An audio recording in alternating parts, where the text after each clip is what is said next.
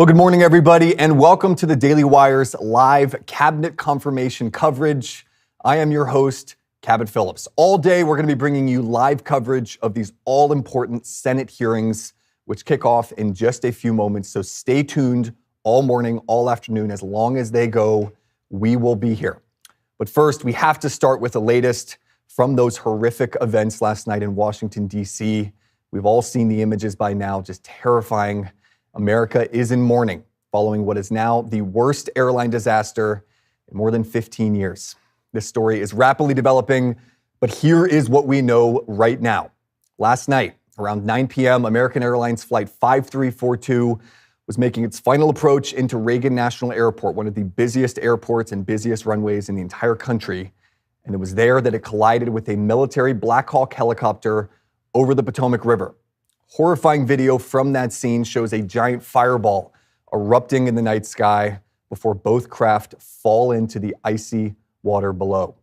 Within minutes, the river was filled with first responders combing through those pitch black waters with helicopters and fireboats. There were spotlights looking down through the wreckage and trying to find survivors. All of this happening in the heart of our nation's capital. Just terrifying scenes that we'll never forget. 60 passengers and 4 crew members were on board that flight, along with 3 soldiers on the helicopter. Tragically, we now know, officials say they believe, there were no survivors. And the rescue efforts have now turned to the grim process of recovery. So far, 28 of those victims have been recovered. We're going to take a look now at some of the live scenes of the river there, the Potomac River. Anyone who's flown into Reagan National Airport in D.C. knows what that landing is like. You come down right across the city and right over the Potomac River. The air there is some of the busiest air traffic in the entire country, but obviously something like this, no one ever expects to happen. The plane there was found, we now know, in 3 pieces in a shallow part of the Potomac River. The helicopter wreckage was also found. And now is when we're going to start the investigation process. Recovery efforts, again, still underway, but investigators want to get to the bottom of how this could have happened. They're going to be combing through that wreckage, first looking for the all-important black box. That is where all of the communications and all of the data from the flight itself are stored for incidents like this. If a plane goes down, you can get into that black box and get a second-by-second recap of what happened on that flight. But right now, experts are just questioning how this could have happened. We've had millions and millions of flights each year for the last 15 years that have gone on without a hitch. Air travel is incredibly safe these days because of technology, because of top-notch training for pilots. And those warning systems are there to alert pilots that there's another craft coming. And experts are just questioning what went wrong. Was it pilot error? Was there an error in the FAA tower that was not there to alert them? Was there a malfunction in the technology that was not able to tell them in time that the helicopter was approaching right into their path? And how was that helicopter allowed to fly right in front of the path of this large passenger plane? Those are all questions that we are hoping to get answers to here in the coming weeks and months. No matter how long this investigation takes, the White House and the federal government assuring us that they will get to the bottom of it and they will make sure that the American people get answers. But right now, while we wait for those answers, America's heart, America's prayers are with the victims of that horrific crash last night and with the service members on board that Black Hawk. President Trump released the following statement late last night saying, quote, "I have been fully briefed on the terrible accident which just took place at Reagan National Airport. May God bless their souls. Thank you for the incredible work being done by our first responders. I'm monitoring the situation and will provide more details as they arise." And President Trump mentioning the first responders there, that was one of the most striking things last night, was seeing those videos of first responders rushing to the scene.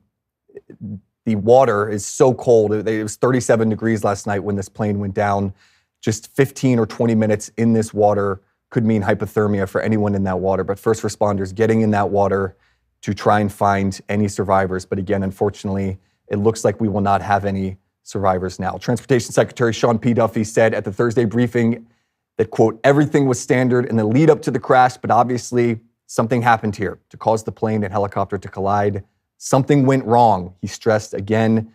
He added that he hopes to release more information later. It's worth pointing out, Transportation Secretary Duffy, this was his first day on the job. He was confirmed this week. Yesterday was his first day, already having to contend with this horrifying disaster that could well define his time in Washington trying to get to the bottom of what happened. So obviously we're going to keep everyone updated on what is now dominating the national headlines and dominating again the thoughts and prayers of Americans as we mourn this disaster.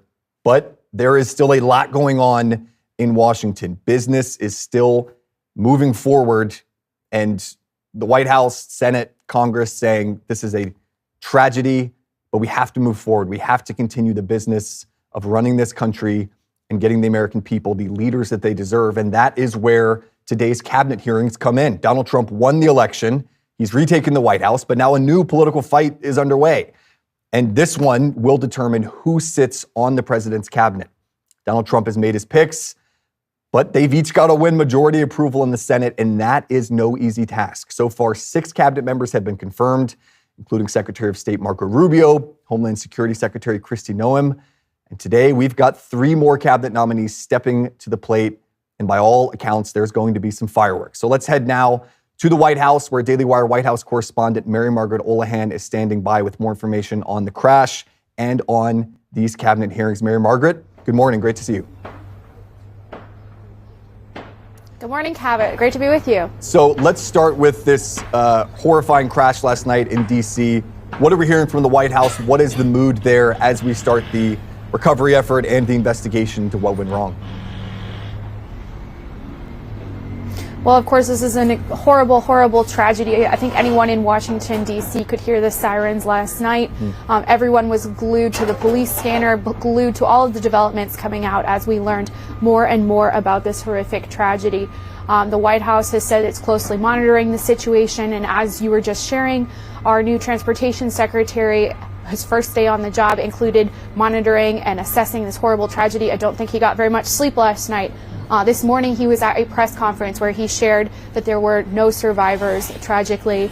And that while he said that this was not something that should ever have happened, he did say that it looked like everything was as usual before the crash occurred. So officials are still looking into why this happened and how it could be prevented in the future. As far as attitudes go, everyone is very somber about this. This is a horrific tragedy, and we're looking for answers. So hopefully we'll have more to share on that soon.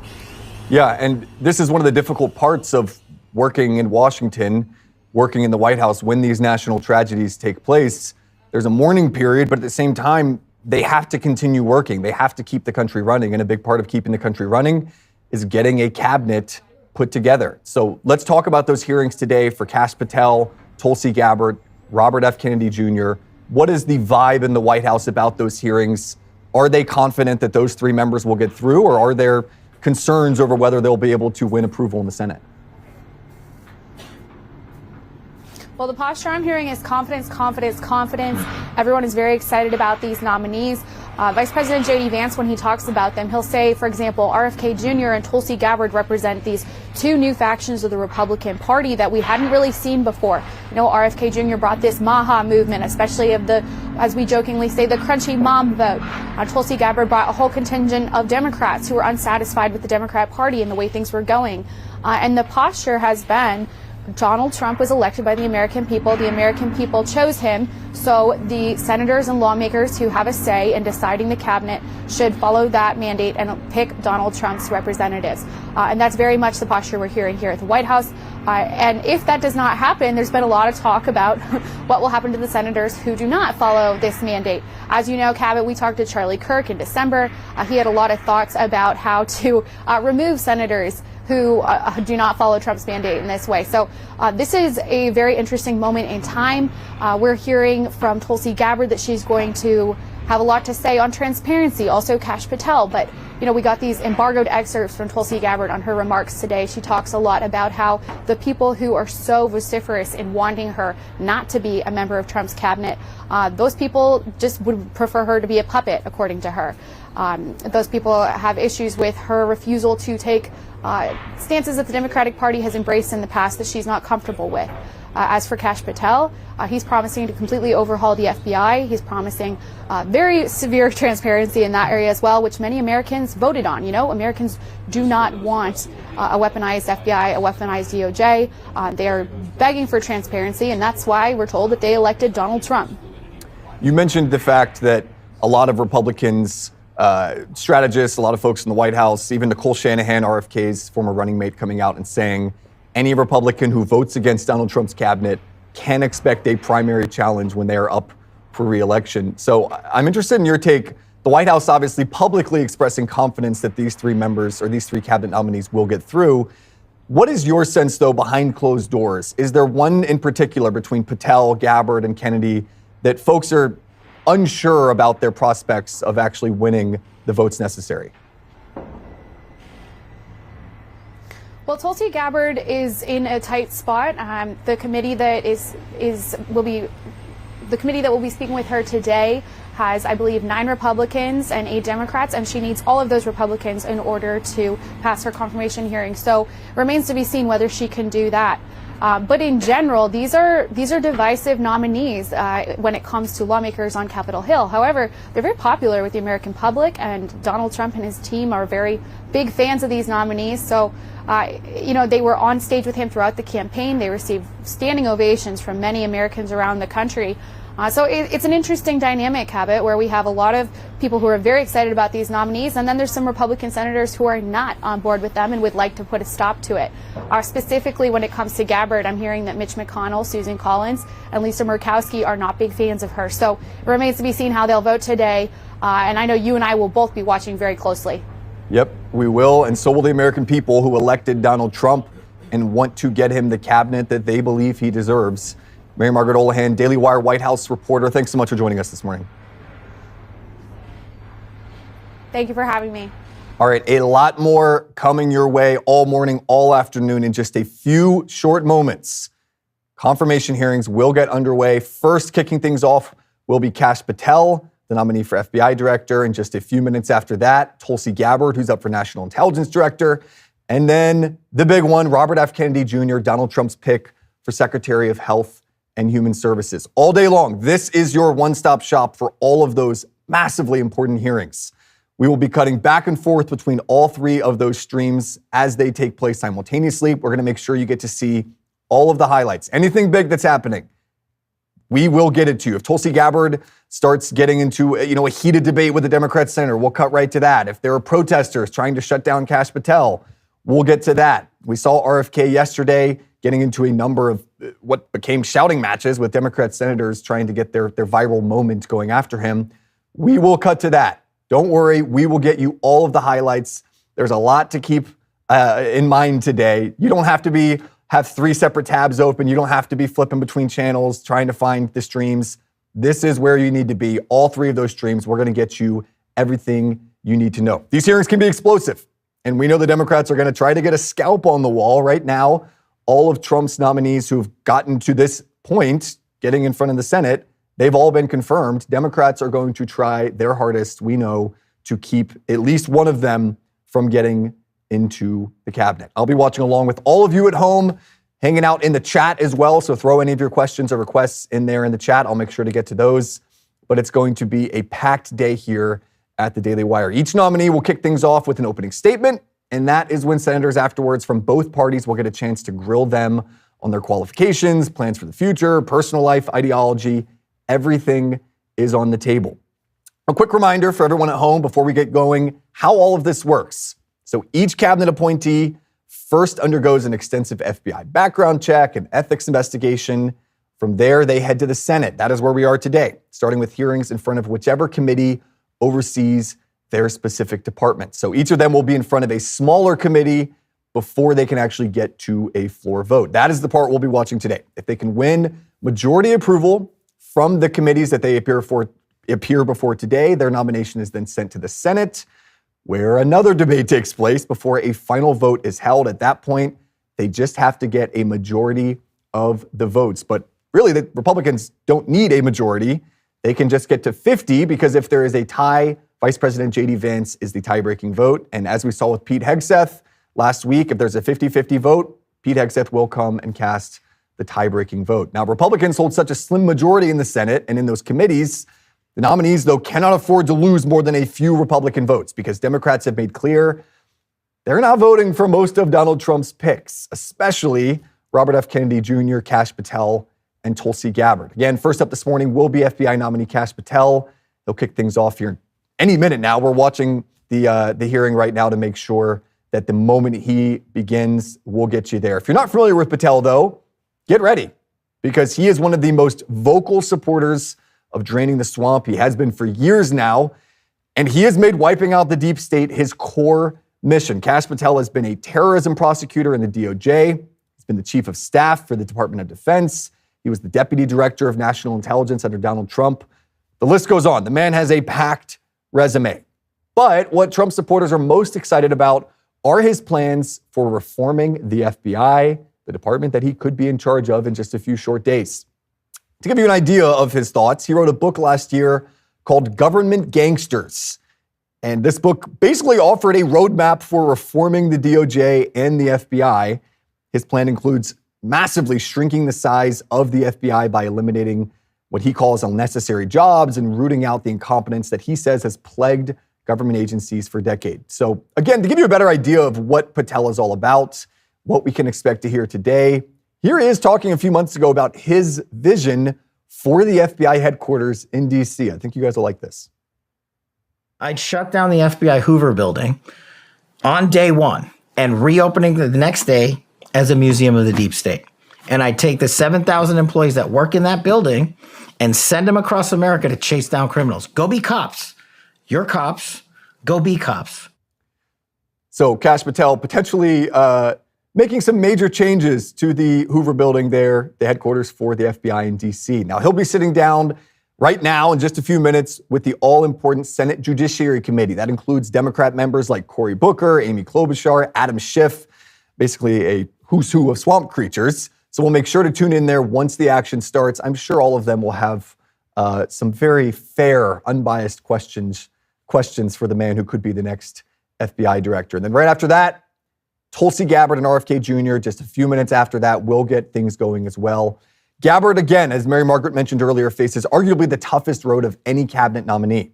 She's going to be appearing before the Senate Intelligence Committee, which Republicans control by just a 9-8 majority. So if all 8 Democrats vote against her, which is likely, she'll have to win support from all 9 Republicans. And that's going to be tough, mainly because one of those Republicans is Susan Collins from Maine. Now, Susan Collins has already voted no on Pete Hegseth. She's made clear also that she's on the fence about Gabbard as well. So Susan Collins could single-handedly be the one that kills the chances of Tulsi Gabbard. And one more thing that's interesting to point out about the Senate Intelligence Committee, typically when they are deciding on a cabinet member, they'll vote behind closed doors. Donald Trump and Republicans want that vote to be out in public. They want those Republicans to have to speak on the record about who they are going to be voting for and if they're going to be voting for Gabbard. So we'll have to see if that vote is held publicly or in private. Now, we got an advanced copy of Tulsi Gabbard's opening statement in which she takes aim at her critics. She's going to be saying, quote, "The truth is, what really upsets my political opponents is my consistent record of independence, regardless of political affiliation, and my refusal to be anyone's puppet." But right now, it's time to get you to the confirmation hearing of Kash Patel. Here he is, potentially the next FBI director. Let's get to that hearing. And we should all keep the people impacted in our prayers. So maybe we should just, for a short period of time, think about this tragedy. Good morning. I want to welcome everyone to this very important hearing to consider the nomination of Kash Patel to serve as director of the Federal Bureau of Investigations. Congratulations on your nomination. And thank you for your willingness to serve. Before we get started, I want to set out a couple of ground rules, kind of ordinary for controversial hearings like this. I want everyone here to be able to watch the hearing without obstruction. if people stand up and block the view of those behind them, or if they speak out of turn. It's quite obvious that it's not fair or considerate to everybody else in this room. So officers would immediately remove those individuals. Now I will explain how we're going to proceed. I'll give my opening remarks and then invite Ranking Member Durbin to give opening remarks. Then Senator Tillis will introduce the nominee. After that, Mr. Patel will have a chance to give his opening statements after we swear him. Following Mr. Patel's statement, we'll begin the first rounds of questioning. Each senator will have an initial 7-minute round of questions. After the first round, we'll do a second 3-minute round of questions. I ask members to do their best to adhere to these limits so that we can proceed efficiently. And I thank each of the members of this committee, because when we had Attorney General nominee Bondi here, everybody stayed within their time. I expect Mr. Patel to be treated fairly by my colleagues. We're here today to consider the nomination of Kash Patel to serve as director of the FBI. You're nominated, Mr. Patel, to one of the most important offices in our government. And to get here this far along in the process of your nomination, you gave us much information. You submitted over 1,000 pages of records to the committee, over 1,000 individual interviews, and many hundreds of hours of media. Thank you. I thank your family for coming. I know some of them had traveled to get here, and I know they're very proud of you, and I determined that by looking them in the face. Public trust in the FBI is low. Only 41% of the American people think the FBI is doing a good job. This is the lowest rating in a century.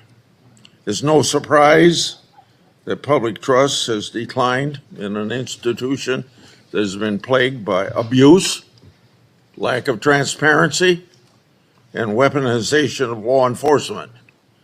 Nevertheless, the FBI remains an important, even indispensable institution for law and order in our country. It's the people on the top floor of the J. Edgar Hoover building, not your local FBI agents, that have caused the low approval rating. Mr. Patel, I know you know this, but it's your job to restore the public trust and return the FBI to its core mission of fighting crime. Your extensive background gives you a unique position to make this happen.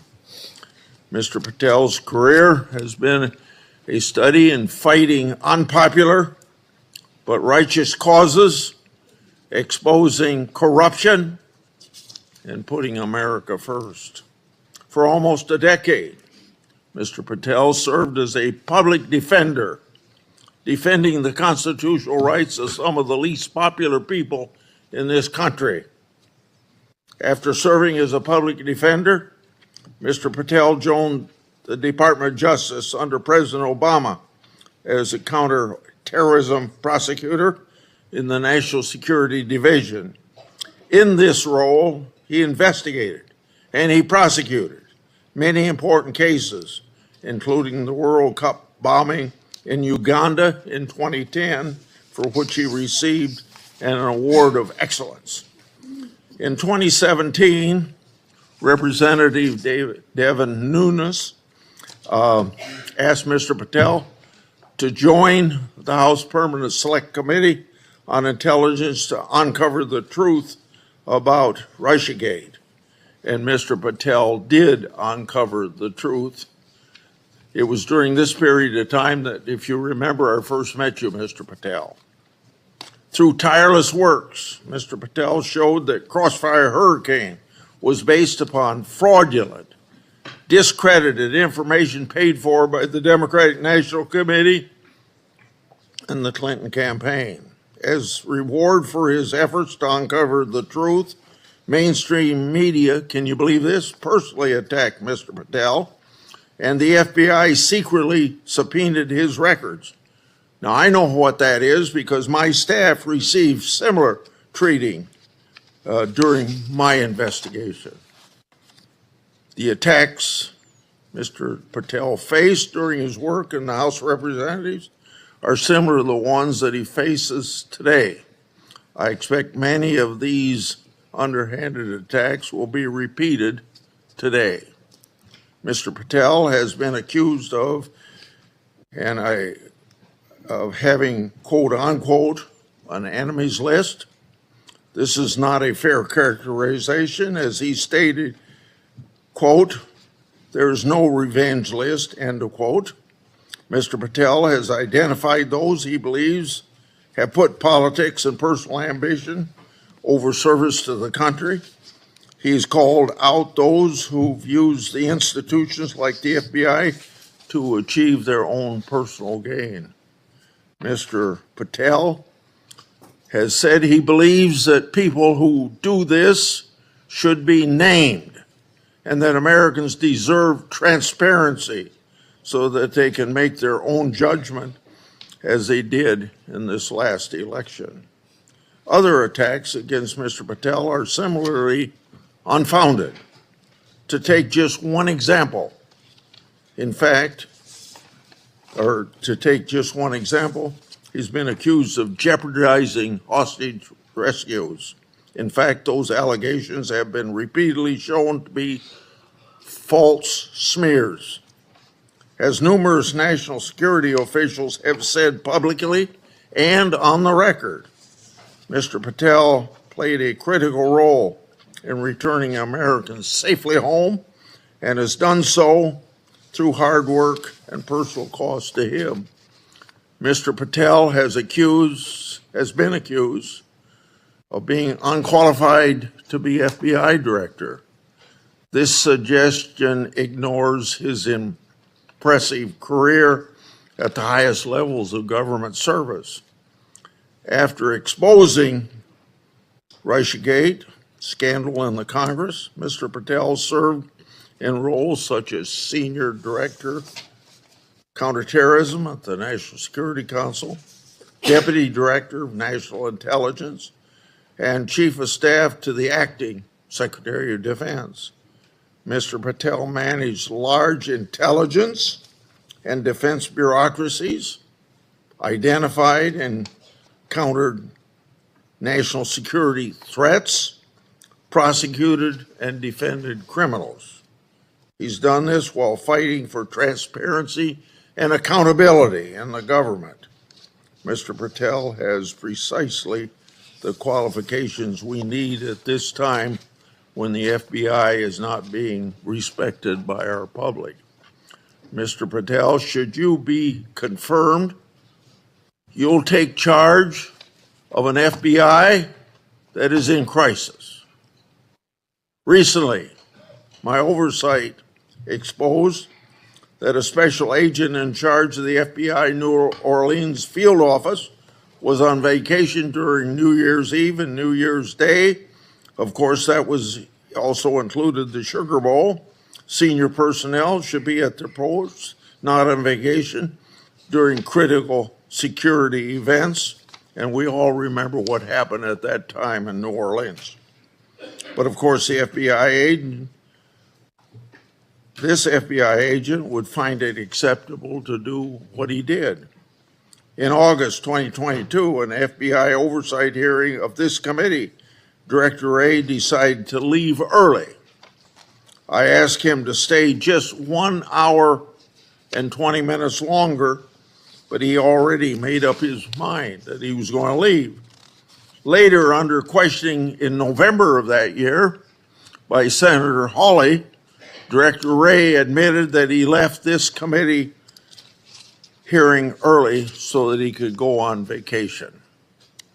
These two instances, among others, are examples of the blatant disrespect that the FBI leadership has shown to this committee and indirectly to the American people. In November 22, I released internal FBI records that my office received pursuant to lawful whistleblower disclosures.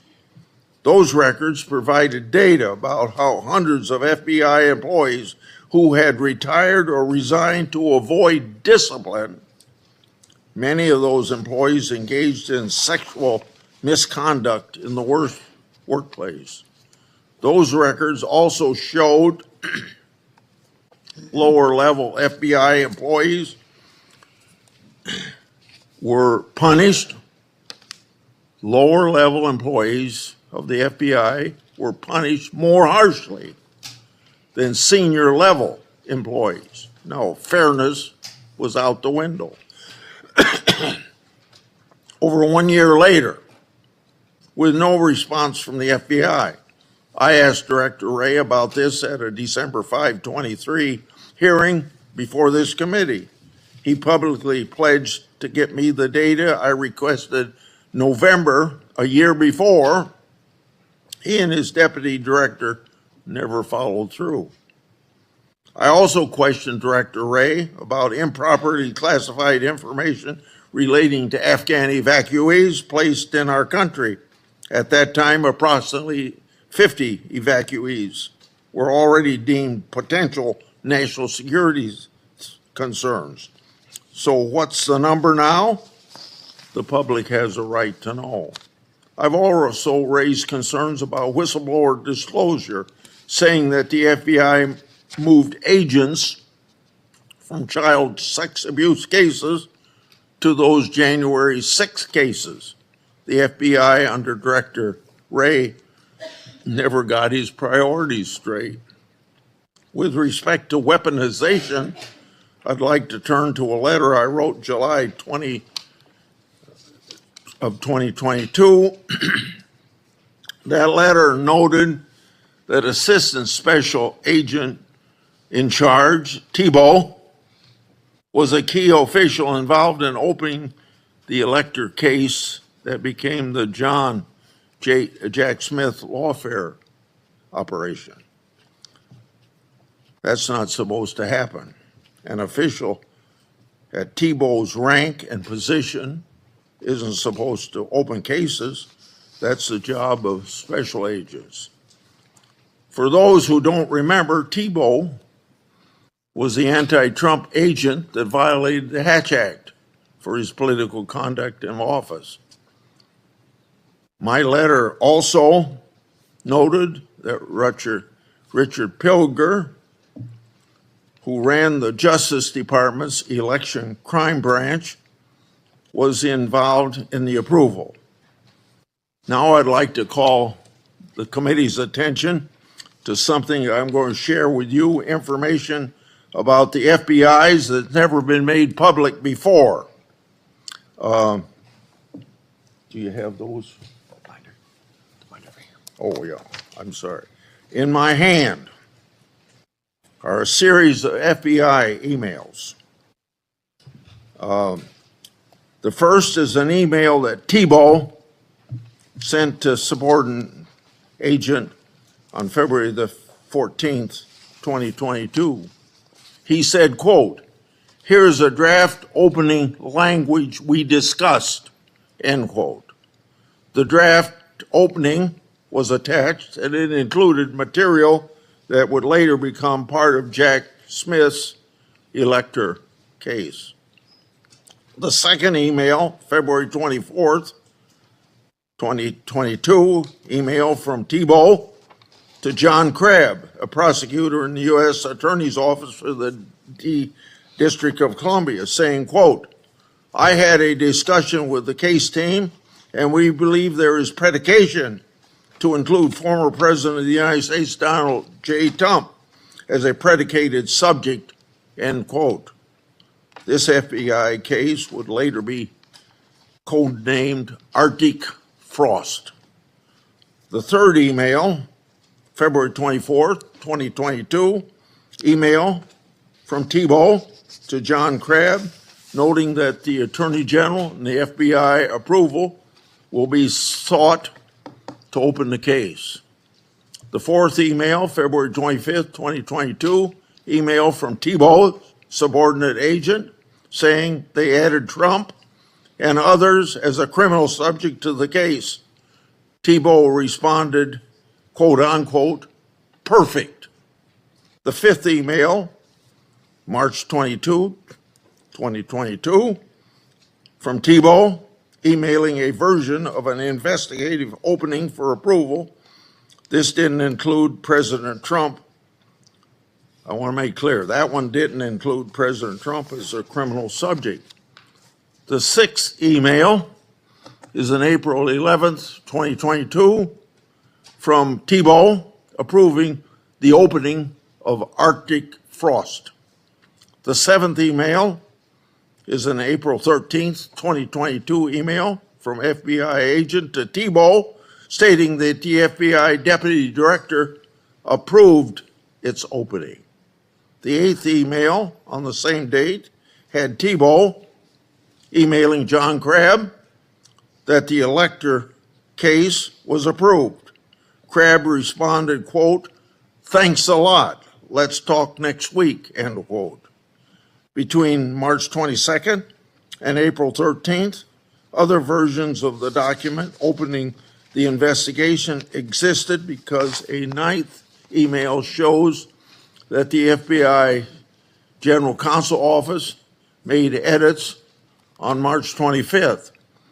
Was Trump still removed as an investigative subject? If so, which Justice Department FBI officials other than Jack Smith later added him for prosecution? I expect the production of all records on this matter to better understand the full fact pattern and whether other records exist. Notably, approval of these documents was also given by Richard Pilger. This committee has written about Pilger undermining the Justice Department's efforts during the 2020 election for partisan purposes. These emails and documents substantiate my July 2022 letter, which the FBI ignored. And I hope you, when you get there, won't ignore my letters. Partisan FBI agents and DOJ officials tried and ultimately succeeded in launching a full field criminal investigation and prosecution of the President of the United States. Justice Department and FBI leadership acted in concert to further a political scheme to take down Trump, just like they did with Crossfire Hurricane. They have yet to learn a lesson, and I hope you'll learn that lesson for them or teach that lesson. And their conduct, yet again, seriously eroded integrity of this once storied institution. As I've said before, if a politically charged investigation is to be open, it must be done the right way. And that didn't happen here. Mr. Patel, in my time, I've never seen our law enforcement intelligence community institutions so badly infected with political decision-making. And I say intelligence community because you know what happened when 55 people, former or present intelligence agencies, signed a letter in 2020 that the laptop was a Russian hoax, as an example. So all of this is these institutions breaking faith with we the people. Mr. Patel, you must be fair, you must be consistent, but you must be aggressive. Your actions must be based on accountability, and transparency brings accountability. Should you do so, you'll have my support. And remember, either you're going to run your agency or the agency's going to run you. And the agency certainly ended up running Director Wray and probably people before him. Without objection, I'm going to put in this letter in the record, and this letter is sent to Director Wray December the 9th last year, calling for him and his deputies to step down, and it's titled, quote unquote, failures. Now I turn to Ranking Member Durbin.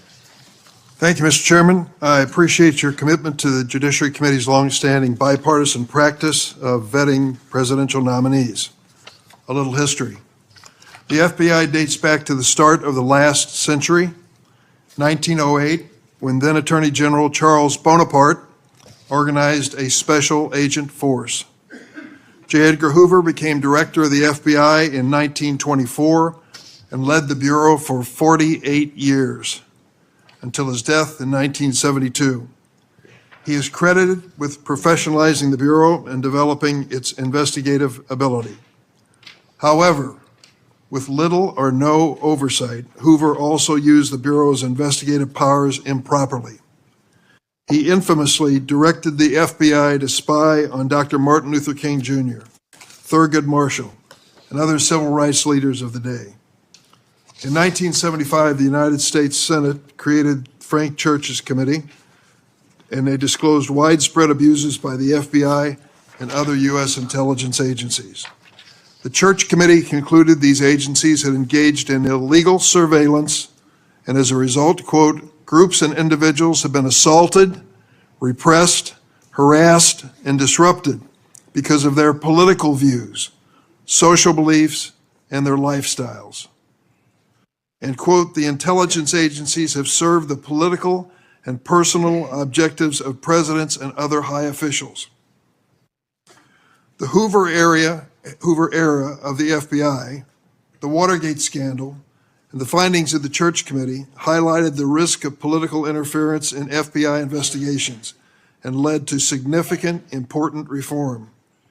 In 1976, Congress passed a law that limits the FBI director to a single term of 10 years, which was intended to insulate that position from political influence. And critically, we made the FBI director's appointment subject to the advice and consent of the Senate. That's why we're here today. Since 1935, the motto of the FBI has been fidelity, bravery, integrity. These qualities represent the Bureau's core values and the high standards that are expected of all of its employees, including the director of the FBI. After meeting with Mr. Patel and reviewing his record, I do not believe you meet this standard. Mr. Patel has neither the experience, the temperament, nor the judgment to lead an agency of 38,000 agencies and 400 field offices around the globe. During the time I've served on this committee, I've had the opportunity to consider 4 FBI director nominations. Each one was a Republican, and I voted for all of them. My concerns about the director of the FBI are not partisan. As much as Republicans claim that President Biden and former Attorney General Garland weaponized the FBI, let's look at the record. President Biden kept the FBI director, a lifelong Republican who had been appointed by President Trump. Contrast that with President Trump. Fired his first FBI director, James Comey, forced out his second FBI director, Chris Wray, for being insufficiently loyal. With Mr. Patel, however, obviously the president has found a loyalist. Mr. Patel's loyalty includes touting conspiracy theories that threatened efforts at President Trump's enemies. How do we know Mr. Patel's theories, his beliefs, what motivates him, what he really believes? He wrote it in a book. This book, Government Gangsters, I urge all of you to read before you cast a vote for this gentleman.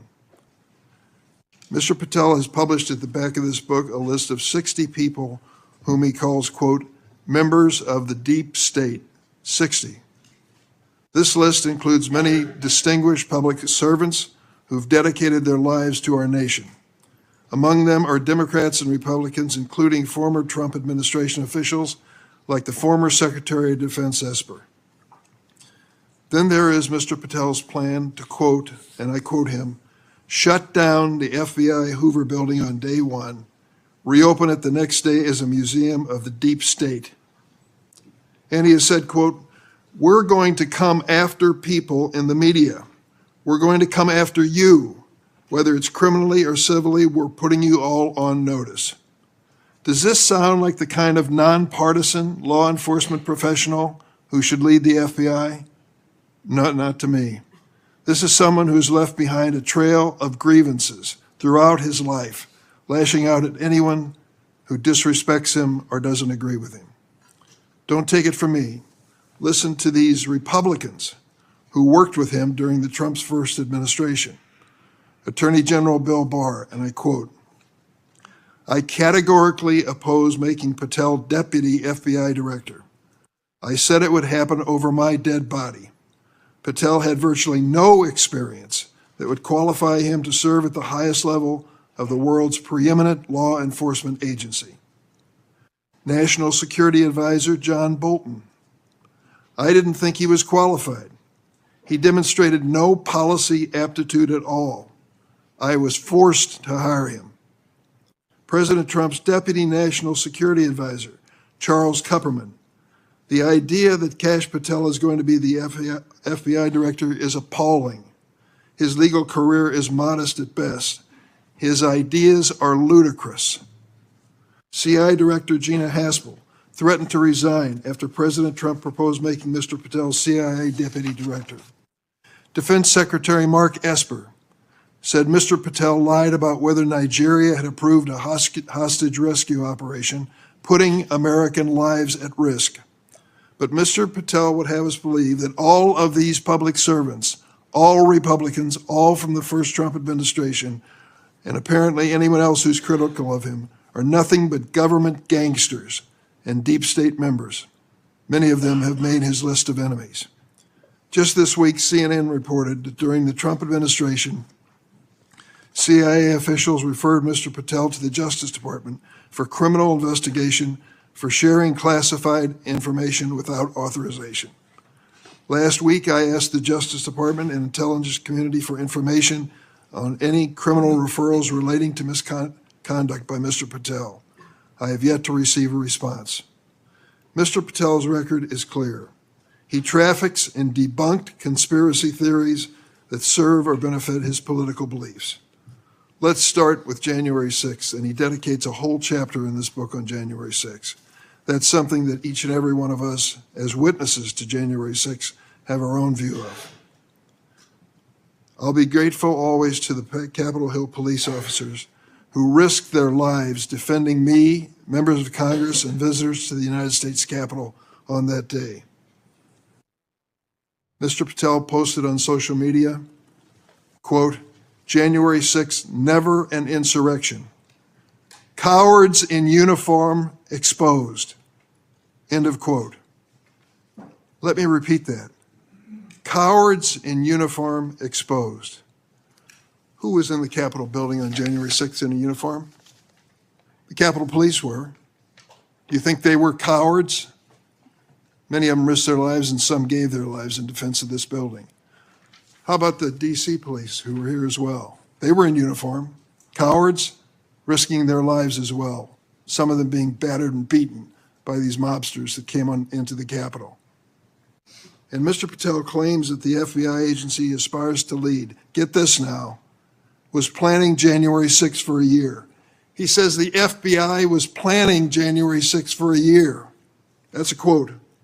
Mr. Patel has gone so far as to co-produce and sell musical recordings of a song performed by January 6 rioters in jail, rioters who violently assaulted police officers. He has described this January 6 choir as, quote, political prisoners. Political prisoners. But at least 6 members pleaded guilty to assaulting law enforcement officers on January 6. All 6 have now been pardoned by President Trump. Here are some of those people who received blanket clemency by President Trump on his first day in office in the second term. Julian Cater assaulted Capitol police officers with pepper spray incapacitating 3 officers. Ryan Nichols sprayed pepper spray on multiple police officers. After the attack, Nichols posted on Facebook, and I quote, "So yes, I'm calling for violence and I will be violent." Jordan Mink struck officers, quote, "aggressively with a long pole. He spat at officers and threw large items at them." Armed with a knife, Ronald Sandlin shouted at officers, quote, "You're going to die, get out of the way." Sandlin shoved officers when they tried to lock the doors to the Senate gallery. After breaching the Capitol, James McGrew struck an officer and lunged for his baton. McGrew also threw a wooden handrail with metal brackets at officers. I want to read a sentence from this book on the January 6th experience, just to give you an idea of Mr. Patel's take on what he calls a haphazard riot.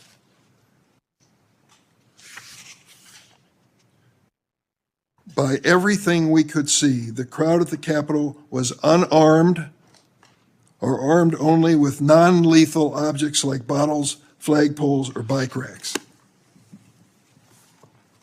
Mr. Patel has also peddled conspiracy theories for his own financial benefit, promoting a line of dietary supplements that claim to help people detox from COVID-19 vaccines.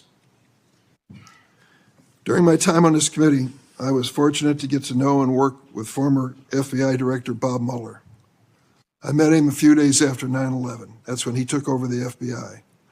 I trusted him, I worked with him, I did everything I could to help him, because I believed that the FBI was a critical central agency in restoring America's confidence that we were safe. Bob Mueller was an extraordinary man. Oh, he was a Republican, make no bones about it. He said it and admitted it, and I knew it. He comes from the San Francisco area. And when he was in college and graduated, a friend of his a year ahead of him had enlisted in the Marine Corps and was killed in Vietnam. Bob was inspired to do the same thing, join up in the Marine Corps, and he did. And he was a first lieutenant in Vietnam. He received a Bronze Star with a Valor Pin, and he also received a Purple Heart. He was injured in battle. I read about his experience because after he was healed from that wound to his leg, he returned to combat. He was just that kind of fella. Regardless of party, he was a real American. He was a longtime federal prosecutor, a U.S. attorney, the head of the DOJ's criminal division, and acting deputy attorney general before he became head of the FBI. After 9/11, I worked with him, and we had a good relationship, a professional relationship. We didn't always see eye to eye, but I respected him so much for what he had given to this country. In this book, Mr. Patel calls Director Bob Mueller, quote, "a swamp creature." With all due respect, Mr. Patel, I've not worn the uniform of this country, and neither have you. To think that you would denigrate Bob Mueller's service to our country and call him a swamp creature is an indication of the depths your political views take you. The FBI plays a critical role in keeping America safe from terrorism, violent crime, and other threats. Our nation needs an FBI director who understands the gravity of this mission and is ready on day one, not someone who is consumed by his own personal political grievances. The American people deserve an FBI director focused on keeping our families safe from terrorism, drug trafficking, and violent crime, not this checklist. All right, that is Democrat Senator Dick Durbin. Not a big fan of Kash Patel. He is using his entire opening statement to go after him and call him a lot of names. He was almost crying there because Kash Patel referred to Robert Mueller as a swamp creature. Elsewhere, hearings getting ready to kick off. Tulsi Gabbard is now before committee, the Senate Intel Committee. Tom Cotton is speaking there. We've got Bernie Sanders speaking before another committee where RFK is about to give his opening statements. Chuck Grassley speaking right now back there in the Judiciary Committee where Kash Patel is about to give his opening statements. If you're just now joining us, we've got all three of these big hearings, Tulsi Gabbard, Kash Patel, RFK Jr. They're all taking place at the same time. This is your one-stop shop. I am watching all of these hearings simultaneously. We got a big screen here. It is a lot of action. We're going to be jumping in on these three hearings based on where the most action is. Don't worry, you guys are going to get to see all of the highlights And then I'll be in the chat watching with you guys all morning, all afternoon. We'll be talking together, so come hang out with us in the chat. Throw any questions you've got there. Go to thedailywire.com or DW app. Bernie Sanders is speaking now in front of RFK. Let's get to the committee in D.C. Yesterday, the outrageous cost of healthcare in America, 2 or 3 times more than other industrialized countries are paying. Unbelievably, in this country, hundreds of thousands of people who deal with cancer, struggling for their lives. You know what happens to them? They go bankrupt. They deplete their lives' savings. In other words, when we talk about making America healthy, you got to talk about a broken, corrupt healthcare system. Your uncle, President Kennedy, your father, Bobby Kennedy, great senator from New York, your uncle sat right now where Senator Cassidy is sitting, chairman of this committee. All of them did what I think is the right thing. They said healthcare is a human right. They looked all over the world. They saw every other major country guaranteeing healthcare to all people, whether they're rich or poor, young or old. So I'm not quite sure how we can move to making America healthy again unless we have the guts to take on the insurance companies and the drug companies and guarantee healthcare to all people. I'll be asking you a question about that. Lowering the cost of prescription drugs. How do you make America healthy again if 1 out of 4 people in this country cannot afford the price of prescription drugs, which is far higher in America than any other country on earth? Under President Biden, we made some progress, and this committee played an active role in having Medicare begin for the first time negotiating the price of drugs that we are paying. And I'm going to ask you whether or not you will demand that President Trump follow what we accomplished here. We are the only major country on earth not to guarantee paid family and medical leave. Mr. Kennedy, there are women today who are having babies, then they got to go back to work in a week or 2 because they have no guaranteed paid family and medical leave. How do you have a healthy country when women are forced to go back to work, when women and men get fired because they stay home taking care of their sick kids? That's not making America healthy again. And I would go a little bit beyond the jurisdiction of Health and Human Services, but I think it's important. If you are working 50 or 60 hours a week, making 13, 14 bucks an hour, which is what millions of Americans are, can you be healthy? Will you join those of us who think that in the United States, wealthiest country on earth, people work 40 hours a week, they should not live in poverty, got to raise the minimum wage to a living wage? And lastly, and we discussed this very briefly, President Trump believes that climate change is a hoax. I happen to believe, and most Americans believe, and virtually the entire scientific community believes, that it is an existential threat to this planet. I don't know how you're going to make America healthy again, or keep the world healthy, when you have massive heat waves and droughts and floods and extreme weather disturbances. Louisiana had them, Vermont had them. That's not keeping America healthy. Now, that's not within the jurisdiction of HHS. But I surely hope that you will, if you are confirmed, demand that President Trump change his position and work with those of us who are trying to transform our energy system and, in fact, keep America healthy by addressing the crisis of climate change. Thank you, Mr. Chairman.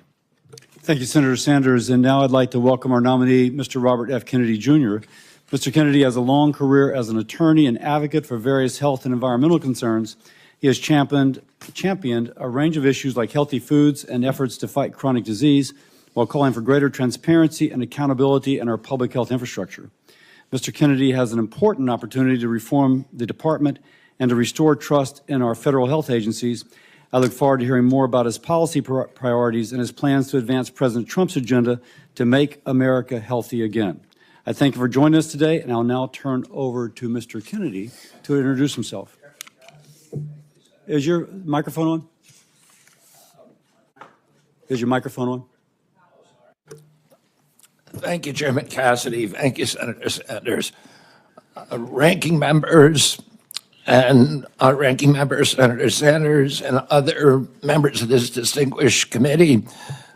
Cheryl and I were heartbroken last night to learn of the tragic accident that took so many of our fellow Americans, including our service members. We are in an apartment where we were able to see the rescue operations from our window. Senator Marshall, please know that I will continue. There you are.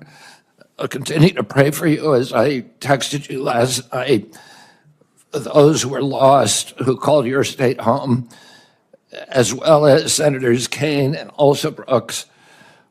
We appreciate the first responders and local officials who are working so hard. May God continue to be with us all who are impacted and those who continue to help with the recovery. I'm humbled to be sitting here today as President Trump's nominee to oversee the U.S. Department of Health and Human Services. I want to thank President Trump for entrusting me to deliver on his promise to make America healthy again. I'm grateful to have my family here once more with me. I want to introduce my wife, Cheryl, my daughter, Kik, my son, Bobby, my daughter-in-law, Amaryllis, and my nephew, Jackson Hines. I want to thank them, as well as the many members of my large extended family, for the love they have so generously shared. I want to particularly thank you, Mr. Chairman, for the time you've spent with me and the times we've talked in person and by phone. I greatly admire your passion for public health and your commitment to science. And this committee is blessed to have a medical doctor at the helm and two other medical doctors, Dr. Marshall and Dr. Rand, on the committee. I explained yesterday to the Finance Committee that my journey into the issue of health began with my career as an environmental lawyer, working with hunters and fishermen and mothers in the communities and small towns along the Hudson River. I learned that human health and environmental health are intertwined and inseparable. The same chemicals that kill fish also sicken human beings. Today, Americans' overall health is in grievous condition. Over 70% of adults and a third of children are overweight or obese. Diabetes is 10 times more prevalent than in 1960. Cancer among young people is rising by 1 or 2% per year. Autoimmune diseases, neurodevelopmental disorders, asthma, Alzheimer's, ADHD, depression, addiction, and a host of other physical and mental health conditions are all on the rise. The United States has worse health than any other developed nation. Yet we spend more on health care, sometimes double, sometimes triple, as other comparable nations. Last year, we spent $4.8 trillion, not counting the indirect costs from missed work. That's almost a fifth of GDP. It is tantamount to a 20% tax on the entire economy. No wonder America has trouble competing with countries that pay a third of what we do for their health care and yet have a healthier workforce. But I don't want to make this too much about money. It's the human tragedy that moves us to care. President Trump has promised to resurrect America's global strength and our leadership and to restore the American dream. But he understands that we can't be a strong nation unless we're first a healthy people. A healthy person has 1,000 dreams. A sick person has only one. Today, over half our countrymen and women are chronically ill and have only one dream. When I met with President Trump last summer, I discovered that he is more than just a concern for this tragic situation, but genuine care. President Trump has committed to restoring the American dream, and 77 million Americans delivered a mandate to do just that, due in part to his embrace and elevation of the Make America Healthy Again movement.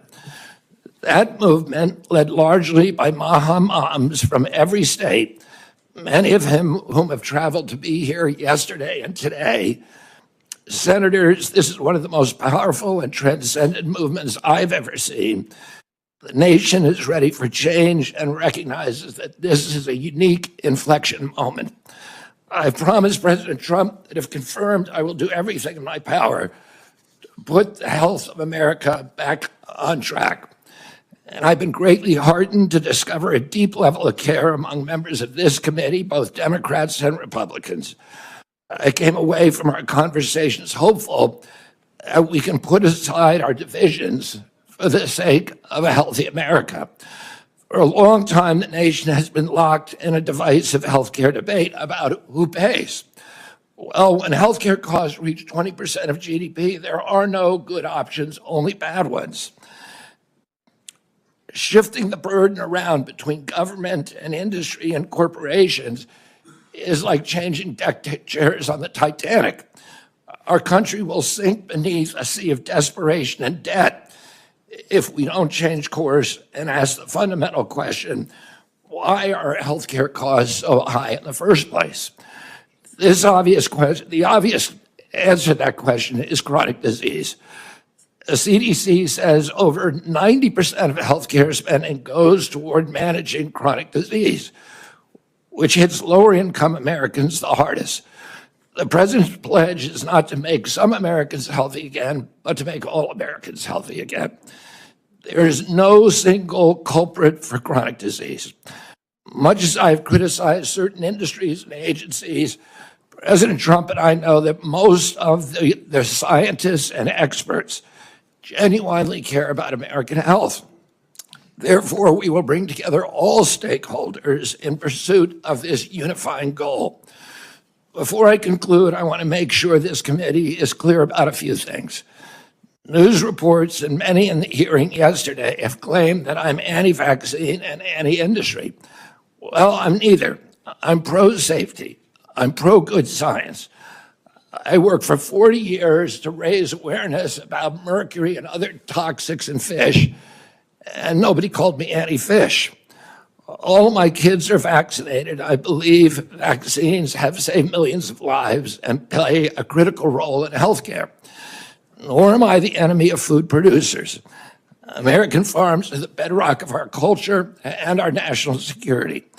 I was a 4-H kid, and I spent my summers on ranches.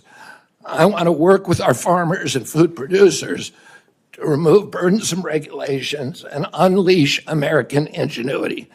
MAHA simply cannot succeed if we do not have the partnership of America's farmers. In my advocacy, I've often disturbed the status quo by asking uncomfortable questions, and I'm not going to apologize for that. We have massive health problems in our country that we must face honestly. And the first thing I've done every morning for the past 20 years is to pray to God that he would put me in a position where I can end the chronic disease epidemic and protect our children. That's why I'm so grateful to President Trump for the opportunity to sit here before you today and seek your support and your partnership in this endeavor. I'll conclude with a promise to you, Mr. Chairman, the members of this committee, to the President, and most of all to the tens of millions of parents across America, especially the moms, who have propelled this issue to center stage. Should I be so privileged as to be confirmed, we will make sure our tax dollars support healthy foods. We will scrutinize the chemical additives to our food supply. We'll remove the financial conflicts of interest from the agencies. We'll create an honest, unbiased, science-driven HHS, accountable to the President, to the Congress, and to the American people. We will reverse the chronic disease epidemic and put the nation back on the road to good health. Thank you. Thank you, Mr. Kennedy. I'll start. And for everyone's information, yesterday, finance went long. This is not the Star Chamber. This is where I think most people can get their questions out in 5 minutes. And so I'll let it go a little bit over 5, but out of deference to our witness who's already testified for 3 hours, I'll be a little tight. That said, at the end, taking the ranking member and the chairman's privilege, we will have a chance, the two of us will have a chance to ask a little bit more. And that's what you get for being a chair. So that said, Let's begin. Bobby, if I may, because you said I could, you had once described yourself as pro-vaccine to me. Now, the context of what I'm about to ask is that there's multiple studies establishing the safety of measles and hepatitis B vaccine, and specifically that they are not a cause of autism. In this position, and you have previously said yes, but if you are approved to this decision, to this position, will you say unequivocally, will you reassure mothers unequivocally and without qualification that the measles and hepatitis B vaccines do not cause autism? Senator, I am not going into the agency with any. Well, that's kind of a yes or no question, because so if you're, because the data is there, and that's kind of a yes or no. And I don't mean to cut you off, but that really is a yes or no. If the data is there, I will absolutely do that. Now there is the data. Just because I used to do hepatitis B, as I've said, I know the data is there.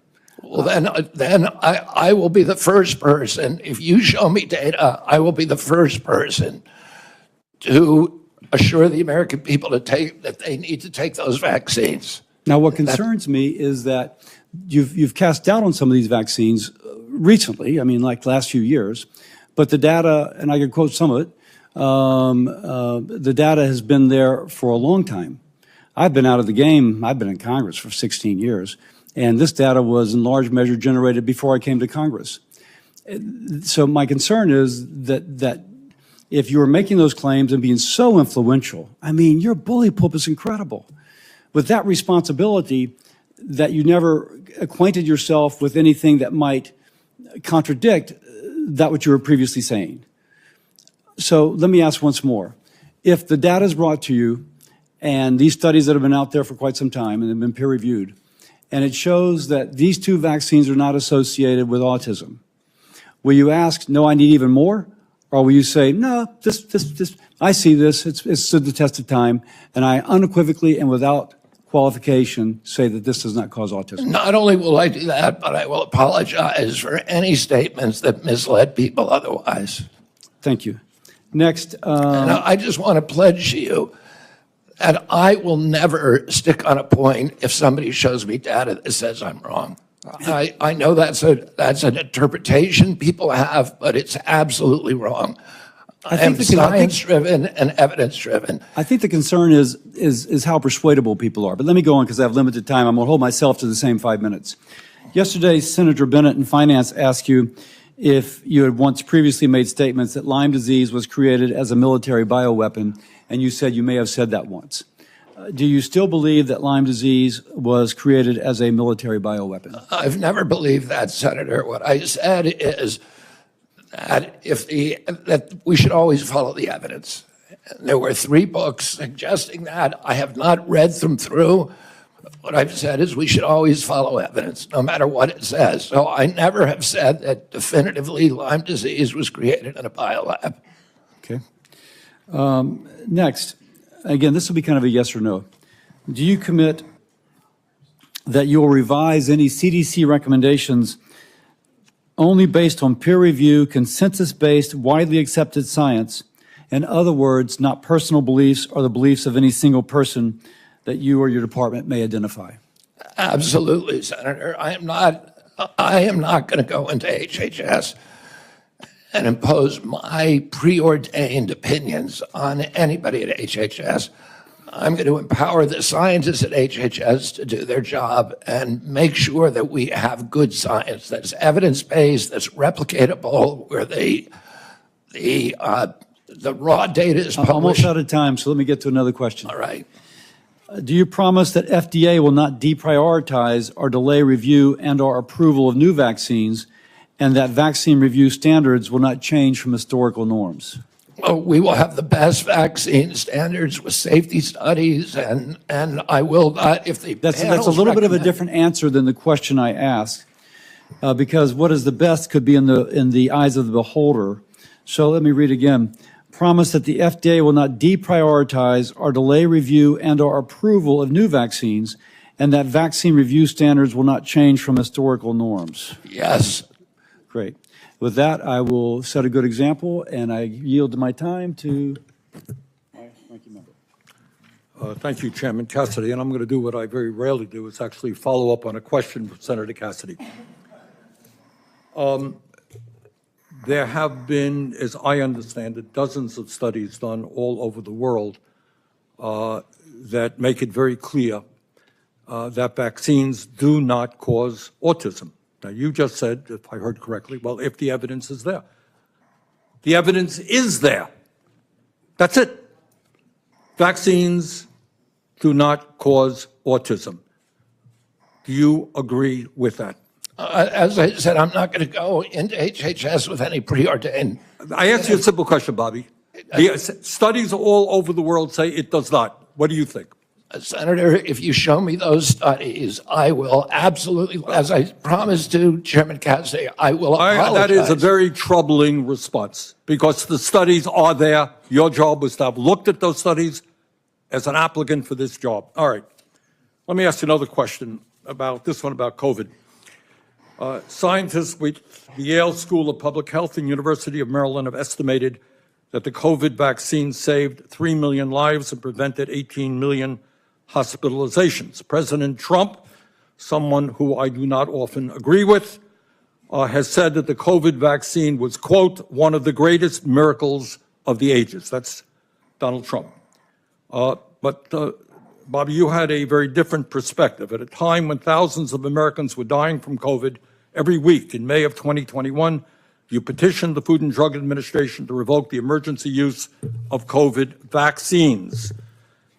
So my question to you is, were the scientists who told us that the COVID vaccine was imperative, and President Trump who told us that it was this great thing, were they right, or were you right when you told people that they should not take COVID shots?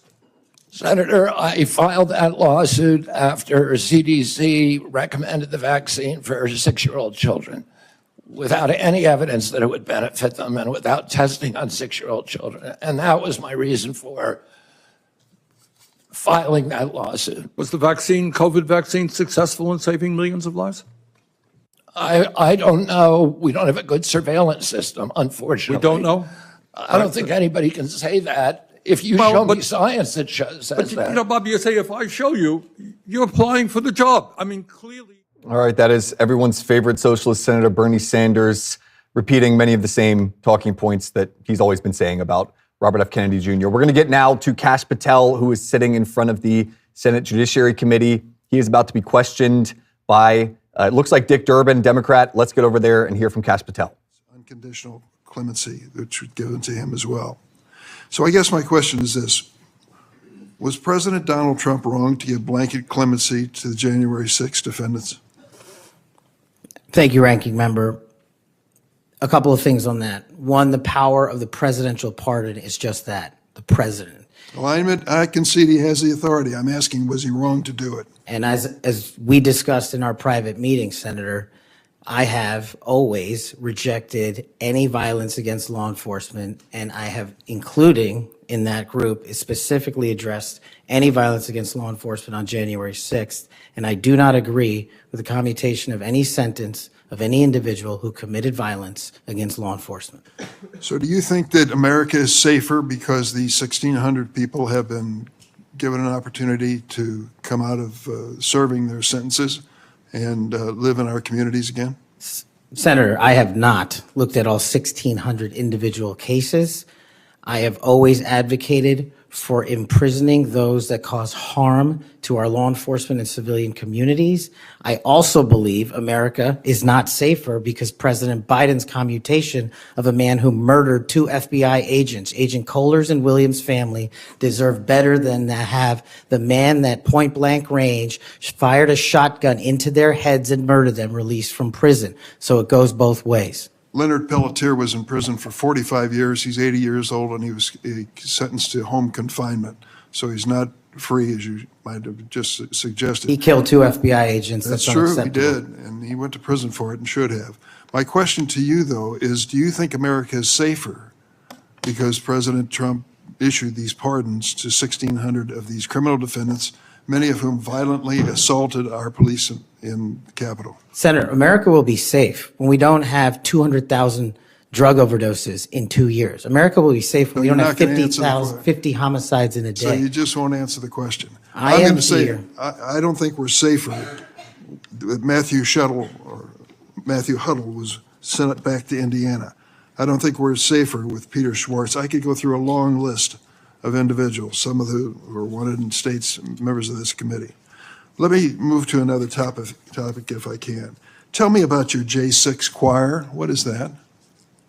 Well, it's not my choir. It's simply a recording that was utilized to raise funds for families in need of nonviolent offenders. Who sings on this recording? I don't know, Senator. What did you have to do with it?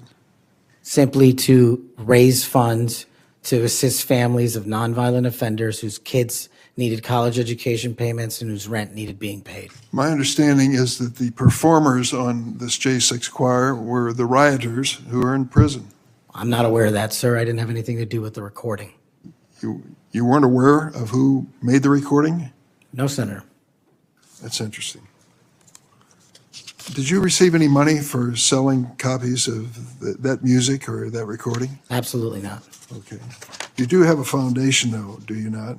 I'm very proud of the Cash Foundation and the $1.3 million we've given to families in need across this country, including active duty service members, police officers, putting kids in college, and helping people in disaster relief areas rebuild their homes and their communities.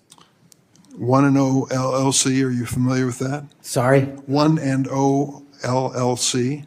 I believe, Senator, you're referring to the LLC that one of the individuals has his private business with. Is it part of the Cash Foundation in any way? Only in that one of the members of the board has that LLC for his outside business. Andrew Ollis? I believe that's his name, yes. Yes. Do you know how much was paid to him from your charitable work? Yes, like any other charity, we had to go out and fundraise, something I'm sure every member of this committee is familiar with. And we use digital marketing campaigns, and I believe we paid a digital marketing company through 1&0 $250,000 to raise $500,000, which we gave away to families in need, like when hurricanes struck Florida, Texas, and North Carolina. We will be going through the details of your foundation and the expenditures with the questions for record that the chairman has mentioned. I look forward to a chance to answer those under oath. Mr. Patel, you frequently associated with and sometimes praised extremist figures with well-documented histories of racism, anti-Semitism, conspiracies, and the like. In September of 2023, you appeared with Laura Loomer at an event promoting your book, this one here. You shared a photo of yourself and Loomer in which you held her book and she held yours. Just a few months before this event, Ms. Loomer posted on X that the September 11 terrorist attacks were, quote, I know many moms here and dads who have kids with autism. I know them personally. I've met their kids. But the thing is they saw their kids developing completely normal, maybe speaking 100 words go to no words at about 15 months of age. Now, there isn't proof. There isn't proof that the vaccines cause it. That's true. There isn't proof that it causes it. But we don't know what causes it yet, so shouldn't we be at least open-minded? We take 72 vaccines. Could it be? I don't know. But we shouldn't just close the door and say we're no longer, because we believe so much in submission, we're not going to have an open mind to study these things. And so it's sort of this crazy notion. Schizophrenia, I would put in the same notion. You have a kid who's completely normal to 18 or 19, and their brain goes haywire. How does that happen? It's the most bizarre disease. Shouldn't we be open? Could it be our food? It might be vaccines, it might be our food, but autism's more common. I don't know about the schizophrenia statistics, but autism's more common. Shouldn't we want to be open-minded? Instead, we're so close-minded and we're so consensus-driven that the science says this. Well, science doesn't say anything. Science is a dispute, and 10 years from now, we could all be wrong. We were told in the beginning, 20 years ago, they did this enormous study, and they said, everybody over 50 should take an aspirin. I thought, well, that's a pretty good idea. It makes sense. But you know what? 20 years later, they measured it. and they found if you had no heart disease and you were taking aspirin, your chance of dying from a brain bleed or from a stomach bleed were greater than the risk of heart disease. If you have heart disease, they still say take an aspirin. If you don't, they've changed their mind 20 years later. But would you have all said I was crazy and I should no longer be in public discourse if I had said 20 years ago, I don't feel like taking an aspirin. I ride my bike all the time. I'm afraid I might hit my head. But that's what a country's about. It's what dissent is about. So just ask you to look at the larger picture and give the guy a break who says, I just want to follow the science where it leads without presupposition. I think really what we have up here is presupposition. You've already concluded. It's absolute that autism isn't caused by it. We don't know what causes autism, so we should be more humble in what we say. Sorry I didn't get to a question.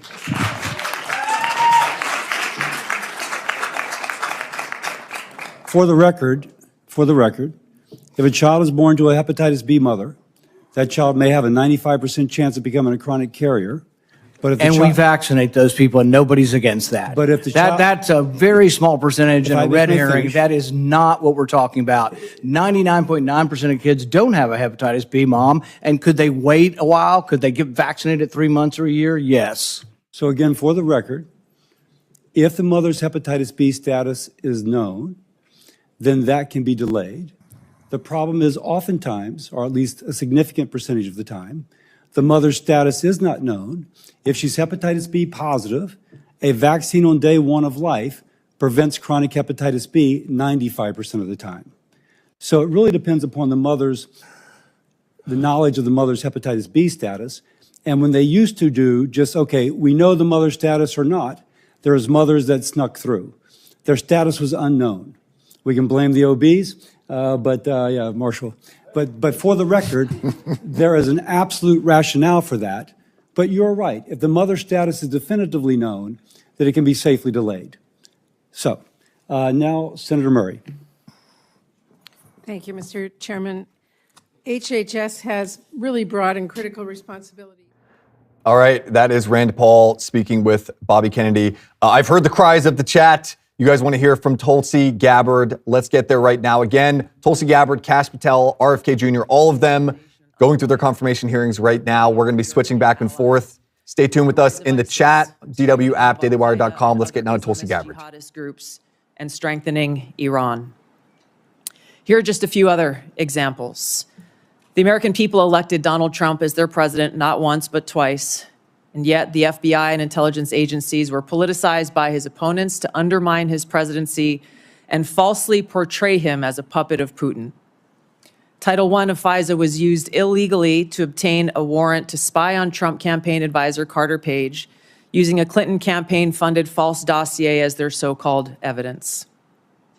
Biden campaign advisor Tony Blinken was the impetus for the 51 former senior intelligence officials' letter dismissing Hunter Biden's laptop as disinformation specifically to help Biden win the election. Former DNI James Clapper lied to this committee in 2013, denying the existence of programs that facilitated the mass collection of millions of Americans' phone and internet records, yet was never held accountable. Under John Brennan's leadership, the CIA abused its power to spy on Congress, to dodge oversight, lied about doing it until he was caught, and yet has never been held responsible. Under Biden, the FBI abused its power for political reasons to try to surveil Catholics who attend traditional Latin Mass, labeling them as quote-unquote radical traditionalist Catholics.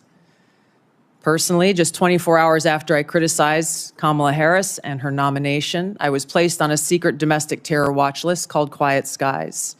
Sadly, there are more examples. The bottom line is this must end. President Trump's re-election is a clear mandate from the American people to break this cycle of failure, end the weaponization and politicization of the intelligence community, and begin to restore trust in those who've been charged with the critical task of securing our nation.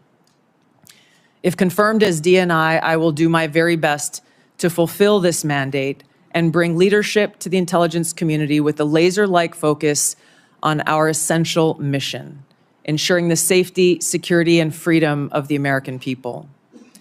As the President's principal intelligence advisor, I'll begin by leading by example, checking my own personal views at the door, and committing to delivering intelligence that is collected, analyzed, and reported without bias, prejudice, or political influence. I enlisted in the Army because of the horrific terrorist attack on September 11th and volunteered to deploy to Iraq in 2005, where I served in a medical unit.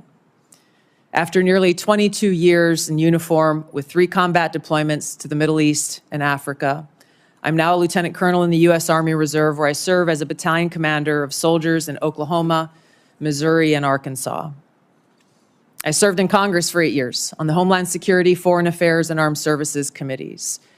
And it's my experience in the military and in the halls of Congress that have given me a deep understanding of the complex challenges that our nation faces, in both roles engaging with world leaders, in both roles being privy to highly classified intelligence. So I know firsthand how essential accurate, unbiased, and timely intelligence is to the President, to Congress, and to our warfighters. I also know the heavy cost of intelligence failures and abuses. Senator Collins, you led the creation of ODNI specifically to address those intelligence failures of 9/11 and Iraq's so-called WMDs. The need for the ODNI under strong leadership still exists today. If confirmed, I'll bring my experience and fresh eyes to leading the intelligence community. And my day one priorities will be to assess the global threat environment, identify where gaps in our intelligence exist, integrate intelligence elements, increase information sharing, and ensure that unbiased, apolitical, objective collection and analysis to support the president and policymakers' decision-making occur. I'll work to end the politicization of the intelligence community and ensure there is a clear mission focus in the IC on its core mission of this unbiased, apolitical collection and analysis of intelligence to secure our nation. I'll work to rebuild trust through transparency and accountability. This is a national security imperative. And I'll work to assess and address efficiencies, redundancies, and effectiveness across ODNI to ensure focus of personnel and resources is on our core mission of national security. Now, in my meetings that I've had with many of you, you expressed bipartisan frustration about recent intelligence failures, as well as the lack of responsiveness to your requests for information. Whether it's the surprise October 7th Hamas terrorist attack, to the sudden takeover of Syria by Islamist extremists, failures to identify the source of COVID, anomalous health incidents, UAPs, drones, and more. If confirmed, I look forward to working with you to address these issues. Ensuring the safety, security, and freedom of the American people is a mandate of leadership that rises above partisan politics. If confirmed, my commitment to the President, to you, and to the American people is this: I will do my very best to find the truth, no matter where it leads, and share that truth with President Trump, his advisors, and you in Congress, providing you with that unbiased, timely, and accurate intelligence as you make the tough decisions that'll impact the safety, security, and freedom of the American people. Now, before I close, I want to warn the American people who are watching at home. You may hear lies and smears in this hearing that'll challenge my loyalty to and my love for our country. Those who oppose my nomination imply that I am loyal to something or someone other than God, my own conscience, and the Constitution of the United States, accusing me of being Trump's puppet, Putin's puppet, Assad's puppet, a guru's puppet, Modi's puppet, not recognizing the absurdity of simultaneously being the puppet of 5 different puppet masters. The same tactic was used against President Trump and failed. The American people elected President Trump with a decisive victory and mandate for change. The fact is, what truly unsettles my political opponents is I refuse to be their puppet. I have no love for Assad or Gaddafi or any dictator. I just hate Al-Qaeda. I hate that we have leaders who cozy up to Islamist extremists, minimizing them to so-called rebels. As Jake Sullivan said to Hillary Clinton, quote, Al-Qaeda is on our side in Syria. Well, Syria is now controlled by an Al-Qaeda offshoot, HTS, led by an Islamist jihadist who danced in the streets on 9/11 and who was responsible for the killing of many American service members. Democrat senators in the past resorted to anti-Christian bigotry against some of President Trump's judicial nominees like Amy Coney Barrett and Brian Boucher. I condemn those actions as a Democrat in Congress at the time, as religious bigotry must be thoroughly condemned by all of us, no matter the religion. Unfortunately, there are some Democrat senators who still don't understand the principle of freedom of religion and Article 6 of the Constitution. Quote, no religious test shall ever be required as a qualification to any office or public trust under the United States. Unfortunately, they're once again using the religious bigotry card, but this time trying to foment religious bigotry against Hindus and Hinduism. If anyone is sincerely interested in knowing more about my own personal spiritual path of Hinduism, I welcome you to go to my account on X, where I'll share more on this topic. If confirmed as Director of National Intelligence, I will continue to live by the oath that I have sworn at least 8 times in my life, both in uniform and as a member of Congress. I will support and defend our God-given freedoms enshrined in the Constitution of the United States against all enemies, foreign and domestic, and I will bear true faith and allegiance to the same. Thank you very much for your time. I look forward to your questions. Thank you, Ms. Gabbard. A few reminders before we begin our 5-minute round of questioning. First, a reminder to the audience, once again, I will not tolerate disruptions or disturbances either in favor of or in opposition to Ms. Gabbard. We all came to hear from Ms. Gabbard, not from you. 2 reminders to my colleagues. We'll have a 5-minute round of questions. Not 5.5, not 6, 5-minute round. We will also have a closed session after this hearing in which you'll have another 5-minute opportunity to ask questions. Second, if any question, as Senator Risch alluded to, begins to approach the line of classified material, my crack staff will advise me and I will ask you to hold the question until we get to a closed setting. Mr. Chairman, could I just inquire? I was under the understanding that if in the open round, because this is the only time the American people will be able to see this judgment, you'd agreed if certain members needed to ask a second round of questions in the public setting, that would be available. As is our custom, if a member waits until the end of the opening round and has a follow-up question, then we will permit that follow-up question. Thank you, Mr. Chairman. Ms. Gabbard, if confirmed, you'll be entrusted with our nation's most important secrets. We're all entrusted with that information to serve the American people and to keep our country safe. Unfortunately, as you said in your opening statement, we've seen too many instances in recent years of people who were trusted with classified information and went on to abuse and politicize that trust. For example, in October 2020, more than 50 former intelligence officers, many of whom still held a top secret clearance, wrote a letter invoking their credentials to make false claims about Hunter Biden's laptop, likely being Russian disinformation. Do you agree that this was an example of intelligence professionals abusing and politicizing their past positions and credentials? Yes, Mr. Chairman, I do, and it is an example of what needs to end and why the American people elected President Trump to bring about those necessary reforms. Thank you. Will you commit that no one... All right, we're going to pop out of Tulsi Gabbard there because Kash Patel is being unceremoniously grilled right now by Democrat Sheldon Whitehouse. Let's get you over to that feed. Again, we're all watching all 3. Stay with us in the chat. Let us know who you want to hear from. Let's go now to Kash Patel and Sheldon Whitehouse. By this person and by his own Trump administration colleagues should be given a blind eye, just overlooked, or whether, like the warnings of pardoning violent January 6 offenders, they're warnings to be heeded. There is an unfathomable difference between a seeming facade being constructed around this nominee here today and what he has actually done and said in real life when left to his own devices. Conduct shows character. And if you look at history, you see the danger of security chiefs in authoritarian regimes becoming the tools of political power. The characteristics that they often show are that they are vengeful, that they are grandiose, that they are intemperate, that they are partisan and blindly loyal, and that they are servile and won't say no.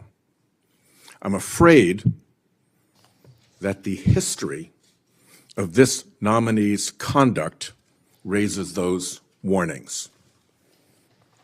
And I yield my 1 second back. Before Senator Cornyn, you said you'd like to explain something. I forget the point he made. You can do that now if you want to. Simply this, Senator. In the collective, all of those statements are taken out of grotesque context. And anyone that thinks my 16 years of service isn't exemplary on how I would proceed if confirmed as FBI is intentionally putting false information into the public ether and creating more public discourse. The only thing that will matter if I'm confirmed as a director of the FBI is a de-weaponized, depoliticized system of law enforcement completely devoted to rigorous obedience of the Constitution and a singular standard of justice. Before I call on Senator Cornyn, I'd like to say that we've heard about the January 6th pardons. I think it's important that we remind people at the same time of some pardons by the previous administration. Thomas Sanders, a kidnapper who murdered a 12-year-old girl named Lexis and her mother, Swellen Roberts. Adrian Peeler, a Connecticut drug kingpin who was convicted in the death of an 8-year-old boy and his mother. Leonard Peltier, that's already been referred to, that murdered 2 FBI agents. And even Director Wray, at that time, former Director Wray, said that that shouldn't have happened. And Judge Michael Conahan, who took kickbacks for wrongly sending juveniles for... All right, we're going to get you now to Robert F. Kennedy Jr., who is being questioned by Democrat Senator Tammy Baldwin. Again, we're watching all 3 hearings, getting you back and forth. Let us know in the chat who you want to hear. It depends what the 20 trusted studies? It depends what the What's your number? it completely depends on the kind of study you're talking about, randomized studies or observational studies. Is it safe to assume that 100 studies that are replicable and peer-reviewed is enough? Well, it could be one study if it was a powerful enough study. The most widely used medication, abortion drug, mifepristone, has been FDA approved for nearly 25 years. More than 100 studies have confirmed that 99% of patients who took the abortion pill had no complications. So with all of that, I can only conclude that you would commit to keep this science-backed and proven medication on the market and accessible for women. Is that correct? I'm going to, with mifepristone, President Trump has not chosen a policy, and I will implement his policy. So regardless of the studies, regardless of the data, regardless of the science, you've been talking about, show me the data, show me the studies. Well, if you would have that policy Senator, regardless of what the science says. Senator, the devil is in the details. If you're telling me 99% of women did okay, but 1% died, I would say that is not a beneficial risk profile. That is not what the studies show. I know, but you're not showing me. I need those details from the study before I can't buy a pig in a poke. Show me what the study says. Let's move on. Next, it would be Senator Mullen. Thank you, Mr. Kennedy, for being here. You know, we have fortunately been able to form quite a friendship over the last year, and I appreciate it. Appreciate the in-depth conversations we've had. And I just want to point out, I don't understand why my colleagues all of a sudden say we can't question science. I mean, it absolutely blows my mind that all of a sudden it's such shame that Bobby's sitting up here and he's questioning science, because I guarantee you, if he was sitting here and he was going to be the Secretary of HHS underneath the former President Biden, which I enjoy saying former president, I would bet you that you guys would have his back 100% and enjoy the fact that he's questioning science. And would probably support his positions 100%, but because he's now on the Republican side, you guys have went way off the rail, and how dare he question science? My God, if we didn't question science, where would we be today? We've always questioned science. Science is always evolving and always changing. Have a glass of wine a day, it's healthy for you. Don't have a glass of wine a day. Have a piece of chocolate a day, it's healthy for you. Dark chocolate is healthy for you. Take an aspirin a day, as Senator Rand Paul pulled out. I mean, where would we be today if we didn't ever question science? But I will say there's an issue that I have as a father of 6, that when my kids come out from getting their vaccines, they look like a freaking pincushion. I mean, 72 vaccinations? I think there's a reason we should be questioning this. When you start looking at the rise of autism, why wouldn't we be looking at everything? Who wouldn't want to look at everything? Give me anybody in this room that doesn't know somebody that you're personally connected to that one of their children doesn't suffer from some severity of autism. Give me one. And you guys are all saying that Bobby can't question it? I don't get it, guys. I don't understand your point, other than the fact you just oppose him because he supports a president that you guys don't like now. I applaud him for going into the situation and saying, let's question something. The definition of insanity is doing the same thing, expecting different results. Is it not true that you're supposed to question science? Is anybody going to question the fact that that's not true? Bobby, share the numbers again with me about autism. Where are they at when you as a child to where they're at today as my kids are children? There weren't a lot of studies when I was a kid, but the best studies, and really the only studies out there are 2 studies. One shows a rate of about 1 in 10,000, another about 1 in 1,500. And there are other estimates in between. Today, it is 1 in every 36 kids, according to CDC. I want to say one other thing. Relevant to the point you just made. In 1963, my uncle awarded John F. Kennedy the highest civilian honor to Francis Kelsey. Francis Kelsey was a young scientist at NIH who came in and objected to the panel having approved thalidomide for American children. All the scientists of that day, they were doing it in Europe, all the scientists of that day and the scientific panels that work for the agency approved, green-lighted thalidomide. She stood up and screamed and fought and risked her job and risked her reputation, and she blocked it in our country. 3 years later, everybody recognized that she was a hero and a savior of our children, because we were not getting the kind of terrible, diabolical deformities as they were experiencing in Europe. My uncle gave her the highest civilian honor because she questioned science and was courageous enough to stand up and say, I don't care what happens to me, this cannot happen.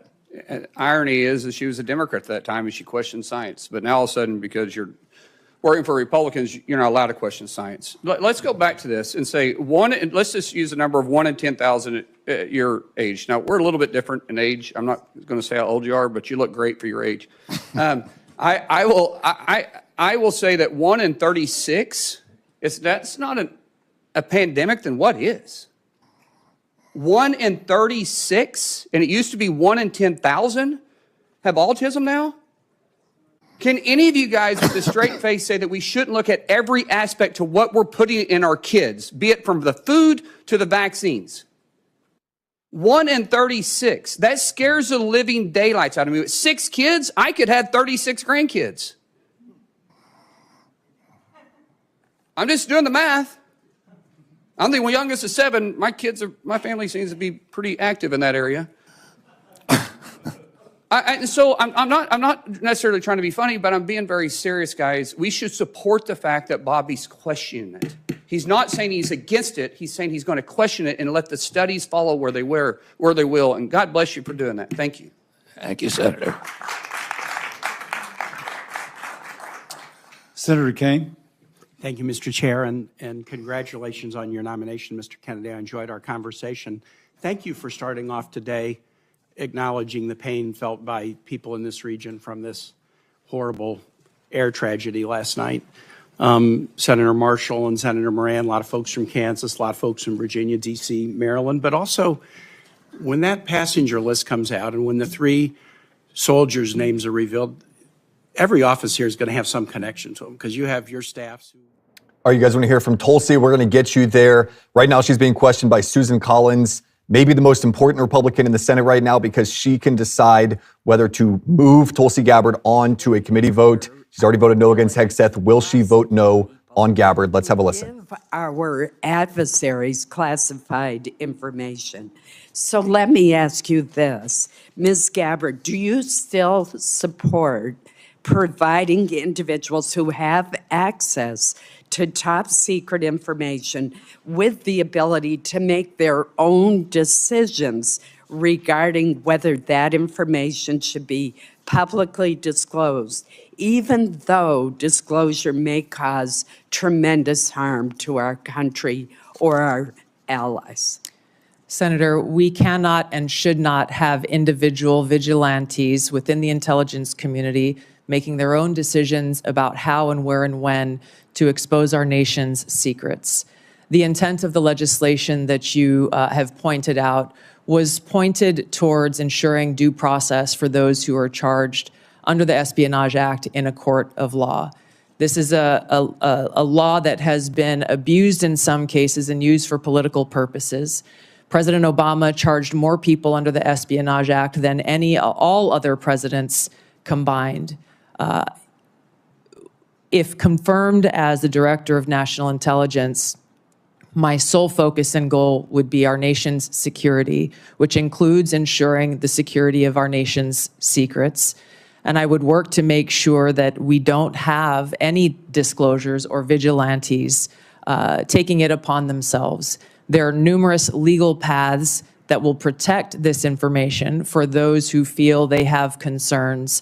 And I look forward to working with you and this committee on making sure that those protections are known by every single person in the workforce and effectively implemented. So you do not support allowing individuals to make their own decisions without authorization to disclose secret information, classified information? Yes, and I believe we have the legal structure in place for those who have concerns to address them. As you know, there has been speculation in the press that you met with Hezbollah, a terrorist organization affiliated with Iran. Have you ever knowingly met with any members, leaders, or affiliates of Hezbollah?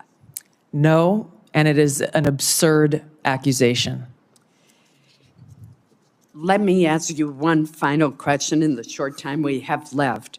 With Hamas, ISIS-K, the Houthis, all the Iranian proxies in Syria and Iraq, Yemen, and Al-Qaeda all posing general resurgences in the Middle East, Africa, and Central Asia, I'm alarmed at the lack of focus by the IC on this threat to our safety. We don't want to have to call you back to this room after a terrorist attack and ask, how did the IC miss this?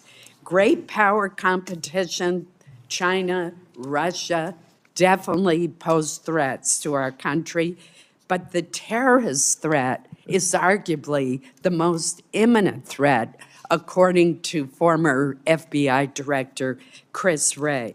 If confirmed, what would be your strategy to refocus the IC on the terrorist threat to our country and to Americans abroad?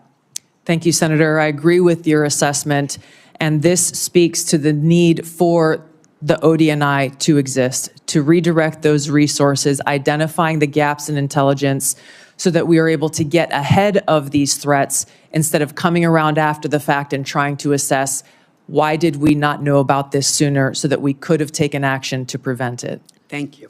Senator Wyden. Thank you very much, Mr. Chairman. Welcome, Ms. Gabbard. Thank you. I am going to try to get 4 questions in, so I'll be brief, and if you can reciprocate, that would be very much appreciated. We've been talking about Section 702, the Foreign Intelligence Surveillance Act, and I believe it's critical that the DNI support additional reforms to protect the privacy of law-abiding Americans. In your written response to committee questions, you wrote, and I quote, "Warrants should generally be required before an agency undertakes a U.S. person query of Section 702. Is this your current position?" Yes, it is, Senator. And as you'll note in that written response, I noted some exigent circumstances with which there may be other options. But I also want to make a note that a simple warrant requirement is ultimately going to be a policy decision that all of you will make. I would point to history, to some examples. Time is short. I'm glad you answered in line with your written answer that you support a warrant. Section 702 also involves a huge loophole now that was included recently that could allow the government to force anyone with access to a Wi-Fi router or cable box to secretly participate in the warrantless surveillance program. Do you support, as I do, eliminating this language? Senator, I would have to look more into that and assess, if confirmed, what the impacts of the implementation of the existing safeguards are and come back to you in Congress as you look at reauthorization. It is a massive loophole, and I hope to hear, after you've looked at it, that you'll be supportive of my efforts. Let me turn now to the question of the Inspector General situation. Can the President of the United States refuse to fund the Inspector General for the intelligence community despite appropriations from Congress? And here I'd like a yes or no. Senator, I don't know about the legal authorities, but I understand the essential role that the inspectors general play. And if confirmed, look forward to empowering our Inspector General to fulfill their responsibility. Good, because Congress either has the power of the purse or it doesn't. And I think in your answer to me, you recognize that you have an independent obligation to follow the law. I think that's a constructive answer. Let me turn now to the matter of spying on journalists. You wrote in your response to the committee questions that you support the Biden administration Department of Justice's policy restricting the collection of reporters' records, and you called for the codification of those restrictions. Will you reconfirm that position this morning? I believe strongly in the First Amendment, which protects a free press. So you will, in effect, say that you will continue to support the Biden administration policy to protect journalists? I'm not familiar with the specific Biden administration policy, but I believe strongly in the defense of the First Amendment. It is a policy that restricts the collection of reporters' records, and you have called for the codification of those records, so I am going to accept that you're not changing your position, and I appreciate it. I've got time, I think, for one more question. While you were in Congress, you introduced legislation prohibiting the government from mandating that Americans' phones or apps include mechanisms to allow the government to bypass encryption or other privacy technology. In your written responses to the committee questions, you reconfirmed your opposition to these mandates. Is that still your position?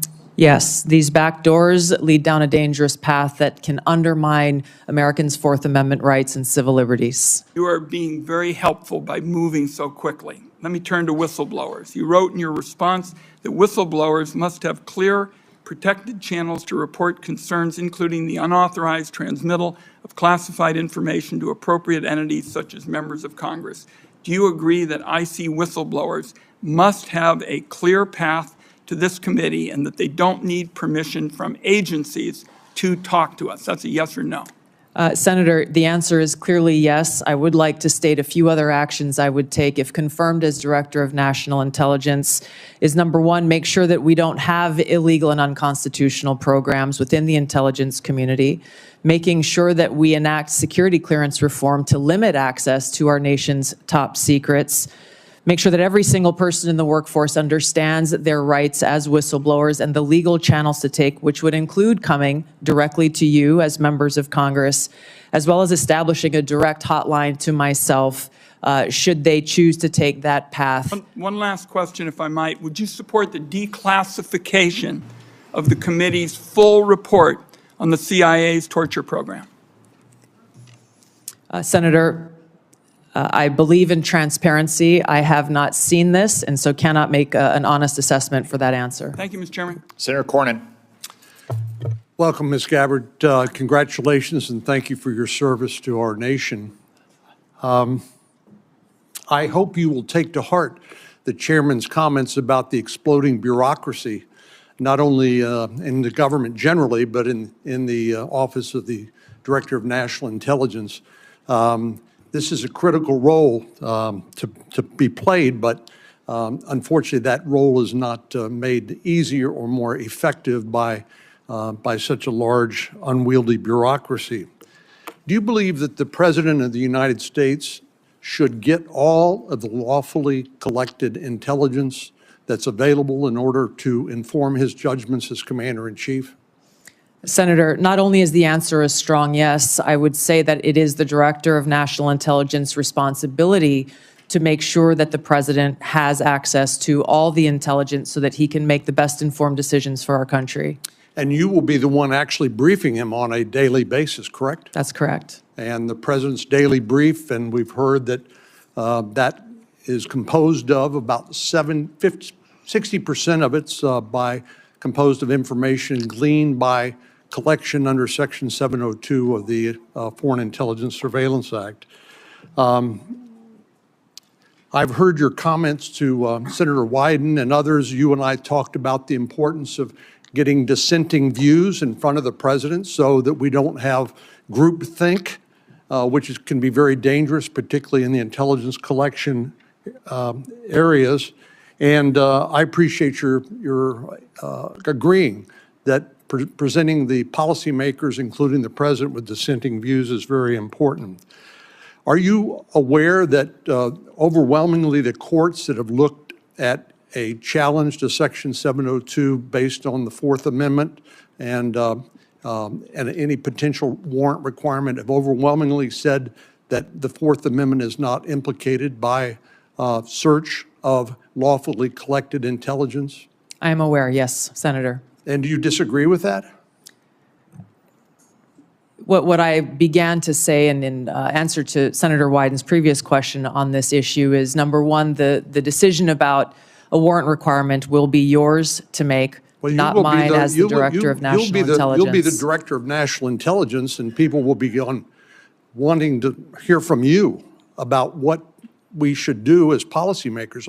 Admittedly, you're not going to be a policymaker, but you certainly will inform us. And wouldn't you do agree that the courts have overwhelmingly held that a warrant is not required, correct? Yes, Senator, I'm aware of the court rulings. What my commitment is to make sure that we uphold the Fourth Amendment rights of Americans in protecting against unlawful seizure and search. There are many different ways to do this. The devil is in the details. There are examples of how even in situations under Title I where a warrant is required to surveil a U.S. person. Title I is different. I agree. Correct. I agree with you on that. But my point, Senator, if I may just finish. Excuse me. If that was misused in the case of Carter Page, and basically an FBI lawyer lied in order to secure that warrant.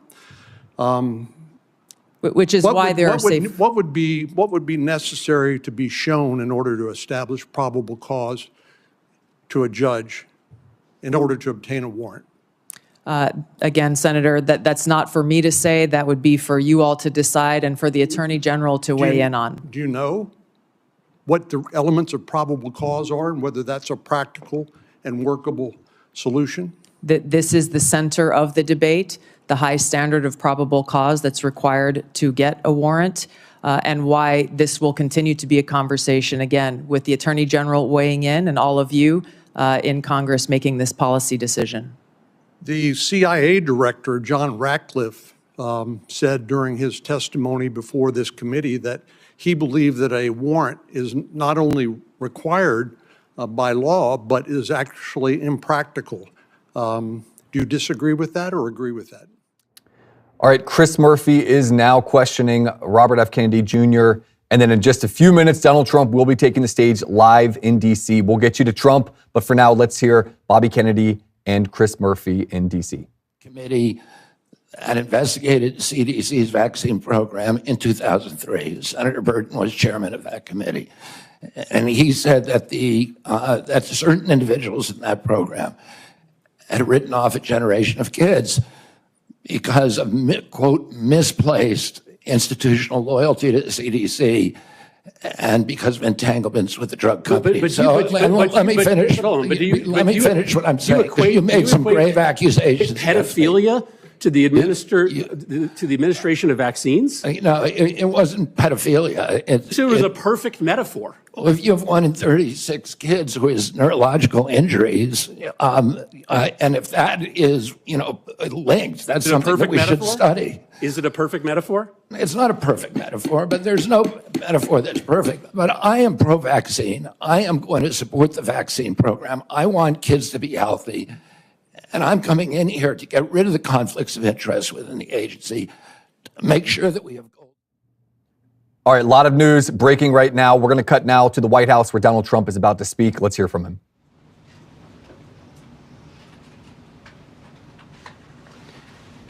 Thank you very much.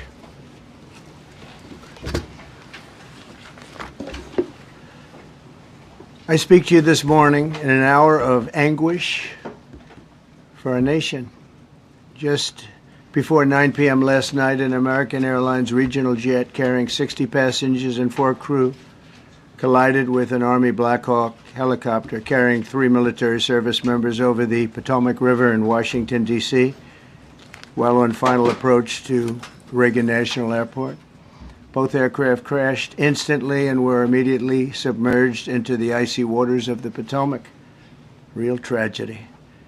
The massive search and rescue mission was underway throughout the night, leveraging every asset at our disposal, and I have to say the local, state, federal, military, including the United States Coast Guard in particular, they've done a phenomenal job. So quick, so fast, it was mobilized immediately. The work has now shifted to a recovery mission. Sadly, there are no survivors.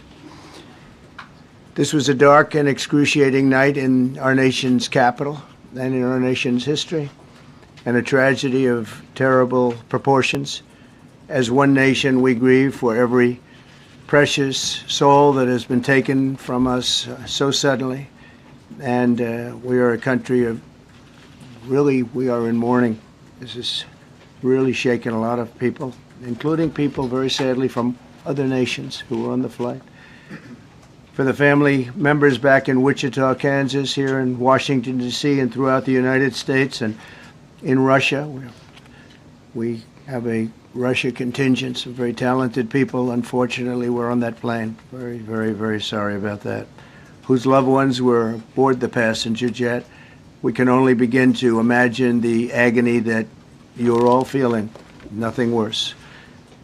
On behalf of the First Lady, myself, and 340 million Americans, our hearts are shattered alongside yours, and our prayers are with you now and in the days to come. We'll be working very, very diligently in the days to come. We're here for you to wipe away the tears and to offer you our devotion, our love, and our support. There's great support. In moments like this, the differences between Americans fade to nothing compared to the bonds of affection and loyalty that unite us all, both as Americans and even as nations. We are one family, and today we are all heartbroken. We're all searching for answers. That icy Potomac, it was a cold, cold night, cold water. We're all overcome with the grief for many who have so tragically perished, will no longer be with us. Together we take solace in the knowledge that their journey ended not in the cold waters of the Potomac, but in the warm embrace of a loving God. We do not know what led to this crash, but we have some very strong opinions and ideas, and I think we'll probably state those opinions now. Because over the years I've watched as things like this happen, and they say, well, we're always investigating, and then the investigation 3 years later, they announce it. We think we have some pretty good ideas. But we'll find out how this disaster occurred, and we'll ensure that nothing like this ever happens again. The FAA and the NTSB and the U.S. military will be carrying out a systematic and comprehensive investigation. Our new Secretary of Transportation, Sean Duffy, his second day on the job when that happened. It's a rough one. We'll be working tirelessly. He's a great gentleman. The whole group these are great people, and they are working tirelessly to figure out exactly what happened. We will state certain opinions, however. I'm also immediately appointing an acting commissioner to the FAA, Christopher Rocheleau, a 22-year veteran of the agency, highly respected.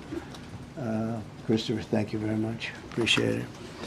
We must have only the highest standards for those who work in our aviation system. I changed the Obama standards from very mediocre at best to extraordinary. You remember that. Only the highest aptitude, they have to be the highest intellect and psychologically superior people were allowed to qualify for air traffic controllers. That was not so prior to getting there. When I arrived in 2016, I made that change very early on because I always felt this was a job that, and other jobs too, but this was a job that had to be superior intelligence, and we didn't really have that, and we had it. And then when I left office and Biden took over, he changed them back to lower than ever before. I put safety first. Obama, Biden, and the Democrats put policy first. And they put politics at a level that nobody's ever seen, because this was the lowest level. Their policy was horrible, and their politics was even worse. So as you know, last week, long before the crash, I signed an executive order restoring our highest standards for air traffic controllers and other important jobs throughout the country. So it was very interesting. About a week ago, almost upon entering office, I signed something last week that was an executive order, very powerful, on restoring the highest standards of air traffic controllers and others, by the way. Then my administration will set the highest possible bar for aviation safety. We have to have our smartest people. It doesn't matter what they look like, how they speak, who they are. It matters intellect, talent, the word talent. They have to be talented, naturally talented geniuses. You can't have regular people doing that job. They won't be able to do it. But we'll restore faith in American air travel. I'll have more to say about that. I do want to point out that various articles that appeared prior to my entering office, and here's one. The FAA's diversity push includes focus on hiring people with severe intellectual and psychiatric disabilities. That is amazing. And then it says FAA says people with severe disabilities are most underrepresented segment of the workforce, and they want them in, and they want them, they can be air traffic controllers. I don't think so. This was on January 14th, so that was a week before I entered office. They put a big push to put diversity into the FAA's program. Then another article, the Federal Aviation Administration, this was before I got to office, recently, second term. The FAA is actively recruiting workers who suffer severe intellectual disabilities, psychiatric problems, and other mental and physical conditions under a diversity and inclusion hiring initiative spelled out on the agency's website. Can you imagine? These are people that are, I mean, actually their lives are shortened because of the stress that they have. Brilliant people have to be in those positions, and their lives are actually shortened, very substantially shortened, because of the stress, where you have many, many planes coming into one target, and you need a very special talent and a very special genius to be able to do it. Targeted disabilities are those disabilities that the federal government, as a matter of policy, has identified for special emphasis in recruitment and hiring. The FAA's website states they include hearing, vision, missing extremities, partial paralysis, complete paralysis, epilepsy, severe intellectual disability, psychiatric disability, and dwarfism all qualify for the position of a controller of airplanes pouring into our country, pouring into a little spot, a little dot on the map, a little runway. The initiative is part of the FAA's diversity and inclusion hiring plan. Think of that. The initiative is part of the FAA's diversity and inclusion hiring plan, which says diversity is integral to achieving FAA's mission of ensuring safe and efficient travel. I don't think so. I think it's just the opposite. The FAA website shows that the agency's guidance on diversity hiring were last updated on March 23rd of 22. They wanted to make it even more so. And then I came in, and I assume maybe this is the reason. The FAA, which is overseen by Secretary Pete Buttigieg, a real winner. That guy's a real winner. Do you know how badly everything's run since he's run this Department of Transportation? He's a disaster. He was a disaster as a mayor. He ran his city into the ground, and he's a disaster now. He's just got a good line of bullshit. The Department of Transportation, his government agency charged with regulating civil aviation. Well, he runs it, 45,000 people, and he's run it right into the ground with his diversity. So I had to say that it's terrible. Then it's a group within the FAA, another story, determined that the workforce was too white, that they had concerted efforts to get the administration to change that and to change it immediately. This was in the Obama administration just prior to my getting there. And we took care of African Americans, Hispanic Americans. We took care of everybody at levels that nobody's ever seen before. It's one of the reasons I won. But they actually came out with a directive, too white. And we want the people that are competent. But now we mourn and we pray and would like to ask all Americans to join me in a moment of silence as we ask God to watch over those who have lost their lives and bring comfort to the loved ones. And I just want to say God bless everyone in this room. This has been a terrible, very short period of time. We'll get to the bottom of it. So we all saw the same thing. We've seen it many times. I've had the honor of hearing tapes. Tapes are scary, very scary tapes. You had a airliner coming in, American Airlines. He was doing everything right. He was on track. He was the same track as everybody else. They came in. It's probably the same track as they've had for 25 years or more. He's coming in the path. And for some reason, he had a helicopter that was at the same height, obviously when they hit, but pretty much the same height, and going at an angle that was unbelievably bad. When the air traffic controller said, "Do you see?" He was talking about, "Do you see him?" But there was very little time left when that was stated. And then also he said, "Follow him in." And then almost immediately after that, seconds after that, there was the crash that took place. Well, you follow him in, that means like everything's fine. Follow him in.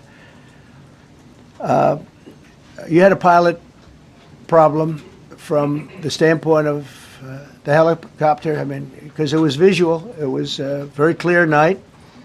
It was cold but clear, and clear as you could be. The American Airlines plane had lights blazing. They had all of their landing lights on. I could see it from the Kennedy Center tape. We had a tape up on the Kennedy Center.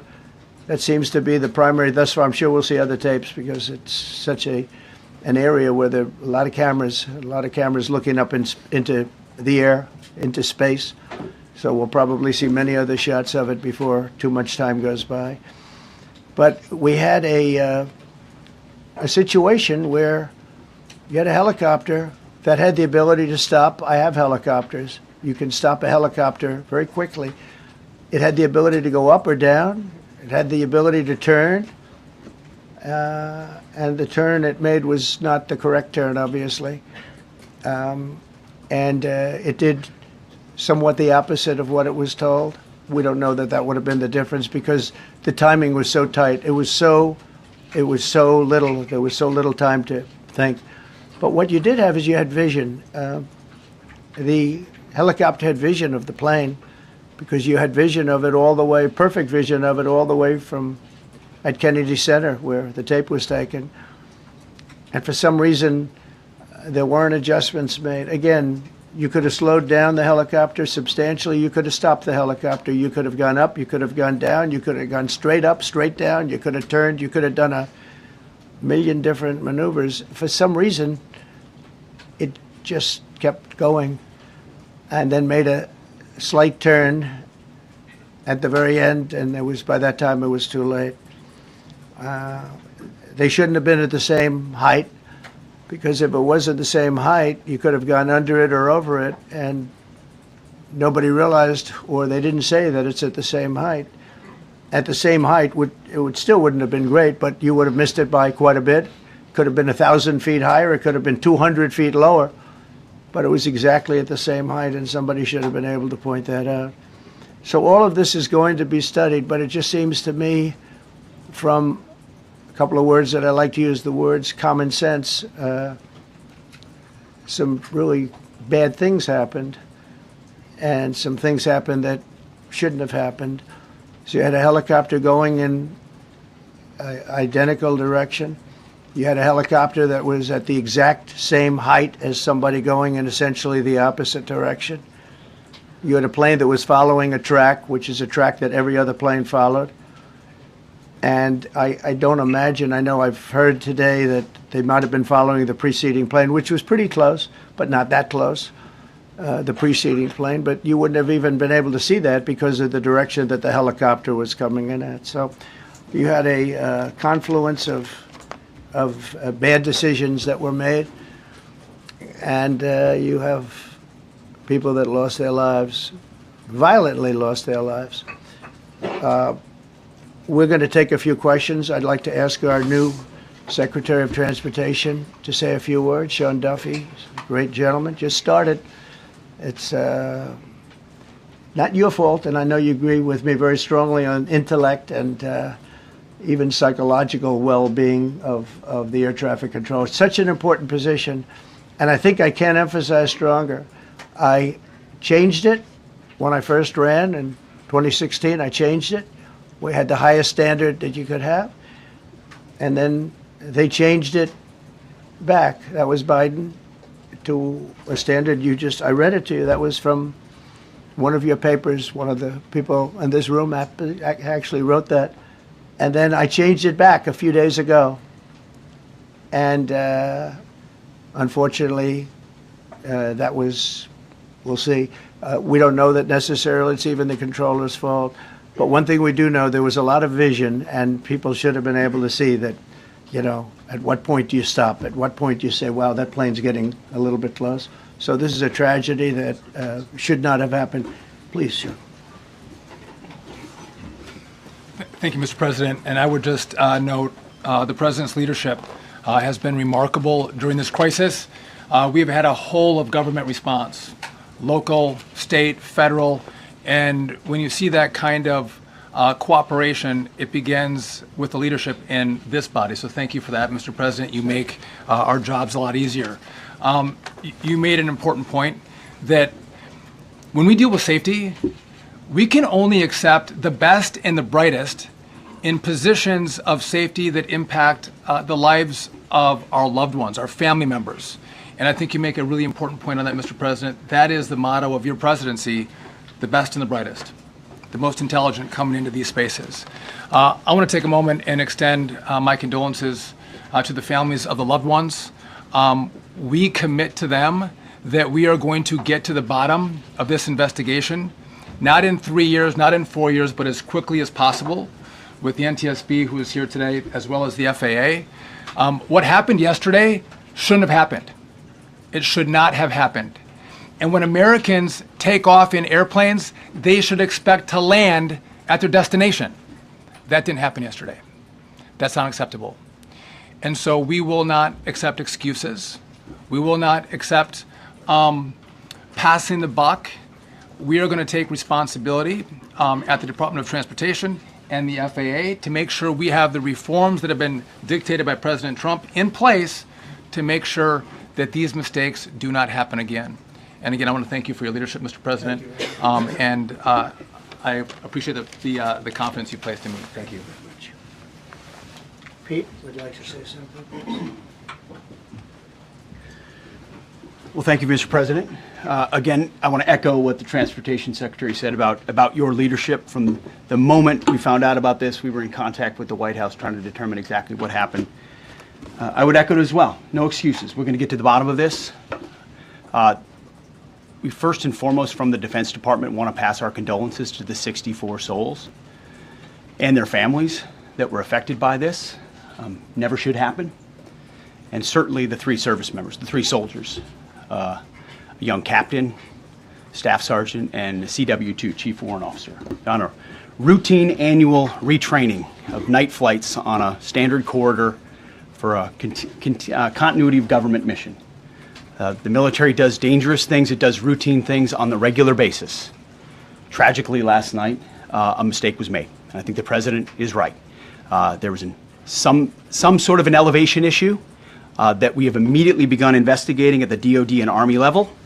Army CID is on the ground investigating. Top-tier aviation assets inside the DOD are investigating, sir, to get to the bottom of it so that it does not happen again, because it's absolutely unacceptable. But I want to echo what the Transportation Secretary and you, Mr. President, said, because it pertains to the DOD as well.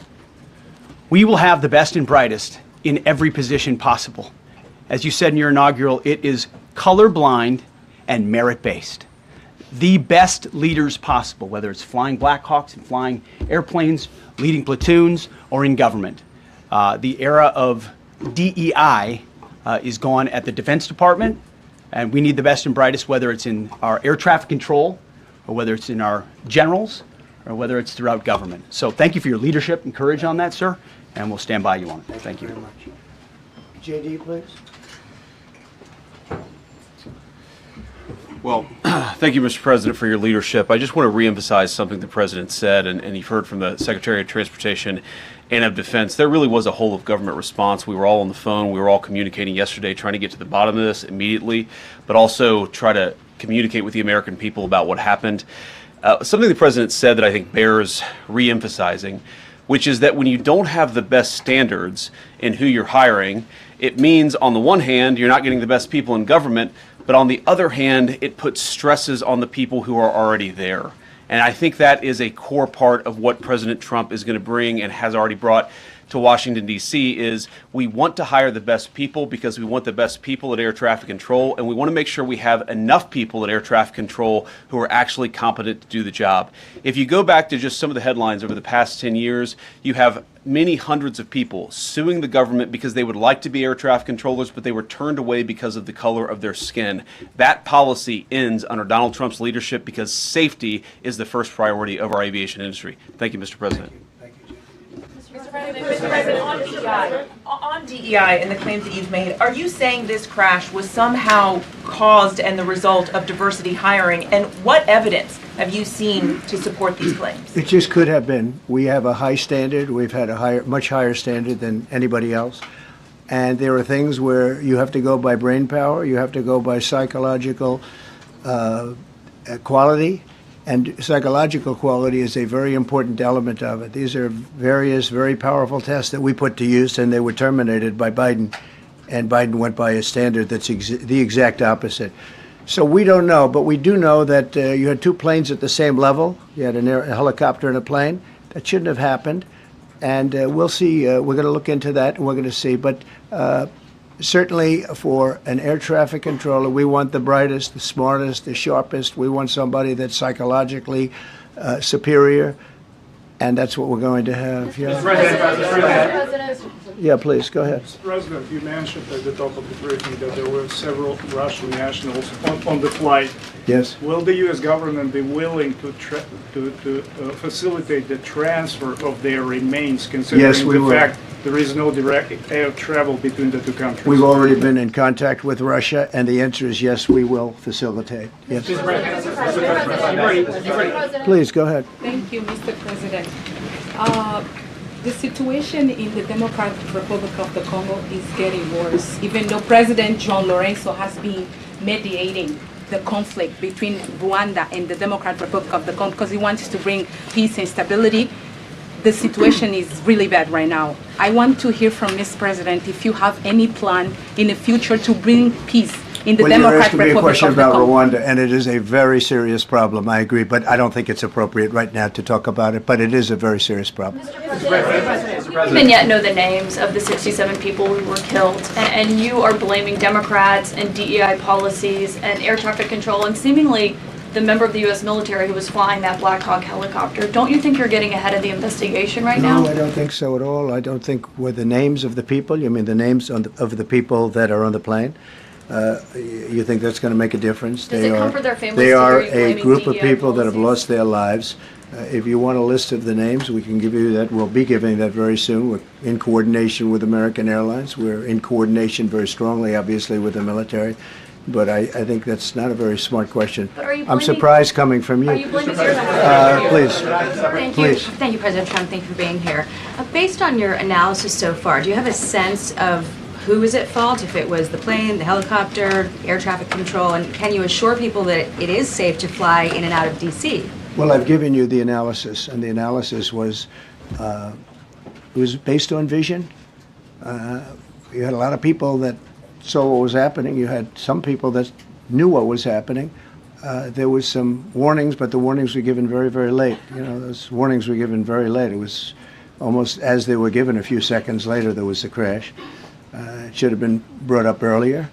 But the people in the helicopter should have seen where they were going. I can't imagine people with 20/20 vision not seeing, you know, what's happening up there. Again, they shouldn't have been at the same height. You're going in reverse directions or sideways directions. Obviously, you want to be at different heights. I see it all the time when I'm flying. You have planes going in the opposite. They're always lower, we're higher, or they're. So if somehow there's a screw up, there's not going to be a tragedy. It'll be close, but you know, there's never going to be a tragedy if you're at a different elevation. For whatever reason, they were at the same elevation. And also, from the American Airlines Center, he's along the track that every plane is along. You say, what was a helicopter doing in that track? It's very sad. But visually, somebody should have been able to see and taken that helicopter out of play, and they should have been at a different height. Thank you, sir. You mentioned the Russians that were on board that plane. What other nationalities were on board that passenger? There were a couple of others. We're going to be announcing it in about an hour. We have some very specific information. We're calling the countries. We've spoken to most of them, but there were some other countries represented. Mr. President, have you spoken to President Putin? I have not, no. Mr. President, on your executive order, Not about this. On your executive order, you've already issued an executive order you say will restore aviation safety. Right. This crash happened after that. Was the executive order successful, and what more needs to change to keep people safe? Well, you know, we issued it 3 days ago, and we're in the process of making those changes. This is something that should have been done a long time ago. Actually, my original order should have never been changed, and I think maybe you wouldn't have had this problem. Maybe. Yeah, please, go Yes, ahead. thank you. We see like everyday life that very often those diversity hires cause sometimes issues, as you just mentioned. So what plan do you have? Are we going to see some fire? Are you going to fire some of those diversity hire in the federal government? What plan do you have? I would say the answer is yes. If we find that people aren't mentally competent, you see the language. The language is put out by them. And if you see that, I'm not going to bore you by reading it again, but these are not people that should be doing this particular job. They'd be very good for certain jobs, but not people that should be doing this particular job. Mr. President, you have today blamed the diversity elements, but then told us that you weren't sure that the controllers made any mistake. We then said perhaps the helicopter pilots were the ones who made the mistake. It's all under investigation. I understand that. That's why I'm trying to figure out how you can come to the conclusion right now that diversity had something to do with this crash. Because I have common sense, okay? And unfortunately, a lot of people don't. We want brilliant people doing this. This is a major chess game at the highest level. When you have 60 planes coming in during a short period of time, and they're all coming in different directions, and you're dealing with very high-level computer work and very complex computers. And one of the other things I will tell you is that the systems that were built, I was going to rebuild the entire system, and then we had an election that didn't turn out the way it should have. But they didn't build the systems properly. They spent a lot of money renovating a system, spending much more money than they would have spent if they bought a new system for air traffic controllers, meaning the computerized systems. There are certain companies that do a very good job. They didn't use those companies. They used companies that should not have been doing it. No, I think it's very important to understand that for some jobs, and not only this, but air traffic controllers, they have to be at the highest level of genius. Okay. I want to ask you about the ice skaters in a moment because the U.S. Ice Skating Committee was affected. But first, if I can, the cited FAA text that you read is real, but the implication that this policy is new or that it stems from efforts that began under President Biden or the Transportation Secretary Pete Buttigieg is demonstrably false. It's been on the FAA's Who said website. That, you? No, it's on the website, the FAA's website. It was there in 2013. It was there for the entirety. What I read. It was there for the entirety of your administration Nice and too. easy. So my question is, why didn't you change the policy during your first I administration? did change it. I changed the Obama policy, and we had a very good policy. And then Biden came in, and he changed it. And then when I came in 3 days ago, I signed a new order bringing it to the highest level of intelligence. Okay. It was on the website. Please. Quiet. Thank you, Mr. Welcome President. back to the. I'm sorry. You mentioned that a vision was probably the problem that was at issue in this crash. There's been some reports that one of the pilots in the helicopter may have been using night vision equipment. Was there any I heard indication? that. We don't know. We're going to know that pretty soon. It may change your view plane if you do have the night vision. So it's very possible that could have happened. That would be maybe a reason why you wouldn't actually see as well as on a clear night. You can see sometimes better without it. Have a couple of more. Mr. President, is it helpful to have your Secretary of Transportation confirmed, and does this intensify your interest in getting other nominees confirmed quickly? Go to what? Is it helpful to have your Secretary of Transportation confirmed, and does this intensify your interest in getting other nominees confirmed quickly as well? Well, sure. We want fast confirmations. And the Democrats, as you know, are doing everything they can to delay them. They've taken too long. We're struggling to get very good people that everybody knows are going to be confirmed, but we're struggling to get them out faster. We want them out faster. It's a good question, actually.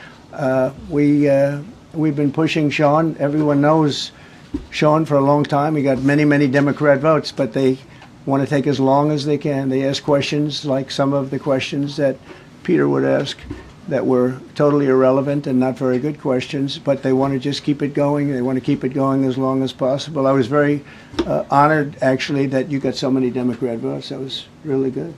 That was really good. When I apply to meet with the families, and second question, is it your impression that military training was done during that time? The what? The training that the helicopter was involved in. Is it anything you can tell us about You that? don't know. These are the things that will come up with the investigation. You don't know. But the helicopter obviously was in the wrong place at the wrong time, and a tragedy occurred. Please. I've got a question about the... No, go ahead, please. Thank you, Mr. President. You've been critical of the current regulations, and you've called for big reforms at FAA. I'm curious, sir, I made the reforms, actually. What is your message? 3 days ago, I made them. Yes, sir. What is your message then to the American public in the weeks and months ahead? Should they feel hesitant to fly? And if you could clarify perhaps something that the Defense Secretary said when he said that this helicopter was on a continuity of government mission?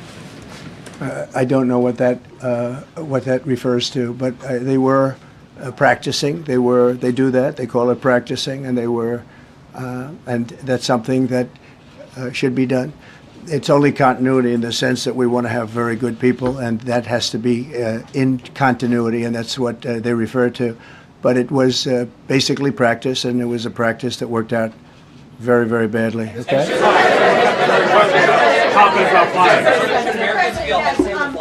On his question, the first question, should people be hesitant to fly right now? No, not at all. I've not hesitated to fly. This is something that it's been many years that something like this has happened, and the collision is just something that we don't expect ever to happen again. We are going to have the highest level people. We've already hired some of the people that you've already hired for that position long before we knew about this. I mean, long before. From the time I came in, we started going out and getting the best people because I said it's not appropriate what they're doing. I think it's a tremendous mistake. You know, they like to do things and they like to take them too far, and this is sometimes what ends up happening. Now, with that, I'm not blaming the controller. I'm saying there are things that you could question, like the height of the helicopter, the height of the plane being at the same level and going in opposite directions. It's not a positive. But no, we're already hiring people. No, flying is very safe. We have the safest flying anywhere in the world, and we'll keep it that way. Thank you all very much. Thank you very much.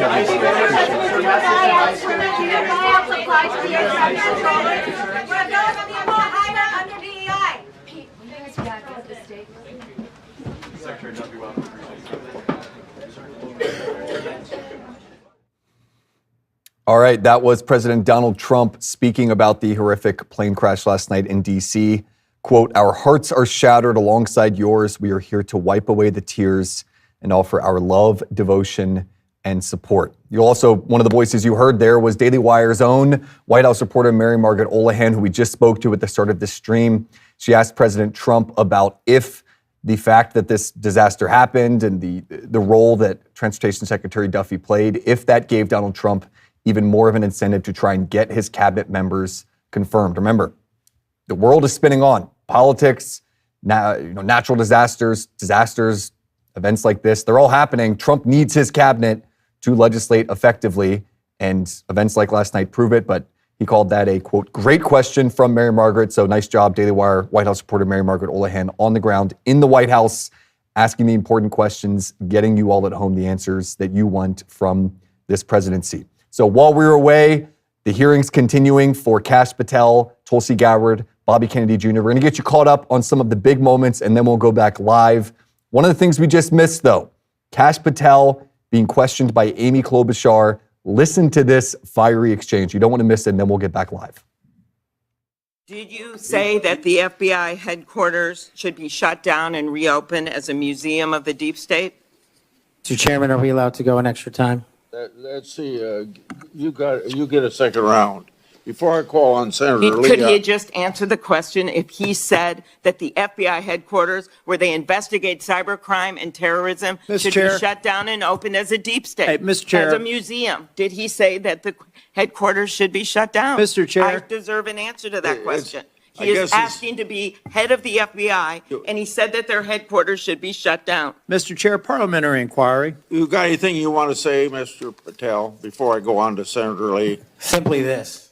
If the best attacks on me are going to be false accusations and grotesque mischaracterizations, the only thing this body is doing is defeating the credibility of the men and women at the FBI. I stood with them here in this country. In every theater of war we have, I was on the ground in service of this nation. And any accusations leveled against me that I would somehow put political bias before the Constitution are grotesquely unfair. And I will have you reminded that I have been endorsed by over 300,000 law enforcement officers to become the next director of the FBI. Let's ask them. Mr. Chairman, I am quoting his own words from September of 2024. It is his own words. It is not some conspiracy. It is what Mr. Patel actually said himself. Facts matter. You forget that you had 3 minutes in the next round to say what you just said. Okay, I'll say them again. Whew. Kash Patel going in They're not taking any of that from Amy Klobuchar. There's going to be a lot more from that hearing. Now let's get you caught up on some of the RFK hearing. Wisconsin Democrat Tammy Baldwin coming after Robert F. Kennedy Jr. and Bobby again, like Kash Patel, not having any of it. Have a listen. More than 100 studies have confirmed that 99% of patients who took the abortion pill had no complications. So with all of that, I can only conclude that you would commit to keep this science-backed and proven medication on the market and accessible for women. Is that correct? I'm going to, with mifepristone, President Trump has not chosen a policy, and I will implement his policy. So regardless of the studies, regardless of the data, regardless of the science, you've been talking about show me the data, show me the studies. Well, if you would have that policy Senator, regardless of what the science says. Senator, the devil is in the details. If you're telling me 99% of women did okay, but 1% died, I would say that is not a beneficial risk profile. That is not what the studies show. I know, but you're not showing me. I need those details from the study before I can't buy a pig in a poke. Show me what the study says. Show me what the study says. RFK calling for more transparency from HHS. Again, we're going to get live in just a few minutes. We're catching you up on some of the highlights that you missed while we were hearing from the president at the White House. One final clip here, and then we'll get live to Kash Patel. This was Democrat Senator Maggie Hassan in a very, some people called it unhinged, others called it emotional moment where she was questioning RFK. Let's have a watch. Our intense questioning and concerns about Mr. Kennedy were driven by partisanship. I have voted for 5 of President Trump's nominees to date in the last couple of weeks. One of them, the new Secretary of Transportation, was on the scene last night at DCA. Like all of us, I take really seriously our obligation for advice and consent. And I am concerned, as Senator Mullen expressed his concern, about the need for science to help us move forward on critical issues. Now, some of you are new to this committee and new to the Senate, so you may not know that I am the proud mother of a 36-year-old young man with severe cerebral palsy.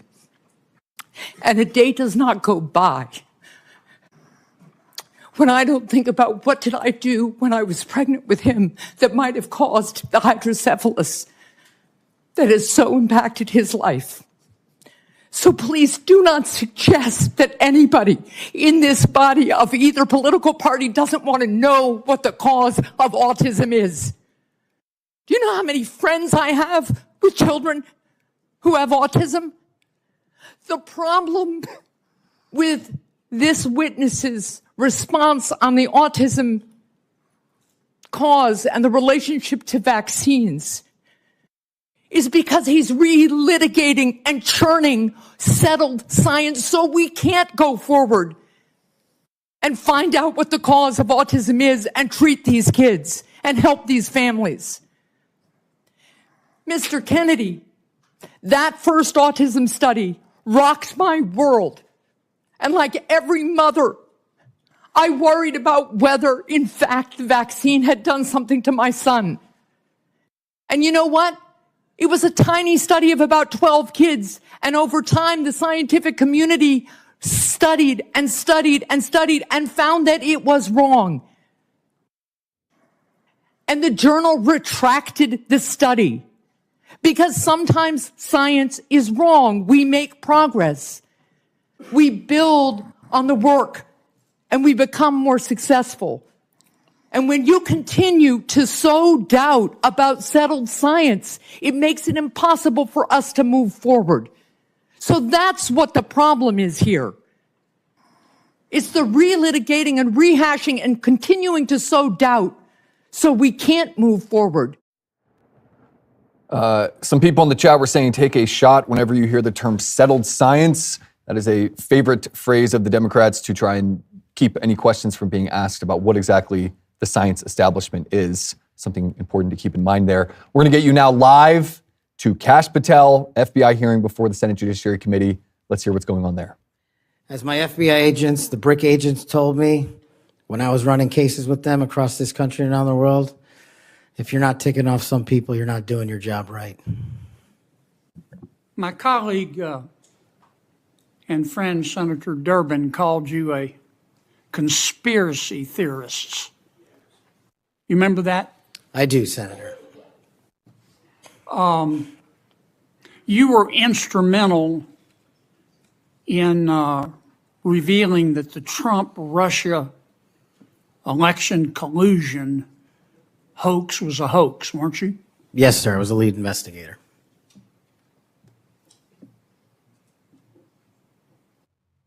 Sounds to me like we need to get some new conspiracy theories because all the old ones turned out to be true. Facts matter, Senator. Yeah. I mean, conspiracy theorists are up something like 37-0.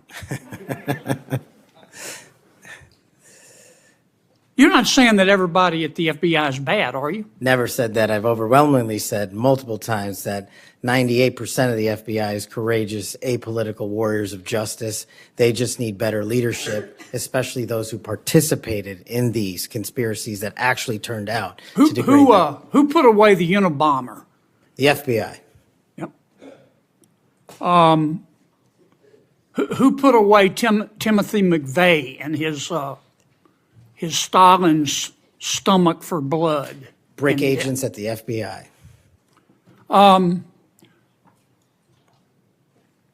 Who helped investigate Jussie Smollett, who, in an effort of self-aggrandizement, set back the fight for minority rights for years?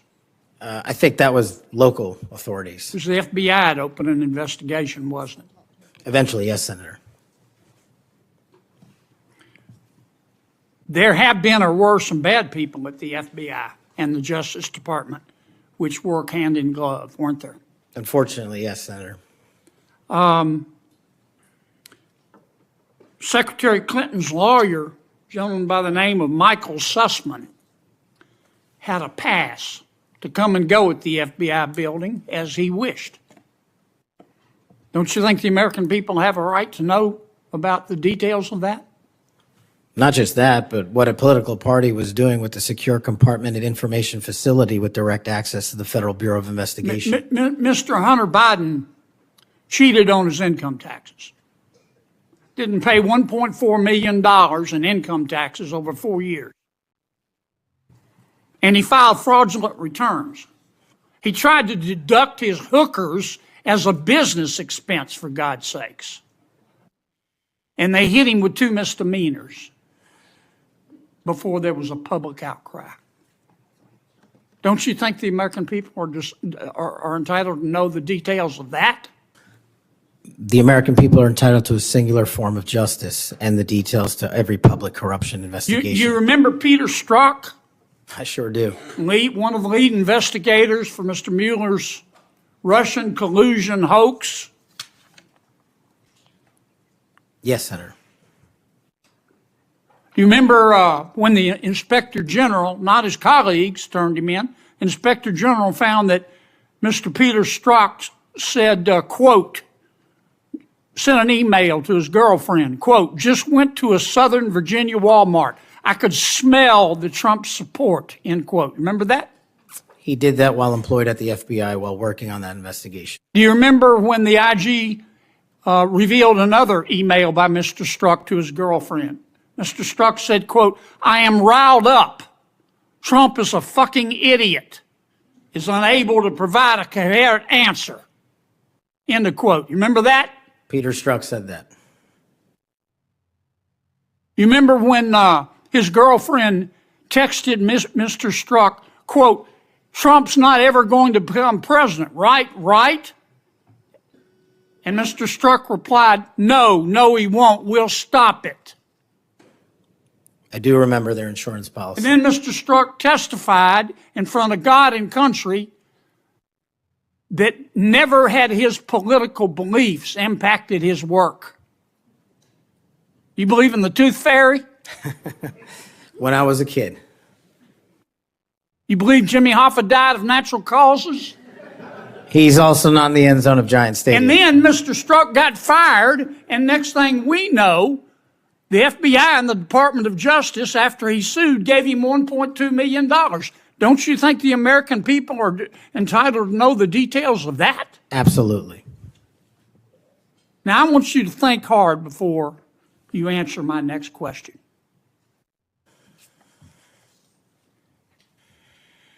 Do you believe in the adage that two wrongs don't make a right, but they do make it even? Senator, I think if anyone commits a wrong in government service, the American public deserve to know the absolute secular detail of that corrupt activity. When reforming the FBI and the Justice Department, two wrongs don't make a right, but they do make it even, is the wrong approach, isn't it? That's correct.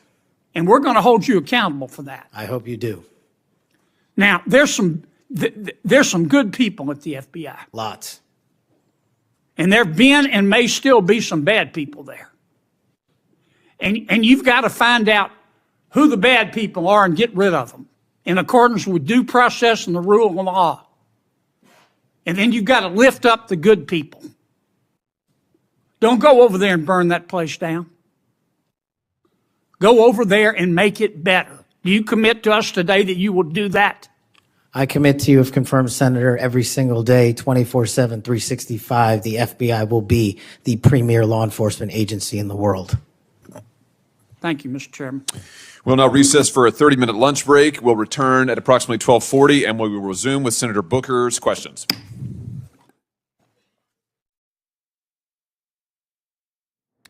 All right, they are taking a lunch break, but we are not. We've got our coffee going. Everyone at home, maybe you guys can grab some lunch. Keep watching with us. The hearings continue in D.C. Now is a good time to get you to Tulsi Gabbard's hearing before the Senate Intel Committee. Arizona Senator Mark Kelly questioning her now. Were you aware Postal relied on a chemistry student with a record of defending the Assad regime?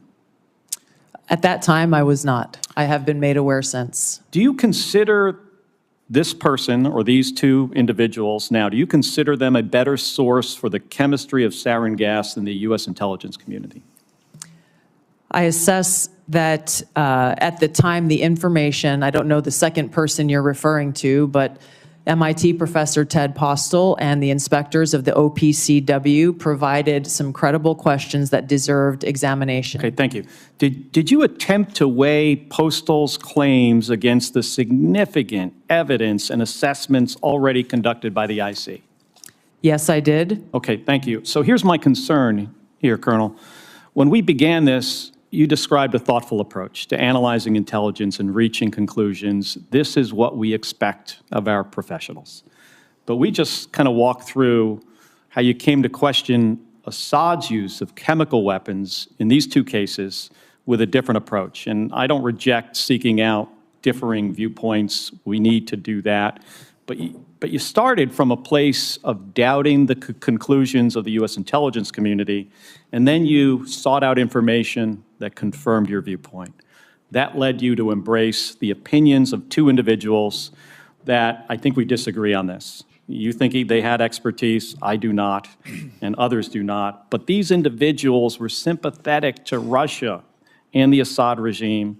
It also led you to minimize or discount the overwhelmingly information that contradicted your viewpoint, including the expert assessments of our own intelligence community. And they don't get it right 100% of the time. I get that. But what I have seen makes it clear that at the same time that you were skeptical of our intelligence community's assessments, you would not apply the same skepticism to information that came from sympathizers of Russia and Assad. And I think that's something that we should all be concerned about. Thank you, and I'm sorry for going over my time. Thank you, Senator Kelly. I want to recognize and welcome to the committee our newest member, Senator Budd, although we all regret Senator Rubio's departure. We're all pleased, as evidenced by the 99-0 vote, that he is now the Secretary of State, and that also pleased that we have a great new member on our committee. Senator Budd. Thank you, Mr. Chairman. I'm grateful for your leadership here as well. Colonel Gabbard, great to see you again. I enjoyed meeting you in my office a while back, and I've enjoyed our friendship and our time serving together in the U.S. House. So as you know, Section 3023 of Title 50 states any individual nominated for appointment as DNI shall have extensive national security expertise. You served 4 terms as a member of the House of Representatives, which is a constitutional office, and throughout your tenure, you were a member of the Armed Services Committee and the Foreign Affairs Committee. Is that correct? Yes, Senator. You also served over 2 decades in the U.S. Army, including holding commands at multiple levels, and served through administrations of both political parties. Is that correct? Yes, Senator. Throughout your time in the U.S. House and in the Army, you've been both a consumer of intelligence and a policymaker. How important is it for the intelligence community to provide timely, relevant, factual, and objective intelligence to policymakers? Senator, it is nothing less than a matter of our national security. Too often in the multitude of intelligence failures that our country has seen, that objective has not been met.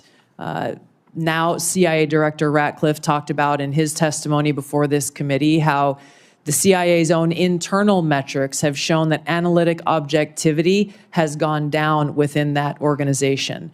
This is the very kind of thing that I would seek to address if confirmed as Director of National Intelligence, is ensuring that politics, biases, or personal views are checked at the door. I would lead by example by doing it myself, and ensuring that that intelligence analysis and reporting meets the objective that the President and Congress requires, which is no politics, no personal abuses, and making sure that that objectivity in a timely, relevant fashion is brought to the President so that we can get ahead of problems in ensuring our national security rather than being caught on our heels and being forced to respond to them.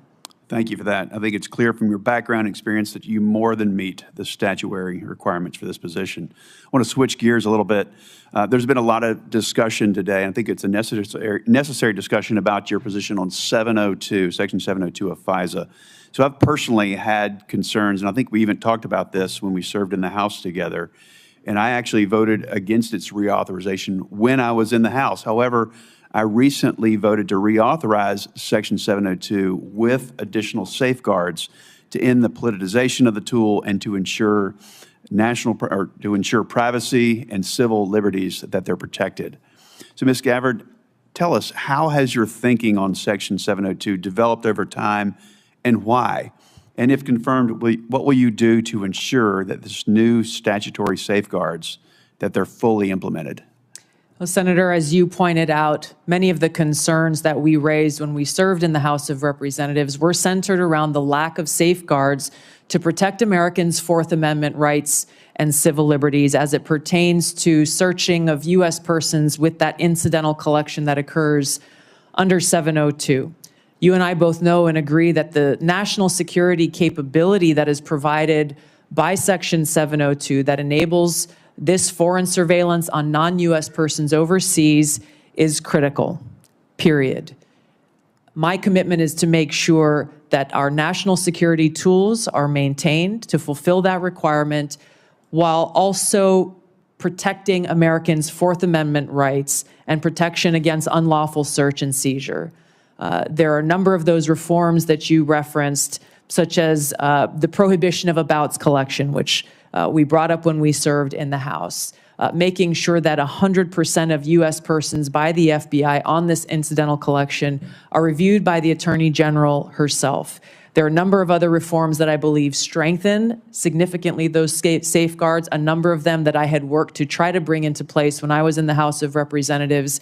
I look forward, if confirmed as Director of National Intelligence, to overseeing and assessing the implementation of these reforms and reporting back to you as you begin to consider next year's reauthorization and meeting that mark of ensuring our security and upholding Americans' Fourth Amendment protections.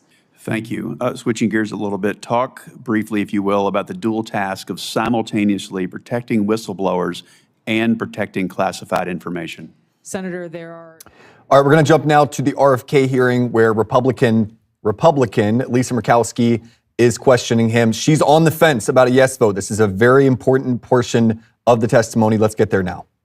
of vaccines. We have made some considerable gains in my state of Alaska with vaccinating the many people in very rural areas where one disease outbreak can wipe out an entire village. We saw this in 1918 with the Spanish flu, and that's why everyone was rattled to the core. Villages were shut down entirely during COVID because of the fear of transmission. And so they're looking for these life-saving ways and means. And so when there is a lack of confidence, when there is a doubt, it's like, well, what do I do? And so we're pulling back then on, again, these areas where we can work to prevent some of these deadly diseases that we thought we had wiped out years ago. We have dramatically reduced diseases in my state like Hep A and B and meningitis. We're just now getting through a tough bout of whooping cough that came around to the state. Now there's a scare in the peninsula in Alaska about a measles outbreak. So we can't be going backwards with our vaccinations that will allow for this level of prevention and protection. So I'm asking you, you are clearly an influencer. You are clearly an influencer. You would not be in this position today. But you can see how your podium, your platform, your voice can influence so many. So I am asking you on the issue of vaccines specifically to please convey with a level of authority and science, but also with a level of conviction and free of conflict and free of political bias, that these are measures that we should be proud of as a country. Proud of as a country. Look to what President Trump was able to do with the COVID vaccine. It was extraordinary, and it did save lives. I need time for a question, so I'm asking you to focus on how you can use your position to provide for greater levels of confidence to the public when it comes to these life-saving areas. So I'm going to pivot to a question that you can answer. This relates... I can answer that one, too. No, I know, but I have 43 seconds, and no one has talked about our Native populations. When you look at our health statistics, whether it's Alaska Natives or whether it is American Indians, our health statistics in this country, you know very well, because we talked about them, are not where they need to be. And it's in all categories. It's infectious disease, it's tuberculosis, it's Hep C, it's mental health, it's depression, it's substance use, it's sexually transmitted diseases, it's hypertension, stroke. It is so deep, and it is so challenging, and it is so hard. You have received support from Native American tribes. You have been in these areas. You have been quoted, and I'd like for your comment on this, as quoted saying, as far as budgeting for Indian country, you said you would immediately triple the budget to support tribes. Can you expand on this pledge and the commitment? Because this is an area where we have truly left our Native people behind when it comes to their health and their health outcomes. Thank you, Senator. And this is an issue, as you and I talked about, that is very important. It's always been a priority for me. I spent 20% of my career working on Native issues. I was one of the founding editors of Indian Country Today, which is the biggest Indian newspaper. My father and uncle, Ted Kennedy, my father, were deeply, deeply critical of the functioning of the Indian Health Service back in 1968 to 1980, and nothing's changed. Nothing's gotten better. I'm going to bring in a Native at the Assistant Secretary level. I'd like to get him actually designated as a Assistant Secretary for the first time in American history. Make sure that all of the decisions that we make in our agency are conscious of their impacts on the First Nations. I've spent a lot of time in your state. It's my favorite place to go. I've been up with the Gwich'in, representing the Gwich'in people up in Arctic Village. and been all over the state in the remote areas. I understand in Alaska, the unique needs of Alaska because of remote health care, because some of these areas are not even accessible except for airplane. If they don't have ambulance services, that the federal government needs to pay attention to financing transportation, the unusual ways that are required there, and that we really need to focus on telemedicine and AI. Make sure that even in remote places in Alaska, that Native people can get high-quality health care, and we can do that today. And I look forward to working with you on those issues and others. Thank you, Mr. Chairman. Senator Murkowski sets the record for going over. Senator Also Brooks. Sorry. Good morning. Thank you, Mr. Chair.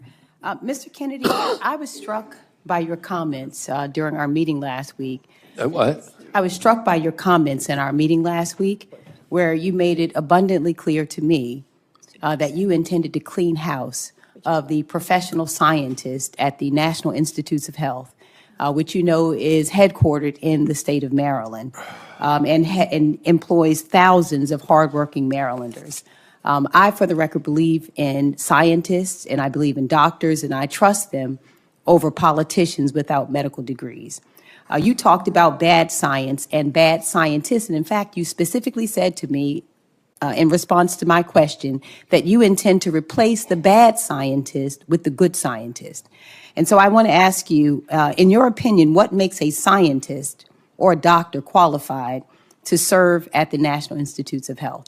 A scientist who's devoted to empirical methodology, to evidence-based science, scientists who understand the importance of replication, the importance of publishing raw data and being open and transparent about it, the importance of publishing peer review. We have, NIH has overseen over the past several years the decline, the precipitous decline in American health. There's 91,000 people at HHS, and are you suggesting that some of them should not be held responsible for that decline? They were in charge of protecting our health. Let me just insert here. Let me just finish. But let me just say this, because I only have 3 minutes left. I don't set the rules here, but I ask the questions. And the question is really whether you intend, as you said, to substitute essentially your judgment for the judgment of these professional scientists and doctors. I'm not going to substitute my judgment for science. Of course, I'm not going to do that. What I'm going to do, listen, the New York Times just did an article last week talking about the fraud, the 20-year fraud, 800 fraudulent studies produced by NIH on amyloid plaques and not allowing any other hypothesis about the cause of Alzheimer's to be explored. Well, how will you decide, Mr. Kennedy, which scientists are bad scientists? Are they the ones who disagree with you? The ones who are corrupt, the ones who have been doing science like the amyloid plaque studies that were fraudulent. Well, these doctors, let me ask you a question. Do you have a medical degree? Do I know? Okay, let me go to the next question. The Heritage Fund has compiled a watch list of federal employees to go after federal staff. Is there a watch list for federal staff at HHS? Not that I know of. Have you or has anyone in the administration developed a list of career scientists or federal staff that you would target for termination? Not that I know of. And let me just ask you another question. Now, your failed presidential campaign has been raising money to try and cover your debts.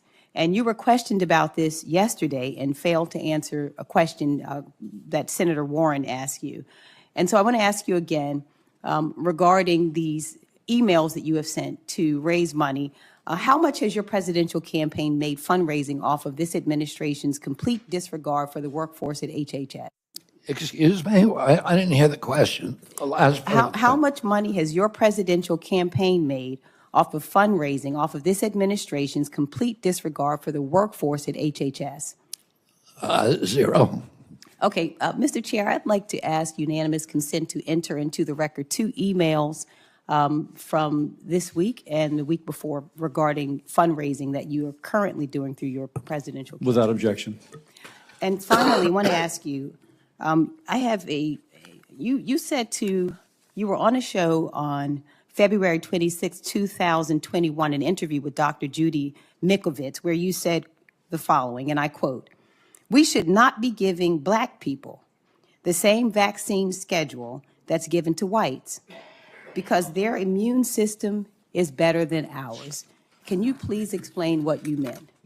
There's a series of studies, I think most of them by Poland, that show that to particular antigens that Blacks have a much stronger reaction. There's differences in reaction to different products by different races. So I have 17 seconds left. Let me just ask you then. So what different vaccine schedule would you say I should have received?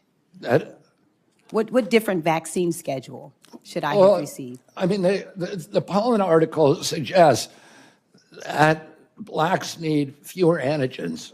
This is so dangerous. You get the same measles vaccine. Mr. Kennedy, with all due respect, that is so dangerous. Your voice would be a voice that parents would listen to. That is so dangerous. I will be voting against your nomination because your views are dangerous to our state and to our country. I mean, do you think science is dangerous, Senator? This is published, peer-reviewed studies. I yield. Senator Collins, who would have been here the whole time, but she was in an Intel committee. So, Senator Collins. Thank you, Mr. Chairman. Mr. Kennedy, welcome, first of all. I agree with you that there needs to be more focus on chronic diseases like diabetes, like Alzheimer's. But it concerns me when I read a quote from you that says, "I'm going to say to NIH scientists, God bless you all. Thank you for your public service. We're going to give infectious diseases a break for about 8 years." Don't we need to do both? Don't Yes, absolutely, Senator. The problem is there's been an imbalance. We've devoted all of these dollars to infectious disease and to drug development, to make NIH an incubator for the pharmaceutical industry, and very little to chronic disease. But chronic disease is 92% of deaths in our country. It's 9 out of every $10 we spend on our budget. Why aren't we devoting at least equivalent studies to determining the etiology of our chronic disease? It just seems like common sense to me. I would point out that in many cases it's Congress rather than HHS who sets the funding levels for various diseases. But NIH decides, has panels that decide who gets funding, not Congress, Senator. I want to share with you a discussion that I had with the Maine pediatric nurse practitioner. She raised the concern that if people are discouraged from getting their children vaccinated, we will lose the herd immunity in a classroom. And that means that a child who may be immunosuppressed and cannot get a vaccine are at risk of being in a classroom with an unvaccinated child, and thus at risk of getting the infectious disease because we've lost the herd immunity. What would be your response to that? My response is that vaccine uptake for the COVID vaccine, for example, is down to 23%. And all vaccines are dropping, and they're doing that because people don't believe the government anymore. We need good science, and I'm going to bring that in. I'm going to restore trust, and that will restore vaccine uptake. Well, you're certainly correct about what happened with the COVID vaccine, but let me switch to the polio vaccine. Do you think that the polio vaccine is safe and effective? Yes, I do. And so would you seek to reduce its availability in any way? No, not at all. The state of Maine has seen a steady and disturbing increase in Lyme disease cases over the past decade. We talked a little bit about this in my office. In 2023, Maine had a record number of Lyme disease cases, nearly 3,000 reported cases. Fortunately, there is a promising vaccine trial for Lyme disease that is underway at Maine Health in Portland. Access to a Lyme disease would be a monumental step forward in reducing the burden of this disease, which can have lifelong effects. I've seen it in members of my own family. As HHS Secretary have confirmed, what influence would you exercise over new vaccine approvals, such as one for Lyme disease? Senator, you and I have talked about this issue. I've had Lyme disease. I lived in the epicenter of Lyme disease. Every member of my family my immediate family has had Lyme disease. I had a son whose face was paralyzed for a year. I have a son today who has been suffering with devastating effects from Lyme disease for 2 years. There's nobody who will fight harder to find a vaccine or a treatment for Lyme disease than me. I very much appreciate that assurance, and I'm sorry that your own family has been so adversely affected. In Maine, we have a lot of people who work outside and work in the woods, and ticks are everywhere. So this is a very important issue to me. Thank you. And to me too, Senator. We're almost to the end. Let me acknowledge Senator Moody has also been here the whole time. And so thank you, Senator Moody. Yeah, well, just incredible diligence. Thank you. Both Senator Sanders and I will have a couple questions, and then we'll each have a closing statement, and then your long national nightmare will be over. So anyway, first, a couple more of commit-type questions. If you are confirmed, do you commit that you will not work to impound, divert, or otherwise reduce any funding appropriated by Congress for the purpose of vaccination programs? All right, we're continuing our live coverage of these 3 confirmation hearings here at the Daily Wire. The Kash Patel hearing is still on lunch break. Don't worry, we'll get you back there once it gets going again. And talk to me in the chat. I'm hanging out here all morning, all afternoon. Let me know what you want to see. But for now, we're going to get back to Tulsi Gabbard, who is continuing her confirmation hearing. Taking power. I shed no tears for the fall of the Assad regime, but today we have an Islamist extremist who is now in charge of Syria, as I said, who danced on the streets to celebrate the 9/11 attack, who ruled over Idlib with an Islamist extremist governance, and who has already begun to persecute and kill and arrest religious minorities like Christians in Syria. I understand. Why that should be acceptable to anyone is beyond me. It shouldn't is be. certainly and not I in our understand, interest. I appreciate your answer, and thank you. My concern has to do with the tendency to repeat Russian and Syrian, and even in some cases, I think we'll get into in the closed session, Iranian information, and to discount what comes from our intelligence community. Senator, every American deserves to know that people in our own government were providing support to our sworn enemy, al-Qaeda. That should not be acceptable by anyone. Thank you, Senator Kelly. Ms. Gabbard. In conclusion, Senator Warner. Yes, thank you, Mr. Chairman. You know, one of the things I love about this committee, and I know folks who are here for Ms. Gabbard may not fully realize, but this has always been a bipartisan committee. And you know, my friend Richard Burr, who said we always kind of followed the truth. One of the things I was always proud of in the very challenging Russia investigation was, you know, people would come in, they didn't know whether the staffer was a Democrat or Republican, because we were all looking out for the same thing. Ms. Gabbard, I support and commend you for your service.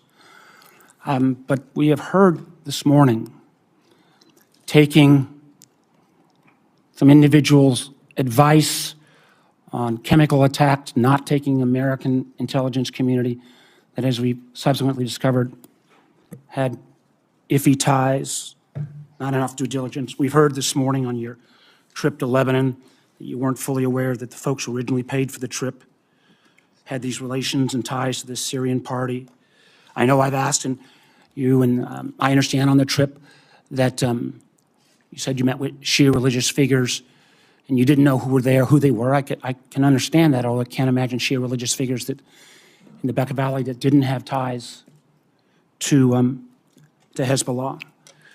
And we can have a difference of opinion on TikTok. The chairman and I feel very strongly that it is a national security threat. On 702, I'm candidly confused. I thought you answered Senator Wyden you're in favor of a warrant. Senator Cornyn, I thought you backed off of that. And then on Edward Snowden, you won't back off of Brave. You won't back off of your legislation. You won't call him a traitor. And I think, again, about this is being watched by our allies around the world. I think even RT's been tweeting about it today, blasting me. And the men and women of the intelligence community. I don't know how they're going to have confidence that if under your leadership, if somebody else stepped out, that you wouldn't take the same position that you've not walked away from on Mr. Snowden. So I guess my last question, this is one I think was in some of the press, and I believe you and your husband took a trip to Rome last summer, and I'm not talking about the conference. I think you didn't ask who paid for the trip. I just want to get this off the record right now. Not if you and your husband reimbursed, but did you pay for the trip in the outset, or There was who a made the booking? nonprofit organization that was coordinating with the Vatican to set up this meeting that was centered around peace and security interests in the Western Hemisphere. I'm not going to go into that. I Paid just for want the to trip. just make sure. So you didn't understand your trip was paid for by a gentleman named Pierre Louvarier and the Clementi Foundation? The nonprofit, Okay, my I just say, understanding, there was is paid for extensive records paid of- for the trip. Mr. Louvarier has enormous ties to Konstantin Malovov. I'm mispronouncing his name, but who is somebody that America has sanctioned. I imagine we can get into this in the classified hearing, but again, the due diligence that's required before you take these trips or make these assumptions is something that I find very troubling. Thank you, Mr. Chairman. Thank you, Senator Warner. I would also note that that same New York Times story reported that there's no indication that Ms. Gabbard did anything wrong on that trip. Ms. Gabbard, thank you for your time and for your testimony. Thank you, most importantly, for your service to our nation. As I said at the outset, it's no secret that this nomination has generated more attention and interest than most nominees before this committee. We have received a large number of statements, letters, and other such materials in support of and in opposition to Ms. Gabbard's nomination. I will submit all of those for the record. For the benefit of senators, it is also my intention to hold a committee vote on Ms. Gabbard's nomination as soon as possible. Therefore, for planning purposes, any senator who wishes to submit questions for the record after today's hearing, please do so by close of business tomorrow. That is Friday, January 31st, 5 p.m. Eastern Time. Now, let me explain what will happen next. Committee security and Mrs. Gabbard's security will escort her and her immediate party out of this room through the door behind me. Everyone else will remain seated in this room. The Capitol Police will secure that door so no one else leaves this room until Ms. Gabbard has reached her break room in preparation for the closed session. We will convene in that closed session in approximately 30 minutes at 1:10 p.m. This open session is adjourned. All right, that was Tulsi Gabbard wrapping up the public portion of her confirmation hearing before the Senate Intel Committee. Now, keep in mind, because this is the Senate Intelligence Committee, much of what they'll be discussing as she goes for the Director of National Intelligence is classified. So part of the hearing is public, but unlike other hearings, part of the hearing will be held behind closed doors. That's where they're heading now. Another thing to keep in mind here, the Senate Intel Committee has to vote to move Tulsi Gabbard to the Senate floor for a vote. If she doesn't make it past there, then she'll never even get a chance on the Senate floor. That vote could be held behind closed doors. In that case, we'd have no way of knowing how each senator voted. The Trump administration wants that vote held publicly so we can know, hey, which Republicans are voting yes, which are voting no. So keep in mind, keep an eye on that. Will this vote be public or will it be private? We're going to get now back to Kash Patel, who is back from lunch. The break is over. Let's hear who is questioning him now. It looks like Cory Booker from New Jersey. Personnel associated with Trump investigations. Senator, just to be clear, I did not participate in any of those DOJ decisions. Sir, that's a yes or no question. Are you aware of any plans or discussions to punish in any way, including termination, FBI agents or personnel associated with Trump investigations? Yes or no? I'm not aware of that, Thank you. Senator. There is no evidence of wrongdoing by FBI employees involved in these investigations. If you do pursue investigations of those involved, will you commit to using standard processes, including a standard review by the FBI Inspections Division and the Inspector General? Senator, I will honor all those review processes. You will honor those review processes. Yes, Senator. If these are actions that the FBI employees, if there are actions against FBI employees that do not follow those standards process that happen before you get in, will you commit to reversing any decision prior to your arrival so that those standard processes and the standard review by the FBI Inspections Division will take place? I don't know what's going on right now over there, but I'm committed to you, Senator, and your colleagues that I will honor the internal review process of the FBI. Have you made any commitments to anyone about pursuing any investigations or targets if you are FBI director? Only violent criminals and terrorists. Have you had any conversations with anyone on the transition team about pursuing any investigations or targets? Only following the Constitution. Again, are you certain? That I have told people on the Are you administration. certain? Have you had any conversations with anyone on the transition team about pursuing any investigations or targets? Senator, to the best of my recollection, I've only said I will use the Constitution. Have you discussed specific investigations or targets you would pursue as FBI director with the President of the United States? Senator, to the best of my recollection, no. Are you certain? To the best of my recollection, no. According to public reports, you were subpoenaed by the federal prosecutors to testify as a witness before the grand jury investigation investigating the Mar-a-Lago classified documents case. And you testified before the grand jury, correct? Yes, sir. And when you were before the grand jury, you pled the fifth on the basis of self-incrimination, correct? I utilized my constitutional rights during that process with the advice and consent of counsel and appeared before that grand jury. I will take that as a yes. And you are familiar, I imagine, with Section 6002 of Title 18. Off the top of my head, Senator, not. Well, Section 6002 is the immunity statute. Whenever a witness refuses to testify or provide other information before a grand jury based upon the privilege against self-incrimination, the court can order the witness to testify. The witness must comply with the order, but they receive immunity, which means that no testimony or any other information provided before the grand jury can be used against them in any criminal proceeding. You were compelled to testify as a witness in the Mar-a-Lago classified document case. Did you participate in any criminal conduct involved in that case? Involved in which, the Mar-a-Lago classified documents case? Yes. No, I testified through compulsion by court order. You received immunity for providing information that was self-incriminating. Do you remember the name of the prosecutor who questioned you? There were multiple, Senator. I do not. Was it one of the people, were any of them people that were fired this past week? I have no idea, Senator. Are you certain? You're under oath. I'm aware that I'm under oath, Senator, and I have no idea, and I did not participate in the removal of any DOJ prosecutors. What was the information you provided that you received immunity for? Senator, I would love my grand jury testimony to be released, but as you know, that grand jury testimony has been sealed by the Department of Justice, and I'm not allowed to discuss it here. Well, I find it troubling that you do not know the law here, and let me tell you what the law is. Rule 6 governs grand jury proceedings. Under Rule 6E, grand jurors, court reporters, and prosecutors are bound to secrecy. But witnesses are not bound by secrecy. You were a witness in the classified documents case. You are not bound by secrecy. You can tell us everything that happened in that room and everything you testified about. I'll ask you again, what information did you provide to the grand jury? In this, we are in agreement, Senator. Get my grand jury testimony. I want it made public. I asked the Department of Justice to make it public, and they refused to do so. There is no legal bound against you telling us right now what you testified to. When I asked for my transcript to be released, the Sir, Department did of you or did you Justice- not commit a crime?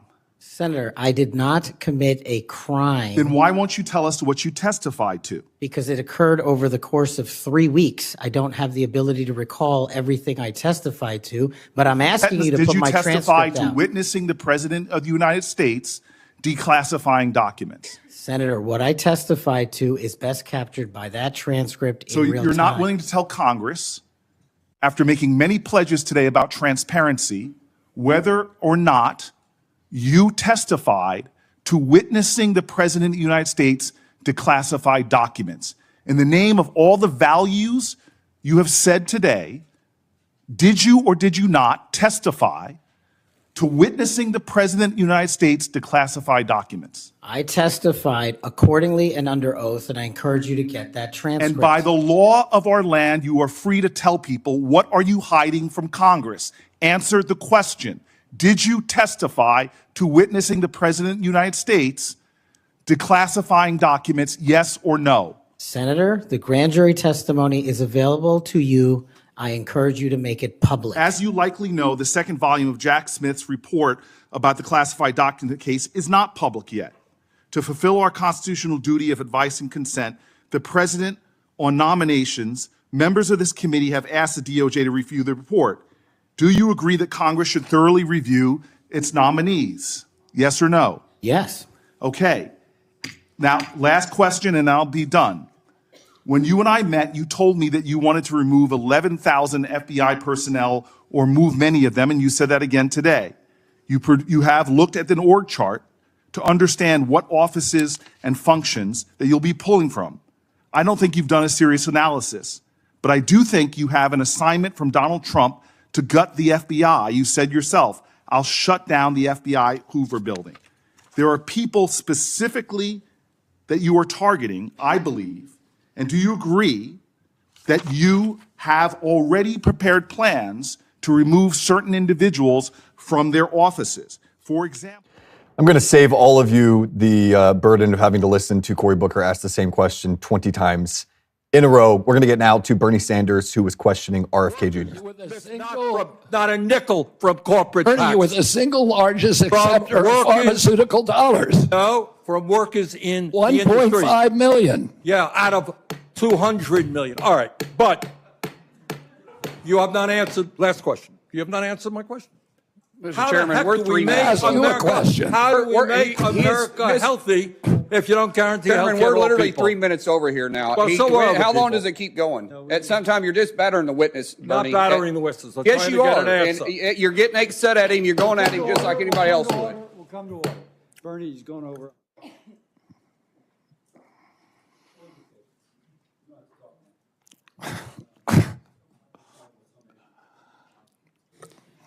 Before I ever entered politics, before I was ever thinking about running for office, I practiced medicine for 30 years.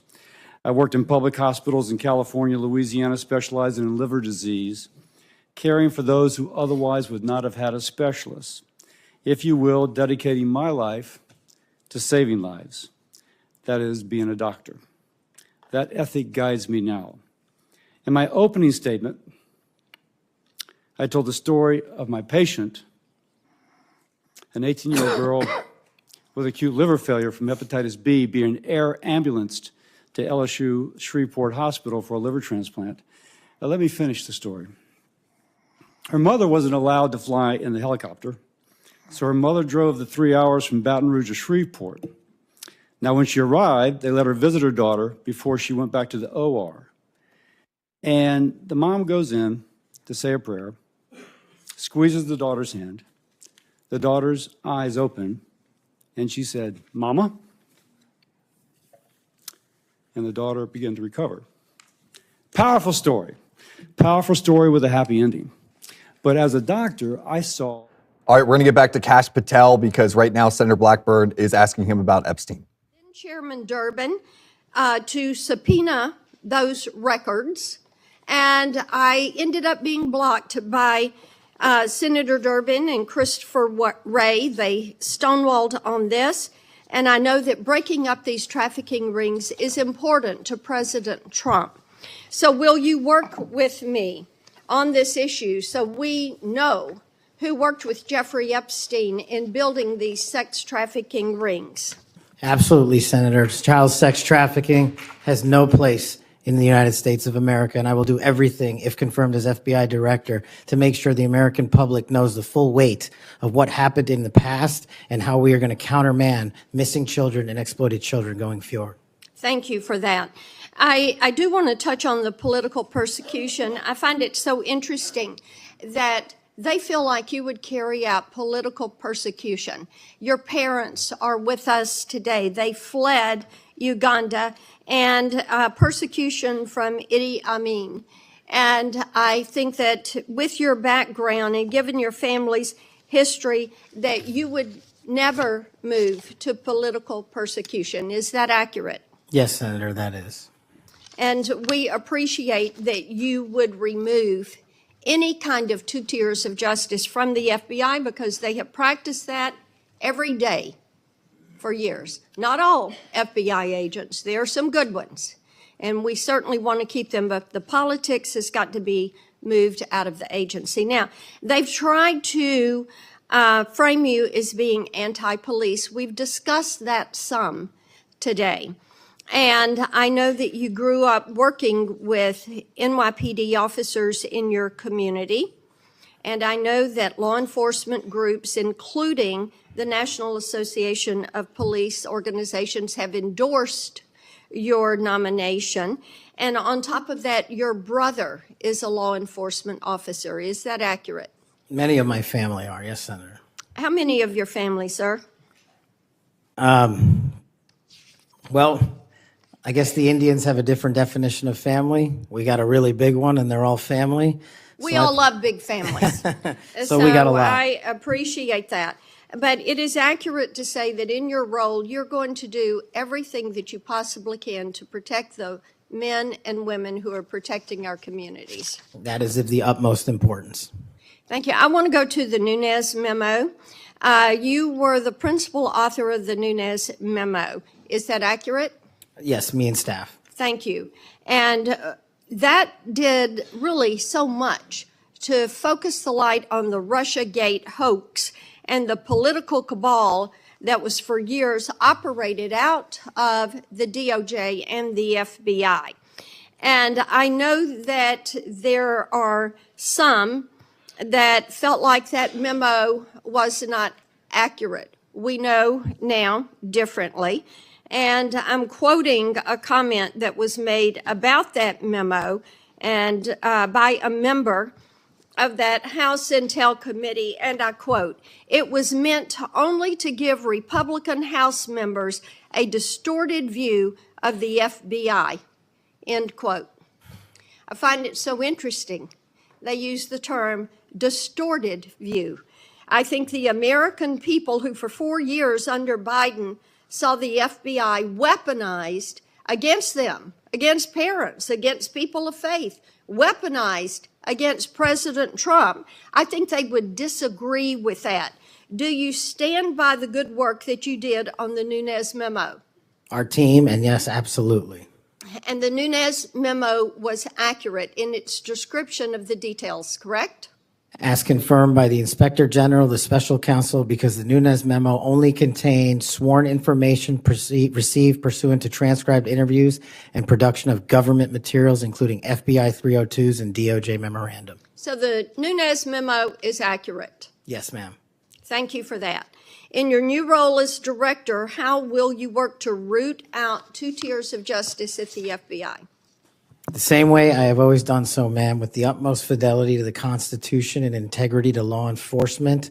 Government must allow those who are privileged to serve to execute their law enforcement duties fully, but at the same time, the American people deserve accountability inwards to government, to any of those who violate that sacred trust.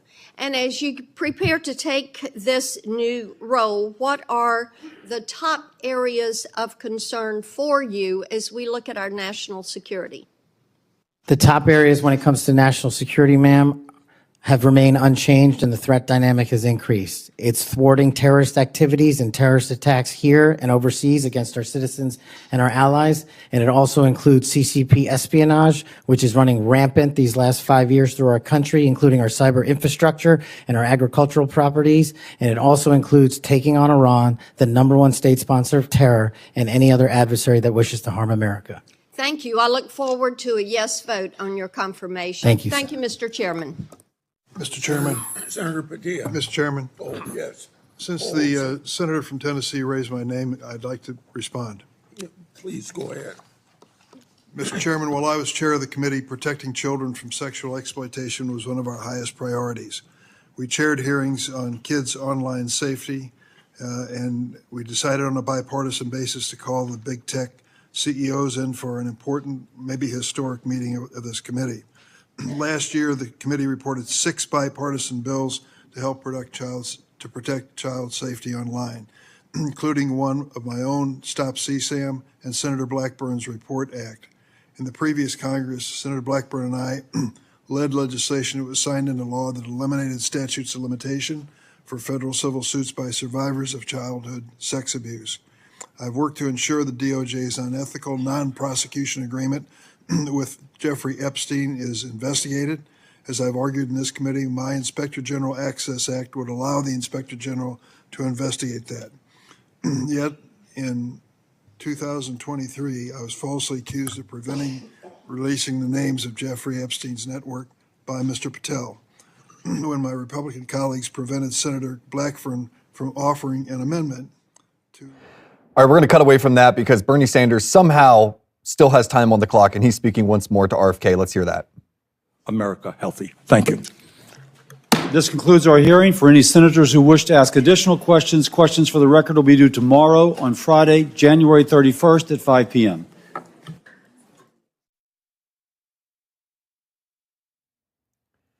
All right, this is live TV. That happens sometimes. Don't worry, though. We will pull some of the best moments of that exchange between RFK and Bernie Sanders and get you those clips in just a minute. Again, we're playing you all the highlights, all the big stuff. We're going to make sure you guys get it. Let's get back now to Dick Durbin, who is right now questioning Kash Patel in the FBI case. Chairman Durbin, I had raised the issue with Chairman Durbin. I had raised it on the floor that we wanted to get these records. And then during that hearing that you're recognizing, sir, or that you're mentioning, I sought recognition. It was not my Republican colleagues that ended that hearing. Mr. Chairman, you had the gavel, and you were the chairman, and you sought not to recognize me. And I know, and you know, and so many people are aware, sir, that you and Christopher Wray did not want those out. And I know we need to move on for questions, but Mr. Chairman, we have fought this issue for quite some time. I look forward to having an FBI that will work to help get these records and end this human and sex trafficking in this country. 15 seconds. Yeah. Yes, go ahead. The senator from Tennessee knows what the 2-hour rule is. The 2-hour rule takes the gavel out of the chairman's hands, and that was what was being executed when you were seeking recognition and being executed by your side of the aisle. Okay. Senator Padilla. Thank you, Mr. Chair. Colleagues, as we know, it's not just the nominee for FBI director that's before us today, but there's been a lot of chaos and confusion this week in regards to executive orders that have been issued as it pertains to the federal budget, federal spending, hiring freezes, et cetera. But relevant to this confirmation hearing, colleagues, the FBI has paused its new academy classes while they assess how the firing freeze impacts them. President Trump's executive orders has a national security exception, but it is unclear how it will apply to agencies like the FBI. The FBI has a large civilian employee population, so it's not certain if they will qualify for exceptions. The White House memo stated that nearly 1,000 probationary FBI employees would stay on only if, quote, justified, without clarity on a timetable or process for justification. Mr. Patel, how does this help or does this hurt the FBI improving public safety in America?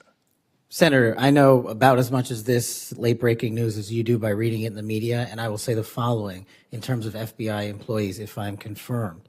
FBI employees represent the front line of defense for national security and crime, and if I'm confirmed, I will ensure that all FBI graduates of the Academy will be protected and funded so that we can continue the fight together. But would you agree that even just causing a pause or confusion in being able to grow the ranks is not helpful to public safety in America? Not having a law enforcement there. Thank you.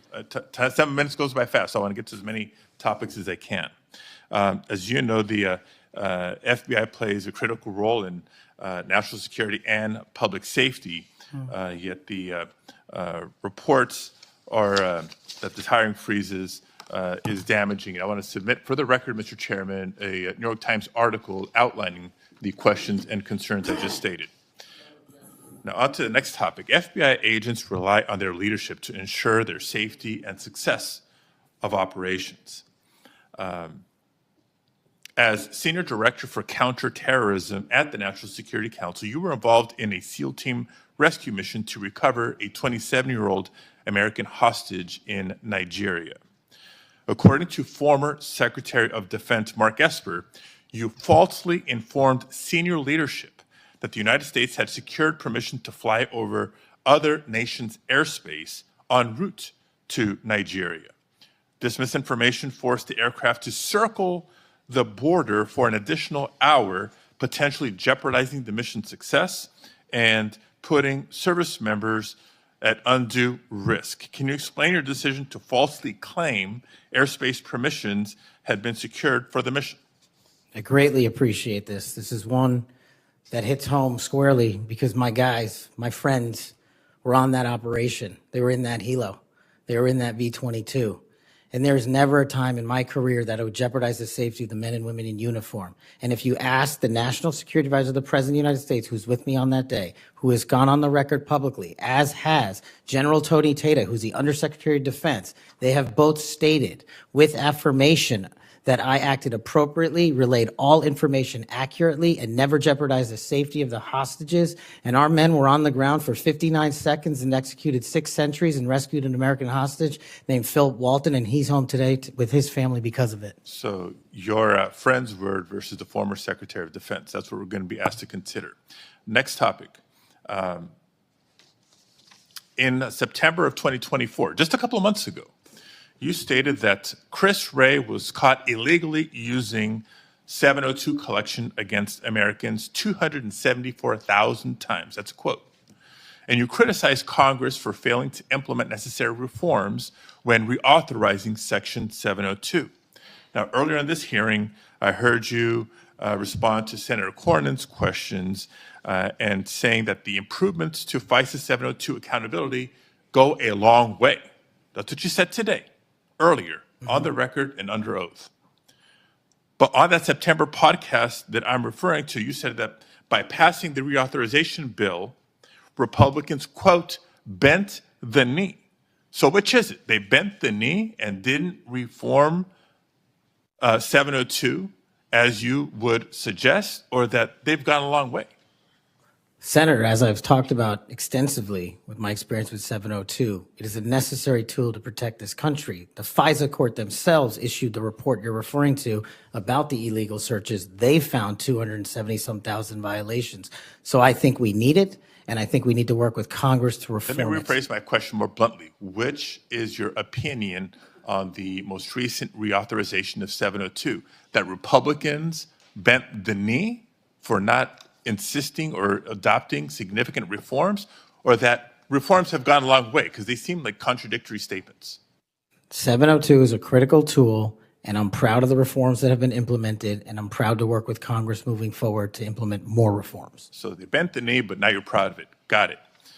Next topic. I know you've been asked about the J6 prison choir prior in this hearing. My question is not going to rehash previous questions. Funds have been raised, as you explained to me in our meeting last week, to support families of insurrectionists, my words clearly not yours, that have been in jail, including those who committed acts of violence against police officers. I want to know, in any of your work around the J6 prison choir, was any of the funds that were raised used to support the families of the police officers who were brutally attacked by the insurrectionists? Senator, my foundation has used funds Yes to or help no? police It's a yes or officers no. across the country. It's a yes or no. I don't know if those officers' families applied for a grant. That's how we distribute at a charity, based on who that comes in. tells me a lot about your care and prioritization of the police officers you claim to support. Because They've given away over $500,000 to law enforcement and but active you duty can't militaries. articulate. I mean, you were able to articulate to me examples of the families of January 6th insurrectionists.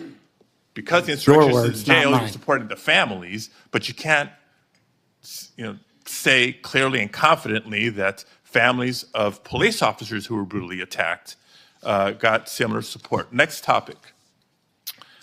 Your time's up. Okay, I'll save it for the second round. Thank you, Mr. Chair. Before I call on Senator Schmidt, I have a letter that I want to put in regard to this Nigerian rescue story. It's from General Tata. What people that bring this up don't tell you is that General Tata has denied the exchange reported in the Atlantic and has forcefully defended Mr. Patel. General Tata said, "I never heard the words that somebody's saying they heard from me. That's not a quote from me," end of quote. General Tata wrote to the committee and said it was, quote, "irresponsible," end quote, to say Mr. Patel jeopardized the mission. He said, quote, "Kash played a critical role in that and many other successes during his tenure precisely because he cares so deeply about America, its national domestic security, and her citizens." So by unanimous consent, I will put this letter in the record. Any disagreement? I hear none. Senator Schmidt. Thank you, Mr. Chairman. It's good to see you, Mr. Patel. It's great to have your family here. I know they must be very proud. I have to tell you, I saw up close and personal how politically weaponized the FBI had become. In my former job as Attorney General of Missouri, we brought the Missouri versus Biden lawsuit, which uncovered this vast censorship enterprise where the federal government coerced and colluded with some of the biggest companies in the history of the world to suppress speech. And not just that, actually to pre-bunk the Hunter Biden laptop story. The FBI had the laptop in November of 2019. They met with senior executives. Yoel Roth, who was the main guy at Twitter at the time, signed an affidavit saying they were talking specifically about the laptop. It could be Hunter Biden's, pre-bunking it, calling it a Russian hack and leak operation. They knew it was true. They knew it was his laptop. So the rot is deep, and the time for you is now, and I'm glad, because reform is needed. Senator Durbin referenced your book. I think it's a good, everyone should read the book. Because I want to ask you about some quotes that are in the book, because a lot's been made of it. Usually just some of the endnotes, but the content of the book. Did you say in the book, American justice must never be selective. If the law is applied unevenly, democracy crumbles. Did you say that? I did, Senator. When agencies like the FBI and the CIA prioritize politics over truth, the nation suffers. Did you say that? I sure did, Senator. Accountability isn't optional. Those who violate the public trust must face real consequences, regardless of their rank or title. Did you say that? I did, Senator. Okay. There's a lot more in there. And I know that Senator Tillis has got the game of bingo. I'd like to play another game. Would you rather? Let's have at it, sir. Would you rather the FBI prosecute and persecute parents who voice legitimate concerns at school board meetings, or should it investigate domestic terrorists who commit school shootings and threaten the lives of American children? Absolutely investigate and prioritize the safety of our children and any actual and real domestic terrorists, as I've prosecuted in my past in the Obama Justice Department.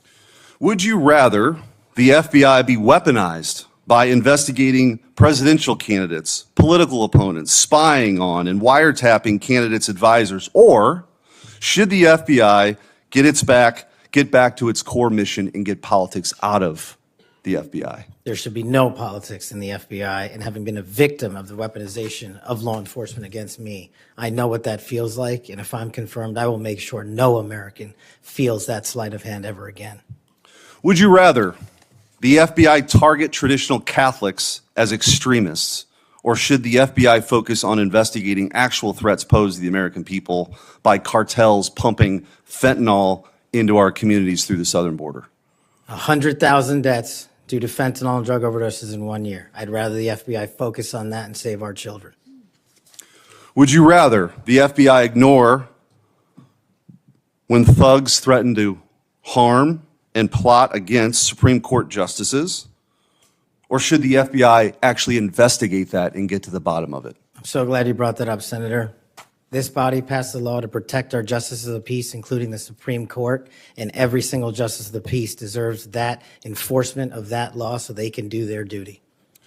Would you rather the FBI pressure social media companies into censoring conservative viewpoints, or should it focus on what the FBI should get back to, which is investigating interstate crimes that threaten the well-being of Americans? No censorship. Let's focus on investigating interstate crimes. Would you rather the FBI raid the home of a former president and chief political rival, going through the First Lady's personal belongings, spreading out documents on the floor staged, or should it raid the homes of terrorists who seek to harm citizens? Let's let our men and women in law enforcement kick down the doors of terrorists and narco-traffickers and pedophiles and put those people in prison where they belong. So, I mean, I could go on and on. But let me tell you what I think's really going on here.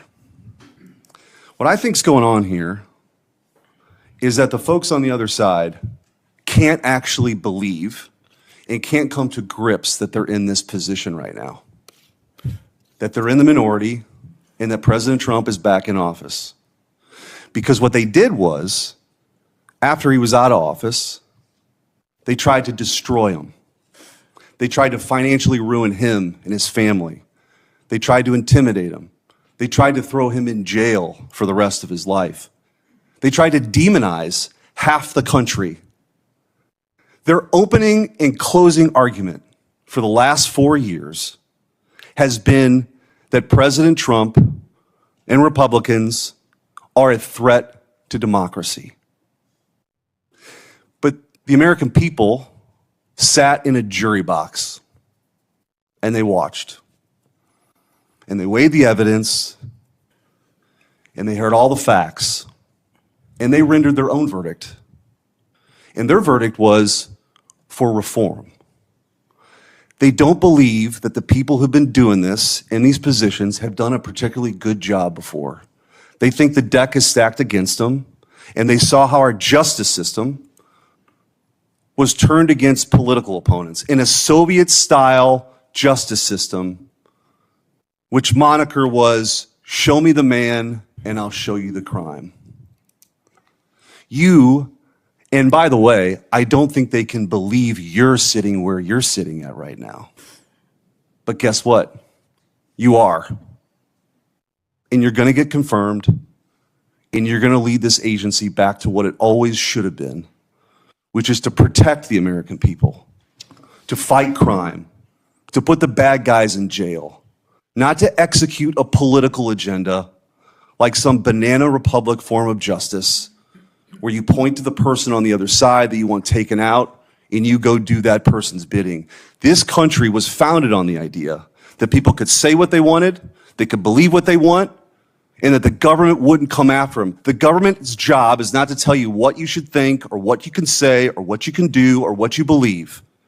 In this Justice Department under Christopher Wray and under Joe Biden and Merrick Garland has done just that. And that's why the trust has plummeted. So you got a big job. You got a big, big job.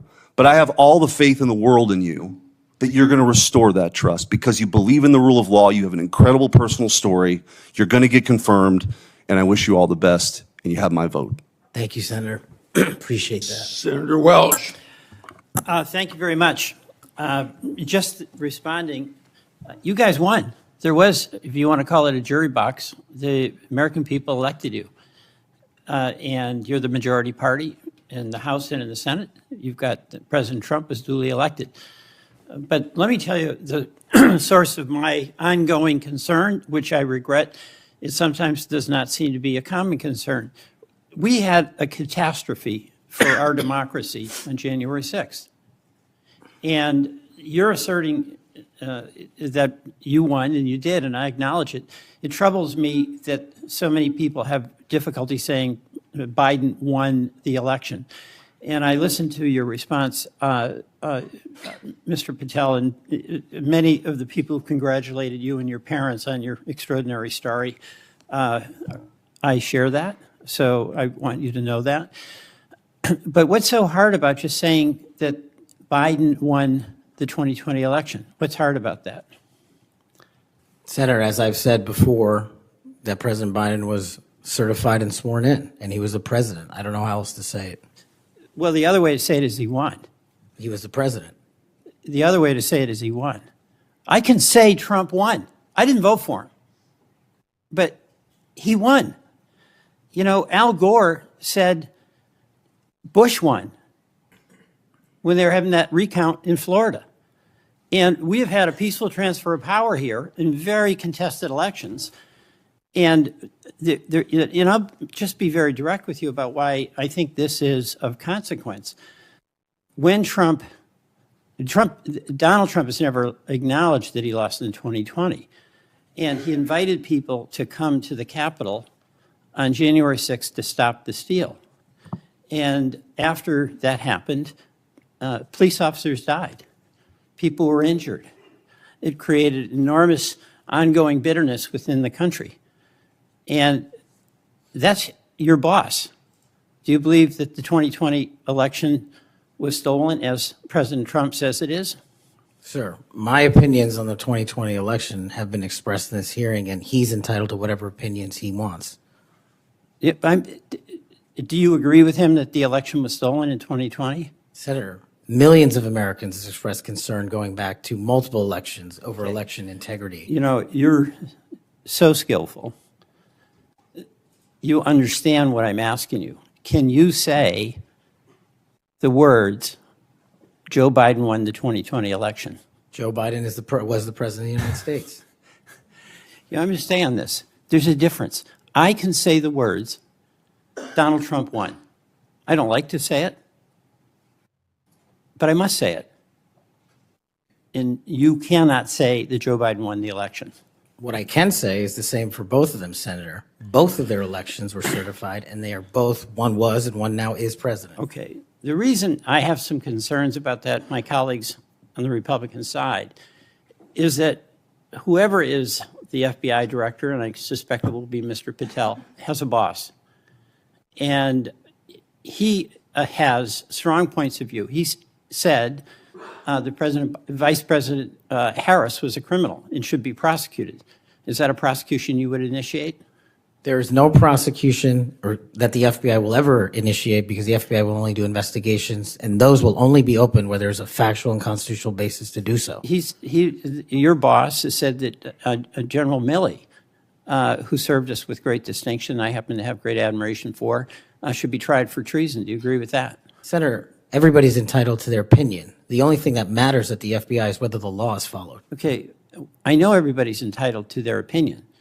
I'm asking you your opinion. Should General Milley be tried for treason? Vice President Harris, Kamala Harris, or General Milley or anyone otherwise will not be subjected to an FBI investigation that doesn't meet the rigorous standards of the Constitution. Right. You've talked about your devotion to the men and women in the FBI. I accept that.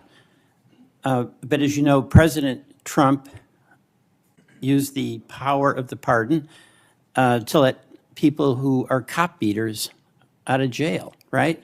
He also let a drug dealer out of jail. You're familiar with Ross, or maybe you're not. Ross Ulbricht started the Silk Road, the dark web. He made millions of dollars selling drugs, providing a vehicle by which people could get things that were going to kill him, and people died. He also sought a couple of people to murder on his behalf because he thought his empire was threatened. What is your opinion about Trump pardoning this drug dealer, attempted murderer? My opinion on presidential pardons is that one, I was not consulted. And No. I'm the FBI. I'm asking you your opinion about Mr. Right. Holbrook. Should the person who created that dark web drug dealer situation, should he be pardoned in your opinion? Senator, it's not appropriate for me to speak on pardons, but I've spoken out against pardons against cop killers and those who do violence to law enforcement, whether it's President Biden or Trump. I'm with you on that.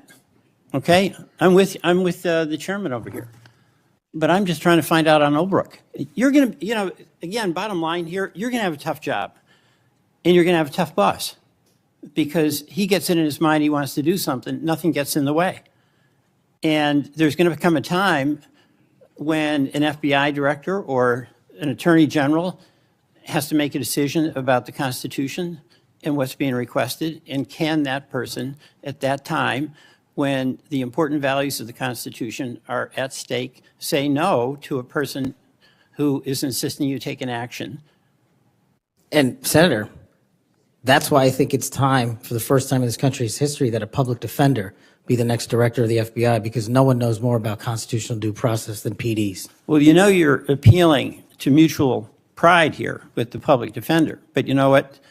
I still understand you didn't answer the question. That's the public defender in me, okay? Look, and I say this to my colleagues, we cannot have a weaponized Justice Department or FBI. And what's weaponized is in the eye of the beholder, like the prosecutions of President Trump, and I get that. We cannot have it. But what I think we all have to acknowledge when we've got a president who's basically saying a political enemy, whether it's Harris, whether it's Liz Cheney, whether it's Adam Schiff, should be prosecuted, that's doing damage to the mutual goal we have of not weaponizing a department. I yield back.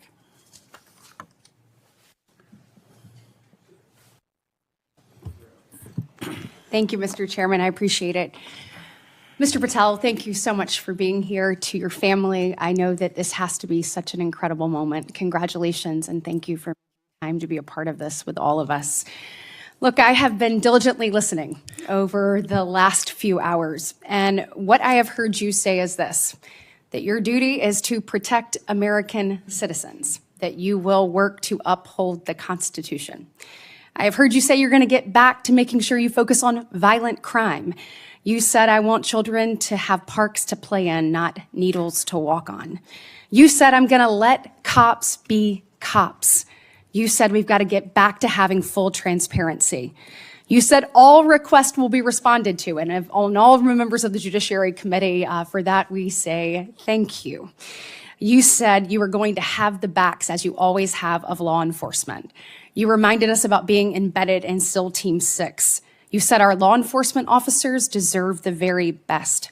You said you know and you will not allow there to be victims of government overreach because it has happened to you. You talked about having no intention of going backwards. You have talked about making sure that we actually address drug overdoses. You talked about your work with 1.3 million active duty service members, making sure they had resources they needed. You've talked about de-weaponizing and making sure that we don't politicize the department. You said America is the greatest nation. You said you believe that because you believe in the rule of law. You have told me personally, gone will be the days of identifying a person and looking for a crime. You have said everything you do will be factual and constitutionally based. You have said there will be no targeting based on someone's faith. You have said that when these FBI agents are upholding the law, you will always have their back. You have said that there will be a singular form of justice once again. And most importantly, I think in addition to all of this, is I have really not gotten to hear you talk about the FBI. And so I would love, you mentioned in the 7 minutes that it takes one of these senators to ask you questions, that unfortunately there are, I believe you said, 3 rapes, 2 overdoses, 1 murder. Look, yesterday we signed the Laken Riley Act and the law President Trump did. And when we look at what's happening across our country with the surge of illegal migrants that have come in, when we look at fentanyl overdoses being the leading cause of death between the ages of 18 and 45, I've heard you say you want to tackle that. When we look at parents like Laken Riley's mother yesterday, as she talked about her heartbreaking loss that should have never happened, Rachel Marin's family there, Sarah Root's family there, Jocelyn Nungberry's family there, they deserve an FBI that is focused on finding these criminals and getting them out of here. So my question for you is, I'd like for you to talk about that. You've talked about cleaning up America, making it safe and secure for its people. Please tell the American people your plans.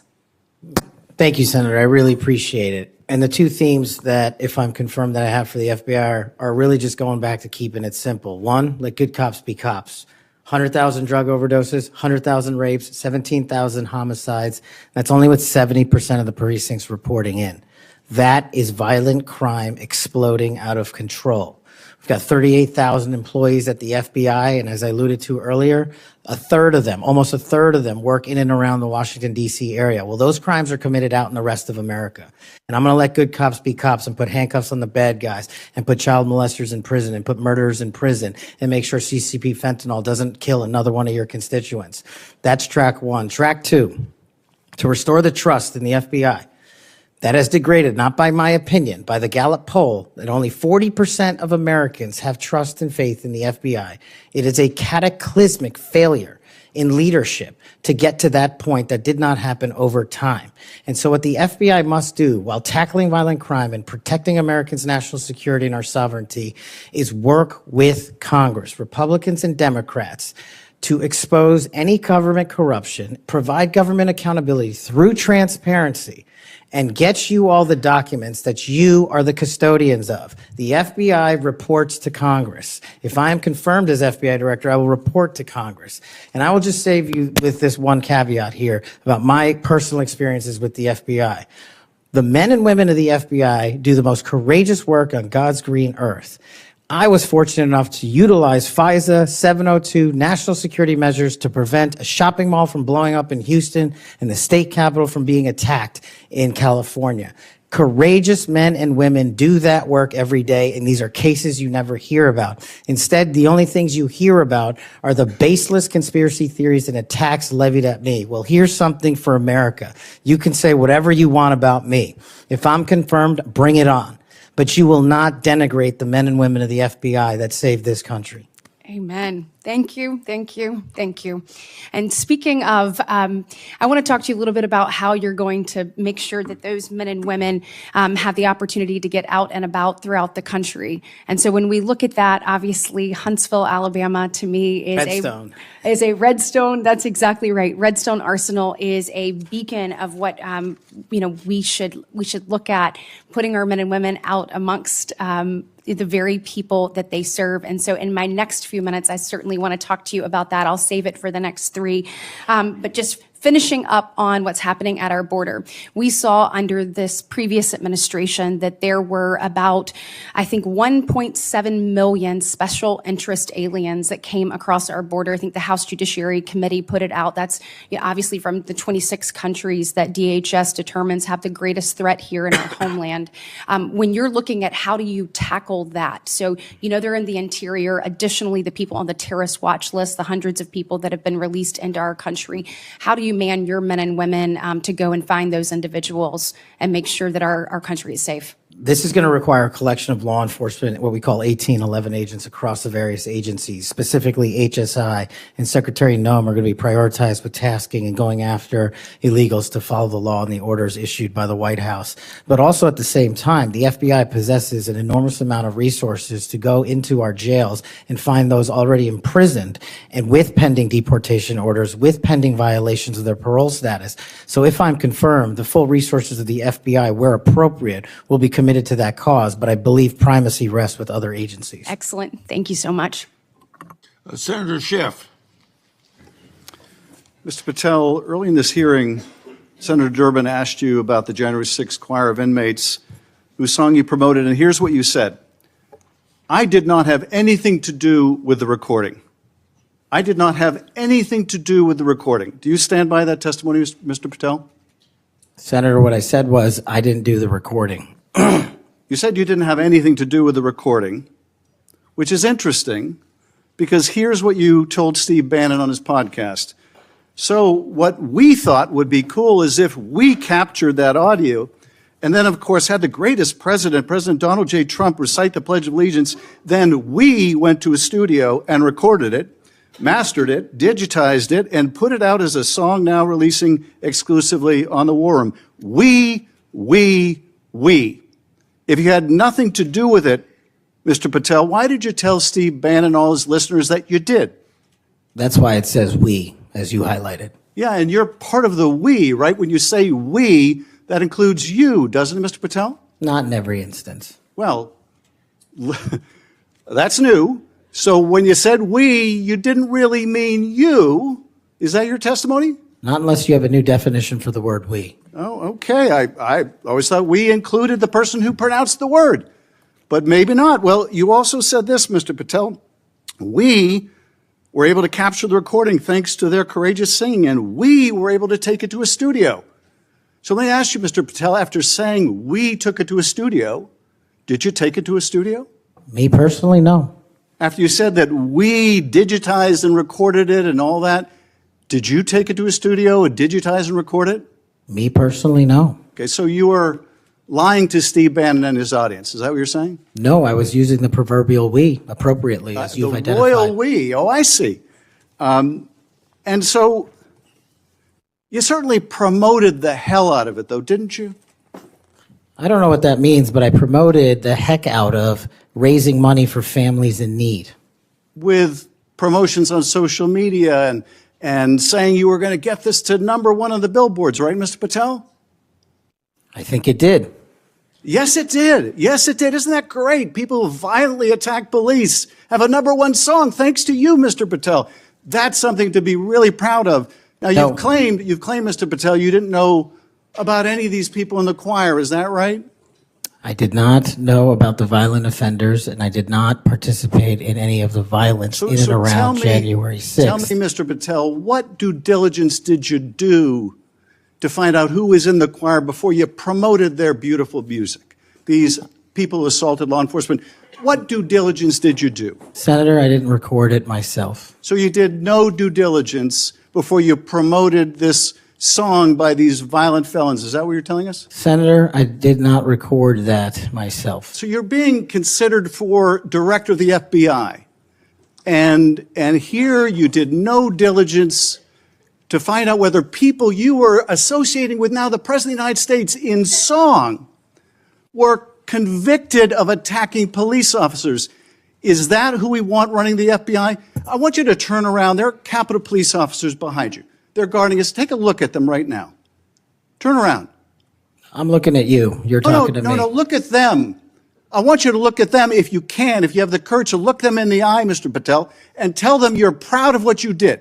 Tell them you're proud that you raised money off of people that assaulted their colleagues, that pepper sprayed them, that beat them with poles. Tell them you're proud of what you did, Mr. Patel. They're right there. They're guarding you today. Tell them how proud you are. That's an abject lie, and you know it. I've never, ever accepted violence against law enforcement. I've worked with these men and women, as you know, you my entire life, glorified it in song, and I did not make a single dime out of it. In song. Well, let me. How about you ask them if I have their backs, and let's see about that answer. Let me ask you this, Mr. Patel. Let me ask you this. If an FBI director promoted a song of people who sprayed pepper spray in the face of an FBI agent, would you say they were fit to be director? Mr. Schiff? Yes or no? Would they be fit to be director? I am fit to be the director of the FBI. If you were the FBI director and you promoted a song of someone who beat an FBI agent with a pole, would you say you were fit to be FBI director? Mr. Schiff, I am fit to be FBI director based on my 16 years in government service. And yet you did all these things, Mr. Patel. You can say, oh, I support law enforcement. I decry violence against law enforcement. You can say all that. It's what you did, Mr. Patel, that matters. It's what you did that matters. Well, let me ask you about something else that you did, Mr. Patel. Did you claim that Donald Trump declassified all the documents at Mar-a-Lago? Did you claim that? In what proceeding? To the public, ever. Did you tell anyone that Donald Trump declassified all the documents at Mar-a-Lago? From publicly available information, President Trump issued a declassification order on a variety of materials. No, I'm just asking you, did you tell the public, did you tell anyone, did you make the claim that Donald Trump had declassified those hundreds of classified documents that were at Mar-a-Lago? Did you make that claim From publicly? my best of my recollection, I said President Trump issued a declassification order to a large number of documents. Yeah, and were you present when he declassified all the Mar-a-Lago documents? Senator, I'm not saying he declassified all the Mar-a-Lago documents. I said President Trump declassified a large number of documents, and I would hope this committee and the rest of Congress would want to get those documents to the American people. Mr. Patel, before a president or anyone declassified documents, wouldn't you want to know whether making the public would cause sources to be killed? Wouldn't you want to know that before you just declare they're all declassified? Wouldn't that be the responsible thing for a president to do? It was the responsible thing for us to do. That's why we declassified the Nunes memo. And did Donald Trump declassify? And no one died. And did Donald Trump ever ask any of the agencies who produced those documents whether declassifying them would put people's lives at risk? Did he ever do that to your knowledge, Kash Patel? I don't know that he didn't. Do you? No, that's the problem, isn't it? That's the problem, isn't it? So let me just ask, Mr. Chairman, if you would, Mr. Patel has said he has no problem. He would support the release of his grand jury testimony in that case. I would ask you, Mr. Chairman, ranking member, to join me in requesting, with Mr. Patel's approval, the release of those grand jury transcripts. And I would also ask Mr. Patel whether you support the release of Volume 2 as it pertains to you of the special counsel's report. Any reference to you in the report, to your truthfulness, will you support the release to this committee of those sections of Volume 2 of special counsel's report? I support following the law and providing whatever information the law requires. Well, you said to the Wall Street Journal that you support transparency. Here's your chance, Mr. Patel. You support release of that to this committee, yes or no? Your time's up. Before I call on Senator Tillis, I have letters here from law enforcement groups representing 310,000 officers supporting Mr. Patel's nomination. And they'd be like the Association of Police Organizations, National Police Association, United Federation of Police Officers, Police Benevolent Association, United Coalition for Public Safety. I'll put these in the record. Senator Tillis. Thank you, Mr. Chairman. And Mr. Patel, thanks for being here. I want to thank my colleague, Senator Welsh, for being so measured and respectful in the way that he engaged with you. I just want to cover a few things, and I don't know if it'll take 7 minutes or not.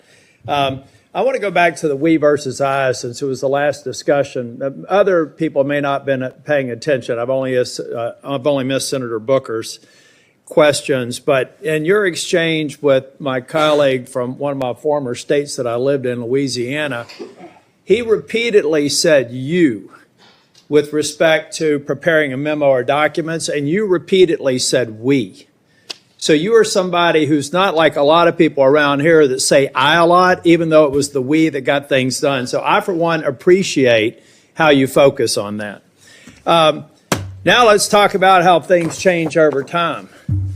I don't know if if the presidential candidate Clinton ever claimed that President Trump was legitimately elected.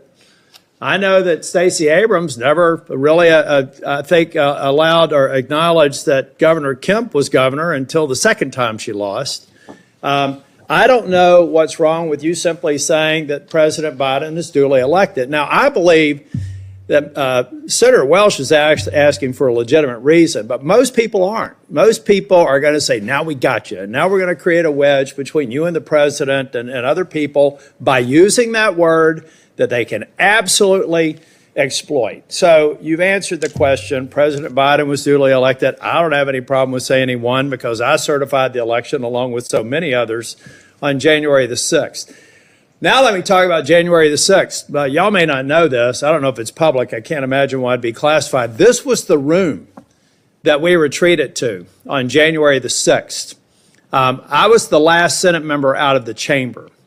I was actually approached by one of the vice president's details saying it's time to go. Part of it was because I was really angry and a little way wanted to fight, which was probably not a good idea. But what I saw, and what I saw for these people, and it's unfair to tell you to get up, order you to physically get up and turn around. It's a great tactic used frequently here in the committee, but you were right to engage the senator respectfully in a line of questioning. I looked at all the ones who were in the chamber on January the 6th, and they were heroes. I looked at the ones after I transcended down the stairs and went into the trains connecting the Capitol. Those heroes were bloody. They were bruised, and they were still holding the line, and we saw and heard people 50 yards away. Every one of those people in the Capitol, I've said, were thugs, and I don't apologize for it. They were either caught up in the moment and didn't do damage to a police officer, or they harmed a police officer, and I disagree absolutely and said it on the Senate floor with the pardons of people who did harm to the president. And I've had conversations with you that suggest that if you had been consulted on that, we'd have probably had a little bit different structure for the pardons, folks. This man understands what happens when the leadership of a law enforcement agency fails to protect their own.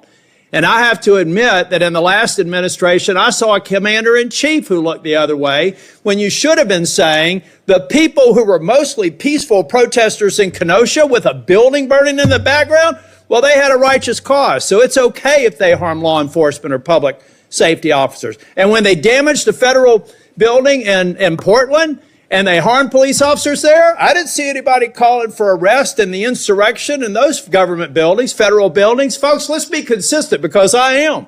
I said it then and I said it now. These folks are heroes. They got us to this room. We spent hours here, and they were so successful with securing this building, we went back the same day and finished our job. That only happened because of these proud law enforcement officers, and I know you would support them. Okay, let me take a breath. You answered the question on Section 702, but I have to refer to my friend Alex Padilla. We co-chair the Mental Health Caucus together. I love working with him. One of the problems around here with people who pretend like they're bipartisan, but they never do it when it's hard, is that they also make it more difficult for other people. When Section 702 was reauthorized in April of 2024, we had 4 or 5 of our members agree to walk the plank to make sure that and I didn't, by the way, because I wanted the reforms done. But I have to say, I'm glad that they did. Because I just had a colleague say they were guilty of bending a knee. What they were guilty of is protecting this nation. Now, were they happy that the reforms weren't done? No. I've heard John Cornyn say things. Mike Lee's got a lot of, Senator Lee, Senator Cornyn. They've got a lot of great ideas, and we should reform it. But that's what's wrong with this place, folks. We just had somebody here try and do an offhanded hit on people that, on a bipartisan basis, reauthorize something that's critically important for keeping this nation safe. So I guess the inference is, next time, don't do that. Be partisan. Go dark. Endanger the U.S. So come on, guys, let's be real here. If anything, I hope I've been consistent on. Let's just be balanced. You know, really, you've had colleagues, we've had colleagues on the other side of the aisle call President Trump an illegitimate president. Now, we have, the witness has acknowledged that President Biden's election was certified. If you want to use a specific word, what are we, in high school? I mean, come on. So I do have to tell you, though, Kash, I've hit bingo a couple of times. And I have a feeling by the time we get to the 3rd round, we will again. Hope you put a lot of money on it, Senator. You know what? You know what I put a lot of, I won't call it money, but capital on? It's the due diligence I've done on you and the extraordinary job you're doing in this committee. One of the reasons you're seeing frustration among people asking you questions is you're composed, you're respectful, you reached out to every one of them and asked to meet with them. They've thanked you for doing that. I suspect that those conversations went a lot better than the TV personalities that we've seen today. So I've got 50 minutes. You want to wrap up on, and I'm going to come back for the second round. You want to wrap up on, let me just ask you this question. I went to the floor yesterday to make it very clear. I've been thanking these Capitol Police officers, and I told them I actually thought that the partisan people who did harm to police officers sucked. And I told them that at every one of these security entrances when I come in, and I stand by it, and I respectfully disagree with the president or whoever likely gave him advice, because the president has to rely on best advice for some of these executive orders. But I make no apology for saying that the men and women on Capitol Hill that got us safely to this building are heroes. The people who harmed them are thugs, but they're out now. So here's their opportunity, Mr. Patel. You find the people that you were convicted of harming, call them, write them a letter, apologize to them. And if you don't, and you come to Capitol Hill, I will track you down and I will burden you until you do. Now I've run out of time. I'll be back for a second round. Thank you, Senator. Senator Moody. Well, thank you, Chairman. I appreciate that. And thank you for being here. I know this has been a long day. I am the junior most senator, so you know I go last. But ever since I got here, and it's been a whole week, I get told two things when I rush up to my fellow senators. Number one, are you Senator Britt? And number two, you know the Senate is a body that is deliberative and calm. And I'm anything but. So I don't know how the next couple of years is going to look, but I hope that they'll bear with me. Serving as the AG over the last 4 years, I've seen a lot of things out of these agencies that I never thought we'd see in the United States of America. I know my fellow attorneys general around the nation would agree with me. In fact, some of them are here today to support you. I'd love to introduce them if they'll stand up. The Attorney General from South Carolina, the former Utah Attorney General, Sean Reyes. I'm sorry, Alan Wilson, I didn't say your name, South Carolina AG. And Louisiana AG, Liz Merrill. They joined me. Thank you for being here. They joined me in signing on to a letter supporting your nomination, and we did that while I was still the Attorney General over a week ago. They came here today to support you, and Mr. Chairman, I know that you've been referencing a lot of letters that you've been entered into evidence. I'd like this to be entered into the record. Sorry, I'm talking like a trial lawyer. With consent, please, sir. This is signed by 24 states' attorneys general that support the nomination of Mr. Patel. One of the things that I have been most upset about is watching federal agencies take more and more and more power and step all over the dual sovereignty of state and local law enforcement and investigations and prosecutions. I know you, like me, served in both the state criminal justice system and the federal criminal justice system. I was a federal prosecutor, a state judge, and a state attorney general, and I know you crossed over those jurisdictions. Do I have your commitment as the director of the FBI that you will respect dual sovereignty of the federal government, the FBI, to pursue its investigations of federal laws, and respect local and state law enforcement pursuing violations of their own laws, even when there may be overlap of investigations? Senator, not only do you have my commitment, if you may, for the first time ever, the National Sheriff's Association has endorsed a nominee to be the director of the FBI. 3,100 sheriffs, deputies across the country have endorsed me for one reason, I think, primarily, because I'm committed to local level law enforcement as a state jurisdiction. Washington, D.C. cannot fix the problems of this country, but everyday cops can and do it every single day. And so if I'm confirmed as FBI director, we're going to work with local law enforcement because they're going to tell us what they need, and we're going to give them everything we can. But we are not going to trample on local law enforcement because they're the ones keeping our communities safe just as much as anyone here. The citizens of Florida will be happy to hear that, as well as Americans. As you know, after the second assassination attempt, which took place in the state of Florida, against a Florida resident, now President Donald Trump, many people were surprised that that could happen in just over 2 months. many people were shocked that a would-be assassin could get that close to a president after it had just happened so quickly. So needless to say, many Americans, and certainly Floridians, demanded a transparent and accountable investigation of that second assassination attempt. I was tasked, along with law enforcement in Florida, to pursue that investigation. And every step of the way, federal law enforcement, the FBI specifically, and the attorneys, federal attorneys, frustrated our efforts, told us we couldn't go on the crime scene, they wouldn't share evidence, they suggested that we would be violating the law if we pursued our own investigation, even in the face of us telling them and informing them that a 6-year-old girl almost died as a result of state and local law enforcement having to shut down the roads to pursue that would-be assassin, and I'm not going to use his name. In an unprecedented action, because of these frustrated efforts, I, as the Attorney General of Florida, had to sue the DOJ and Merrick Garland because they refused and obstructed our ability to prosecute and investigate our own laws against one of our own citizens, even in the face of such distrust of the FBI, who was pursuing an investigation against the victim himself. So at a time when you have data that shows that Americans' trust in the FBI is at its lowest point in history, when the FBI is not trusted by local and state law enforcement, can you think of a better time for the FBI to say, yes, Florida, investigators, come in, let's work this together, not to the detriment of the investigation, but in a collaborative effort? Can you think of a better time to have done that rather than hide behind some law that they said prevented us from moving forward with our own investigation? Senator, off the top of my head, I can't, but let me just say this.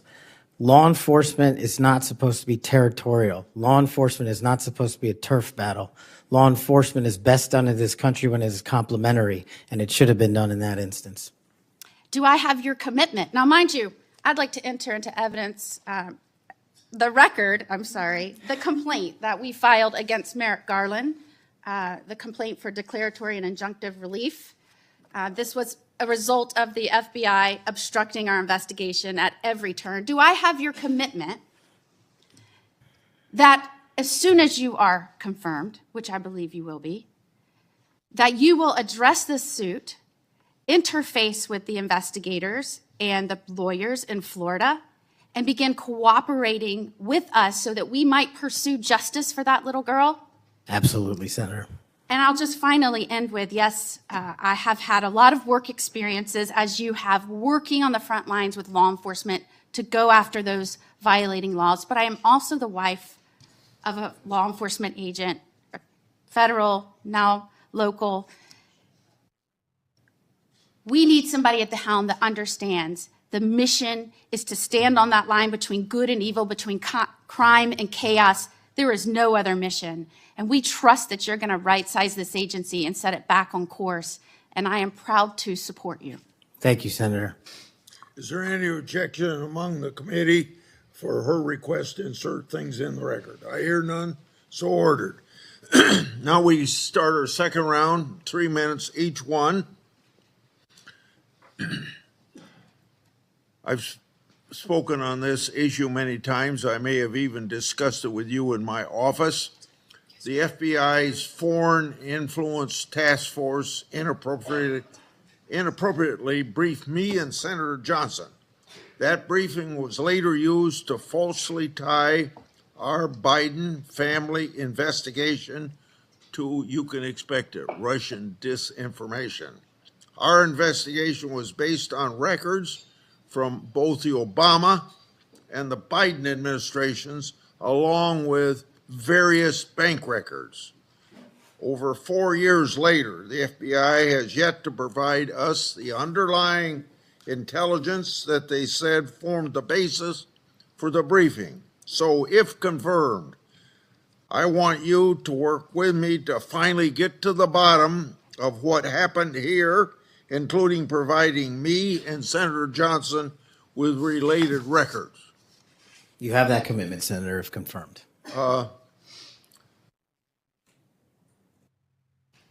Defund the police movement and other anti-law enforcement rhetoric has reduced morale among law enforcement, and maybe some of that's carried over to the FBI. I don't know. But what will you do at the FBI to help improve morale and increase retention of the brave men and women serving at the FBI or in law enforcement generally?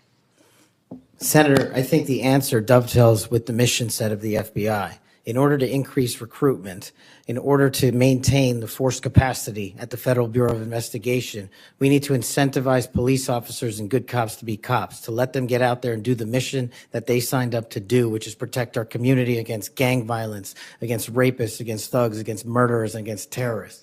And I will prioritize, if confirmed, every resource that we have to make sure the 1811s in the field and the FBI staff are dedicated to that mission set alone. And if we achieve that with the work of congressional transparency, then I believe the retention rates and the enrollment rates at the FBI will skyrocket. You spent 10 years in public defending. What's the biggest lesson you took away from that experience? The awesome powers of the United States government when bearing down against an individual charged with some very serious crimes, some heinous crimes. And the biggest lesson is twofold. One, that the defense has a right, every defendant has a right to constitutional due process, and not a piece of it, but all of it, 100% every single day. And on the other side, there needs to be a measured action that follows constitutional due process and doesn't violate the civil liberties of those that we are seeking to hold against violations of law. And that balance is one of the most important lessons I learned as both a public defender and a national security prosecutor at the Department of Justice. 80 years ago, Attorney General Robert Jackson said something like, being a prosecutor is the most powerful office in the country because he's got the power to ruin people if you want to ruin people. You've probably been up against some of that. I have. Yeah. You've mentioned, my time's up, I guess. Yes, it is. Oh, yeah. Okay, it's your turn. You finish your question. Well, you brought up public trust at 41%. So in a general way, without going for an hour, tell me what you're going to do to increase the public trust of the FBI. Simple. Make sure we don't have 100,000 rapes in this country next year. Make sure we don't have 100,000 drug overdoses from Chinese fentanyl and Mexican heroin. And make sure we don't have 17,000 homicides. Those numbers need to be cut in half immediately. And the public will regain trust in the FBI and law enforcement once we achieve that mission. Senator Durbin. Mr. Patel, I have 3 or 4 things, and I'll try to get through them quickly. First is this. When it comes to the issue of violence in politics, I personally believe it has no place in politics. Whether it's violence against Donald Trump at the Butler County Fairgrounds or violence against Nancy Pelosi's husband in her home, period. And those people who, Proud Boys, whatever the heck they call themselves, have no place in this country as far as I'm concerned if they espouse violence in any form. Do you agree? Yes, Senator. Let the record show we actually agreed on something. Number 2, the reason why we keep asking, which may sound a little silly to the audience here, why are we so concerned about this choir singing a song? What's that got to do with anything? The question is, who are you going to care about? Who are you going to help? Are you going to help those victims of January 6th, the policemen and their families? Or are you going to help people who were arrested for assaulting them? I think the J6 choir looks like a tribute to them, characterizing them as political prisoners and unlucky and just patriotic people who may have gotten out of hand. Do you see the difference? Excuse me, Senator, I can appreciate the difference, but I think my track record shows which side I fall on. Well, that's why we keep asking you. What do you do with the money that you get from this music, and who do you give it to? And you've really kind of ducked and dodged and said, I'm not aware of this. I had nothing to do with it. No, we actually give all the money. Nobody made any money. All proceeds went through a 501c3. I'm talking about the creation of the musical work. Yes, all the money, all the profits went to nonviolent offenders' families and other groups in need. The point I'm getting to is not what happens to the proceeds, but who created this musical masterpiece. Who was in on this creation, why, who they chose to be the members of the choir, and you profess to know nothing about that. Is that true? I did not have any participation in the recording. Well, it's going to be difficult to understand how you can disperse the money and have nothing to do with the recording. Let me ask you about one of the conspiracy theories, one of the major ones that I've heard you associated with, and that is whether or not the FBI planned January 6th. Why did you say that? Senator, I appreciate the opportunity to address that. That's not what I said. The entirety of the statement attributes my conclusion based on the public record that the FBI utilized sources in and around January 6th, and the Biden Inspector General confirmed just that. So it's Cash's Corner, and the date is December the, I can't read the writing, it's so small here. It looks like it's December 2002. And what did the FBI know before January 6th? And you said, what was the FBI doing planning January 6th for a year? Want to send this down to the desk so he gets a chance to look at it? Why did you say that? Did you think the FBI was really planning January 6th for a year? Actually, Senator, I'm grateful that you raised this point. You should watch the entirety of the episode. This is the problem with taking snippets.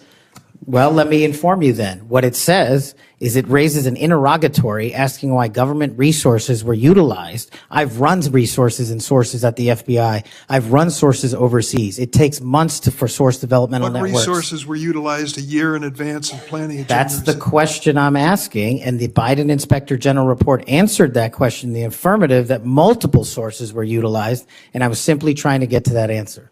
What the Inspector General came back with was, quote, there is no evidence that the FBI had undercover employees in the various protest crowds or at the Capitol on January 6th. And there is no evidence. There's a huge distinction between undercover employees and sources.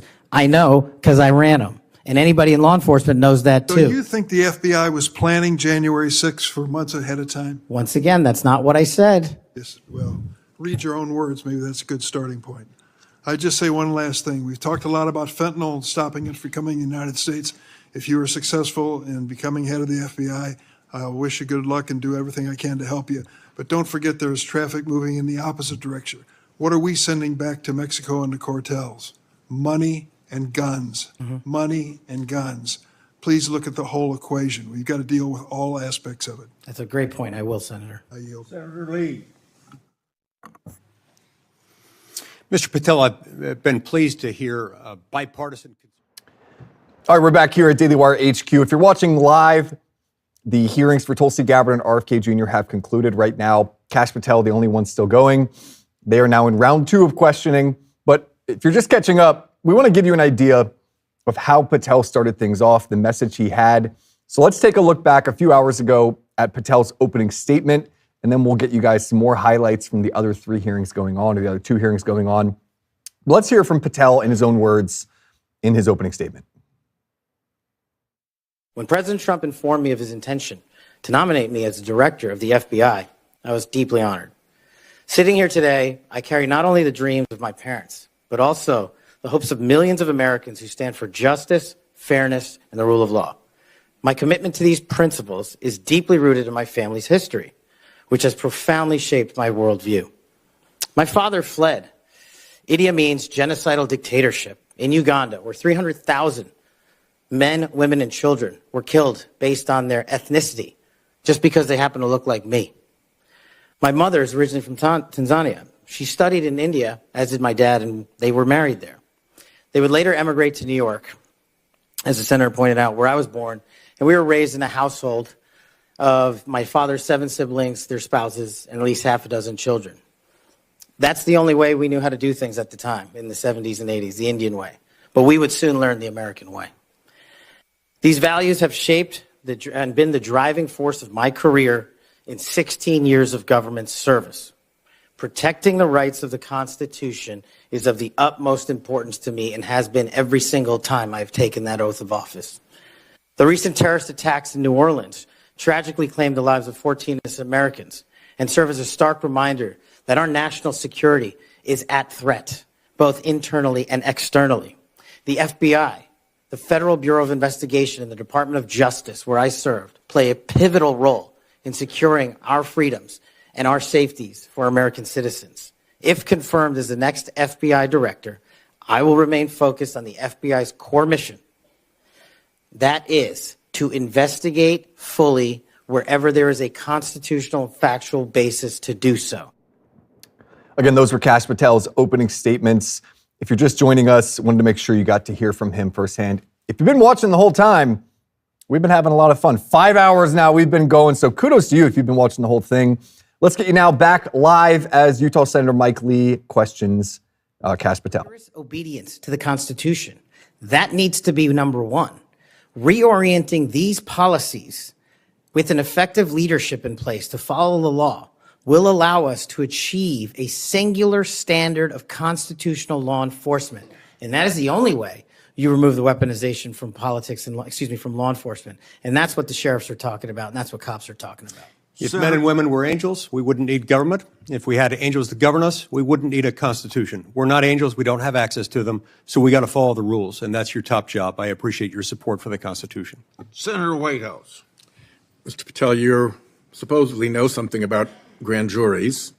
I just went to the DOJ website to get language. I'm quoting it. Federal Rule of Criminal Procedure 6E prohibits most persons present during the proceedings from disclosing what transpired inside the grand jury room. However, the proscription does not apply to witnesses. Do you now, as a grand jury witness, authorize this committee access to a transcript of your own testimony? Senator, I authorize this committee to get whatever is appropriate and lawful, as I've said before. Specifically including the transcript of your grand jury testimony, which you have the authority to authorize us to obtain. Well, I don't know if I singularly have that authority. I don't think that's how grand jury testimony works. The Department of Justice. You do, because you are the witness who can do that. There's also a court order on that case, sir. Separately, you can get grand jury testimony by court order. The witnesses can always reveal their grand jury testimony. Do you authorize us to get access to your testimony? I authorize this committee to lawfully obtain any records that they are appropriately allowed to get. And we are only, you're speaking in circles now, because we're only lawfully authorized to get that with your permission as the witness. Do you give us that permission? Senator, I'm not an expert on this constitutional standard, and so I can't commit to something. It's not that expert. I don't know. It's like super simple. Grand jury rule 6E doesn't apply to witnesses. This is not hard. You are a witness. That is a simple fact. I'm just you can relying on my authorize time us to see it. as a prosecutor, where grand jury witnesses were not allowed to share what they were testifying to. And when I was commissioned Grand before jury the judge, witnesses are allowed to speak about what they were told about what they said in the grand jury, unless they're under a specific court order. Are you under a specific court order not to reveal your testimony in the grand jury? Senator, I can't Sit go here into right now. I can't go into court orders granted by the D.C. District Chief Judge. If they apply to you, of course you can. You want me to violate a court order? You're saying that there's a secret court order in which you can't tell whether you're subject to a court order or not? I'm telling you that if you find the applicable court order and it permits this request. I don't need a court order if you give authorization. I'm not the one that has the authority to do that. Yes, you are, as a witness. You're just wrong on that. Second, the FBI has records related to the criminal investigations of Donald Trump. Will you protect those records in a manner consistent with ordinary FBI document preservation practices as head of the FBI? All records will. No destruction of documents to please Trump? No, I think he put forth a memo saying all records must be preserved. Good. Are you done? Time's up. Senator Kennedy. Thank you, Mr. Chairman. Mr. Patel, did you listen to what my colleague, Senator Welsh, had to say about politicizing the FBI and the Department of Justice? I did, sir. I did too. I always listen when Senator Welch speaks. And he's right. But here's where we find ourselves today, and you can put an end to this. For better or worse, either in reality or perception, in modern times, the FBI has been politicized. Or at least there's an appearance. It started with Mr. James Comey. He publicly investigated the political nominee of both major parties. Guinness Book of World Records. He publicly investigated both Donald Trump and Hillary Clinton. Held a press conference. Hurt that agency more than I will ever know. I wouldn't put Mr. Comey in charge of a ham sandwich. And so did Peter Strzok. And so did Lisa Page. And so did Michael Sussman. And the person who gave him, a Hillary Clinton lawyer, a pass to roam around the Department of Justice and the FBI at will. And so did the prosecutors who tried to slip by a 2 misdemeanor plea deal for the president's son. And it hurts me to say this, but so did Attorney General Garland. For the first time in the history of ever, the Attorney General Garland chose to prosecute a former president of the United States. And this part is really special. He did it after the former president of the United States announced that he would be a candidate against his, Attorney General Garland's, boss. Forget the merits. We can argue those all day long. You understand the perception? It's got to end now. The seal has been broken. We've got to stop it now. Don't go over there and burn down that agency. You go over there and lift it up. Clean it out, but lift it up in accordance with due process and the rule of law. Because Senator Welch is right. This has got to end now. Senator Coons. Thank you, Chairman Grassley. Mr. Patel, our agencies, in particular the FBI and DOJ, critically rely on inspectors general and general counsels for advice. As Chair Grassley,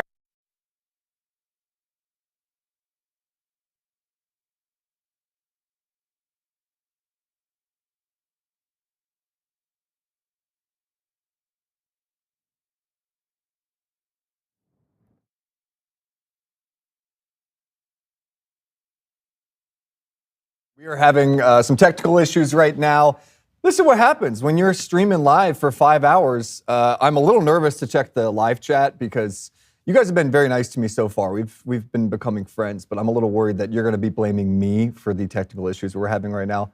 Don't do that. You can send all of your complaints to Michael J. Knowles at dailywire.com. Just go ahead and email him. Michael Knowles actually is the one who's running our tech department.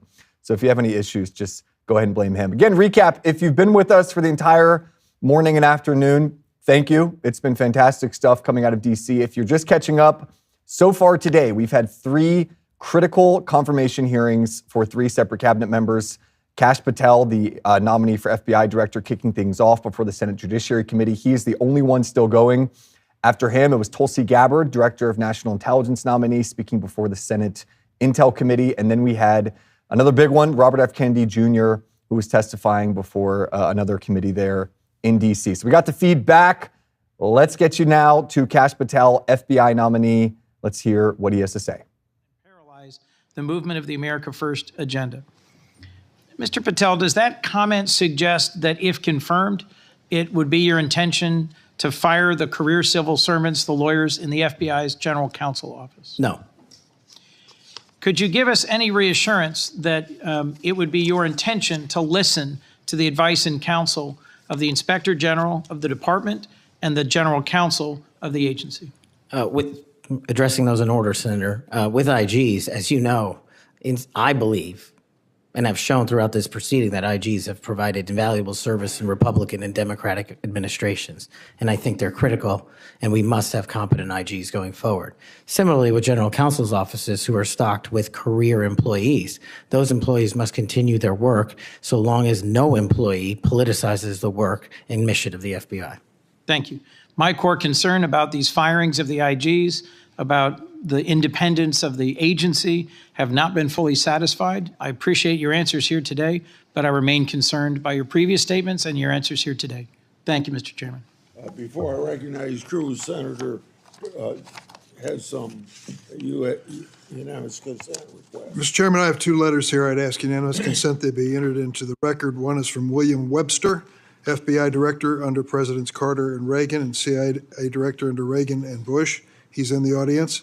And another from 23 Republican former law enforcement officials. These are letters in opposition to the nomination. Without objection, so ordered. Senator Cruz. Thank you, Mr. Chairman. Mr. Patel, in the first round of questioning, you and I talked about the politicization and weaponization of the FBI and the Department of Justice. That has significant negative consequences in terms of undermining trust in the FBI and the Department of Justice and abusing the power of the FBI and the Department of Justice.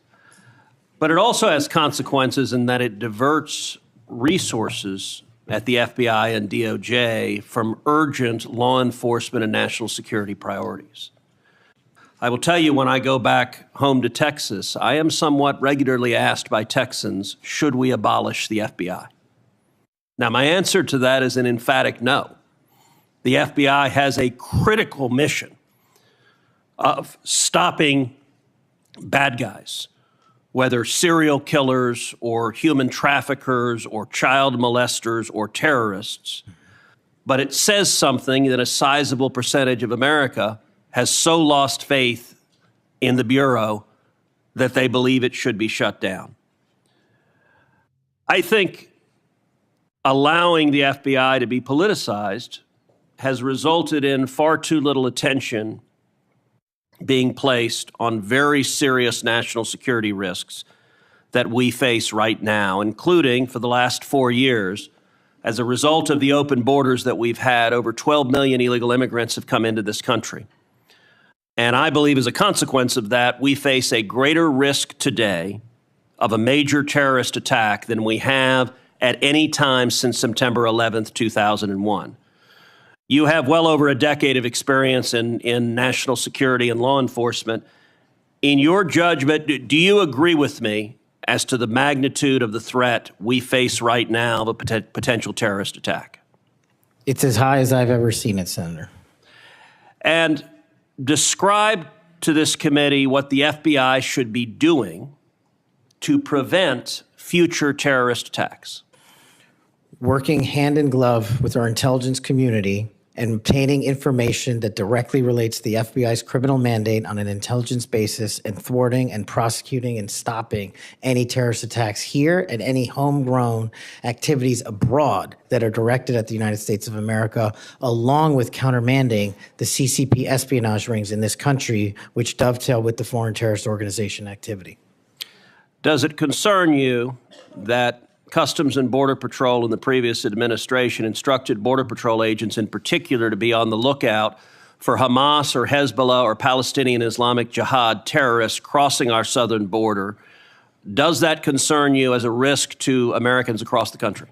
That, along with the fact that the prior Homeland Secretary and the prior FBI Director testified to Congress that there are dozens of known foreign terrorist affiliates in the United States of America, and they don't know where they are. And it will be your priority to stop them. Is that correct? Absolutely. Thank you. Senator Blumenthal. Thanks, Mr. Chairman. I'm going to ask you some easy questions. Okay. I take it from what you have said to a couple of my colleagues that while we may disagree on the meaning of Rule 6E as to getting the transcript, you would not object to this committee seeking access to that transcript. No. And you're aware that Rule 6E permits you to talk about your own testimony. Will you testify to this committee, let's say in a classified setting, as to what you said to the grand jury? Senator, I'm here to testify to this committee about everything I'm allowed to, and You're allowed under Rule 6E to tell us what you said to the grand jury. This is kind of the first day that an assistant U.S. attorney goes to the first grand jury and is asked by a witness, can I talk about what I told you? And the answer is yes, you know. Senator, I will consult with counsel and provide the appropriate answer. Let me just say right to the point, Mr. Patel. What are you hiding?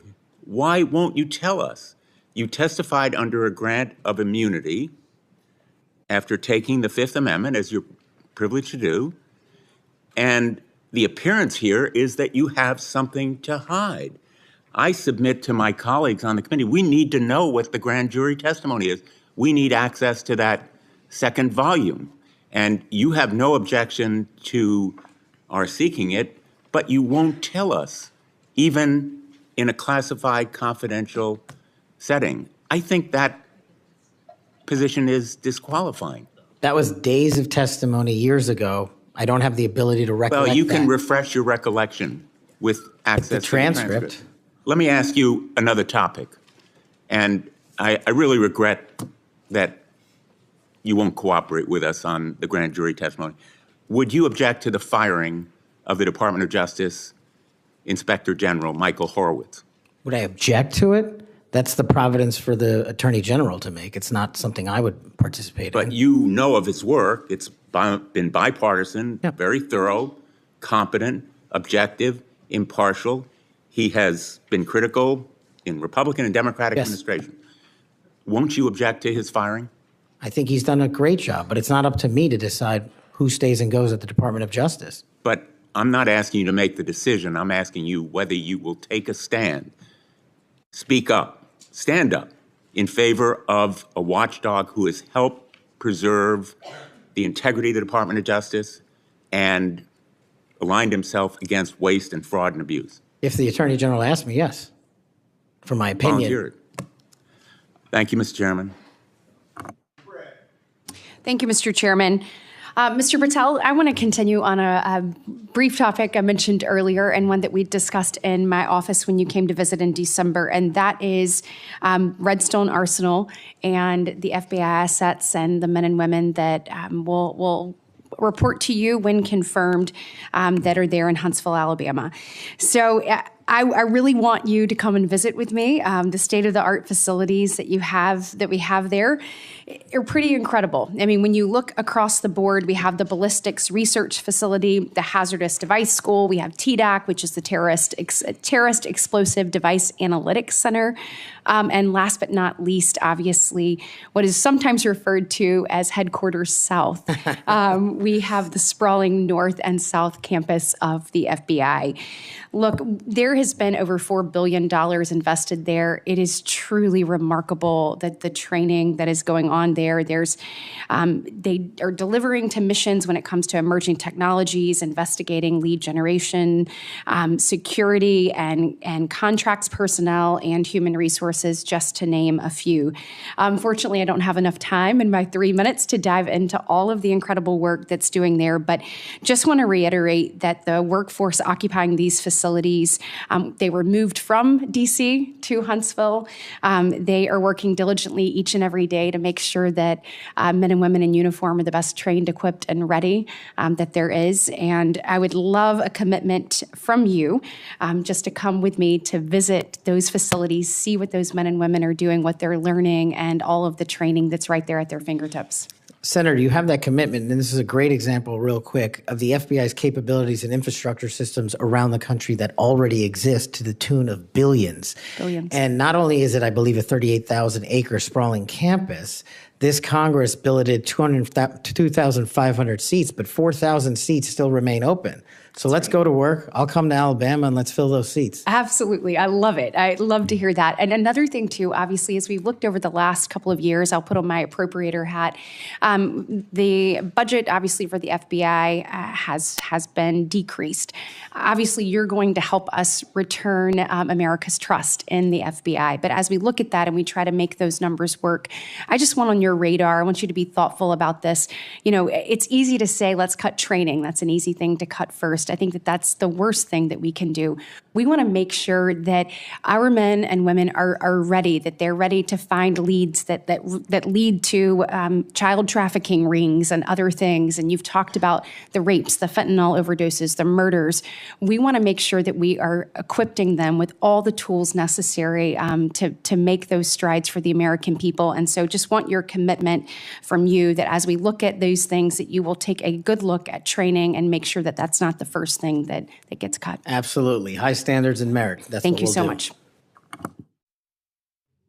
59 seconds. Thank you, Mr. Chairman. As we talked about, Mr. Patel, truth, incredibly important in an FBI director. And a number of the things I asked you about in the first round, you didn't recall or you wanted more context. I'm going to give you one of those. I'll give you the rest on the record. That was about when I asked you about the Capitol Police officers who testified in the January 6 hearings and you accused them of lying, you said, and I quote, "I don't think that's accurate." I actually have the transcript here, which was reported by the Washington Post. And that was in March of 2024 on Joe Pack's podcast. He asked you, the Capitol Police in that fake January 6 committee, they didn't tell the truth, did they? Patel, no. Not just them, many others. And lying under oath is a federal offense and they should be investigated for it. Do you believe that about the police officers? That's a general statement and a mischaracterization of what I said. I encourage you to read the rest of the interview. This is why snippets of information are often misleading and detrimental to this committee's advice and consent process. If you consent, I would love to have 5 hours of questions and then I could read the whole transcript. You've got 2 minutes. Wow. In September, you referred to the FBI's intel branch, which was stood up after 9/11 and works to protect us from foreign adversaries like China, as, quote, the biggest problem the FBI has had, unquote. And you said you wanted to, quote, break that component out of the FBI. It was the same sentence where you said about turning the FBI headquarters into a museum. Do you really think that closing the intel branch will make Americans safer? Again, it's not what I said. The intelligence component of the FBI has seen some politicization and weaponization that we've discussed here today, and intelligence collection capabilities belong in the intelligence community. Having served in both law enforcement and intelligence communities, I'm uniquely qualified to bring the intelligence limited component back to the FBI that ties back to the legislative mandate of prosecuting and investigating criminals. Okay, last, I will end early, Mr. Chairman. You said in May of 2023, this is important to all of us because Elon Musk is playing such a major role in the government right now. You said Elon Musk cares about 2 things, your data and his money. Do you still stand by those words? I don't have that entire quote, but that's what it says. It was in you were angry because of an endorsement of Governor DeSantis in Florida. And so you were defending Donald Trump. And so you criticized Elon Musk. And that was the context for it. And you said, Elon Musk cares about 2 things, your data and his money. And it matters to us because he's playing such a major role in the government. And so I just wonder if you think that's true. I don't have that full quote in front of me to respond. All right. Thank you. Thank you, sir. It sounds to me like my fellow senator is trying to get you to move FBI headquarters to Alabama. I have a full list of why it should move to Florida, and at the very least, maybe a Florabama FBI HQ. Florabama. Good people there, good recruits. We would fully support it. Moving on to a more serious matter, I know you would be shocked to learn this. As AG and as the chair of the Human Trafficking Council in Florida, we saw trafficking explode around the nation as a result of the Biden administration wide open borders. That's no surprise to anyone. But it might shock you to know that the National Human Trafficking Hotline that was funded by Congress to report tips to law enforcement in the last 4 years decided that they would no longer report tips to law enforcement, that they would take a more victim-centered approach And this fell in line with a lot of what we saw over the last 4 years, with people saying things like defund the police, abolish the police, nonsense policies that lead to an explosion in crime. You and I both understand that from our prior work experience. Absolutely.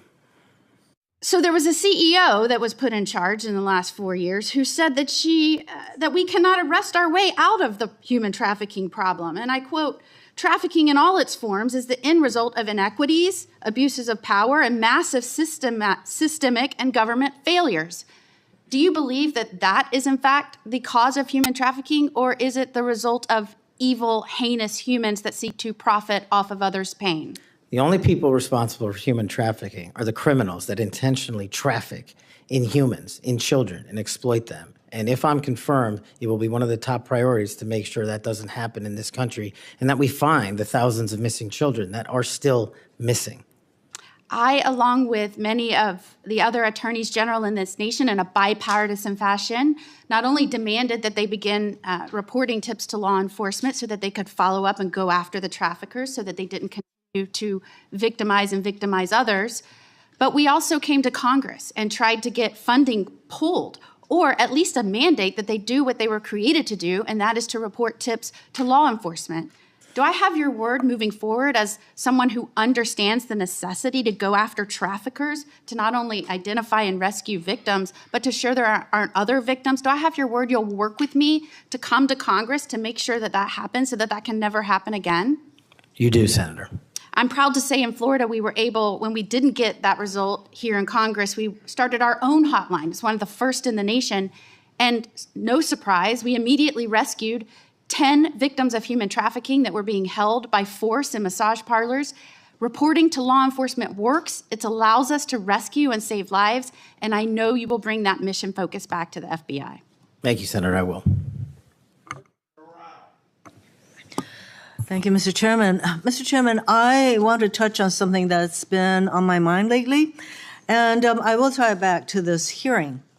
We have seen a wholesale attack and assault in the past 2 weeks by President Trump on the value of diversity. Through his executive orders, he is seeking to dismantle over 60 years of work to promote equal opportunity in the federal government.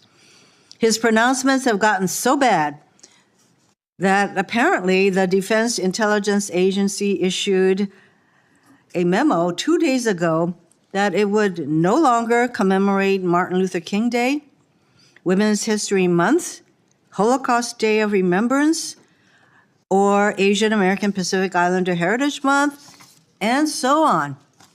Why is there such a fear of people who are different? In Hawaii, we celebrate diversity and know that it gives us strength. It is part of what makes Hawaii and America great. Mr. Patel, earlier you shared some deplorable racist rhetoric that had been used against you. As someone who has also been the recipient of this sort of hateful language, I am deeply sympathetic. I also note, Mr. Patel, that in the past you have recognized the value of diversity. Back when you were in law school, you signed on to an amicus brief in the Grither case, supporting consideration of race in law school admissions. I hope that joining the Trump administration will not cause you to change your views on the value of diversity. Reflecting on this hearing, it is sad that we are considering Mr. Patel's nomination despite his gross inadequacy to do the job of FBI director fairly and objectively. Yet there is no question that much pressure has been brought to bear on my Republican colleagues to support this nomination. For example, a man named Mike Davis has been threatening my Republican colleagues. He said that this vote was a red line, that if Senate Republicans don't vote to confirm Mr. Patel, his organization, a group called the Article 3 Project, would make their lives a living hell. I certainly hope that all of us will base our vote on your nomination on the best interest, who can work in the best interest of our country, and not based on this sort of pressure. Thank you, Mr. Chairman.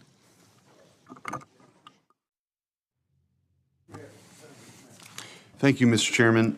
I want to give you a chance to respond to this because I think my colleagues are misstating the law here.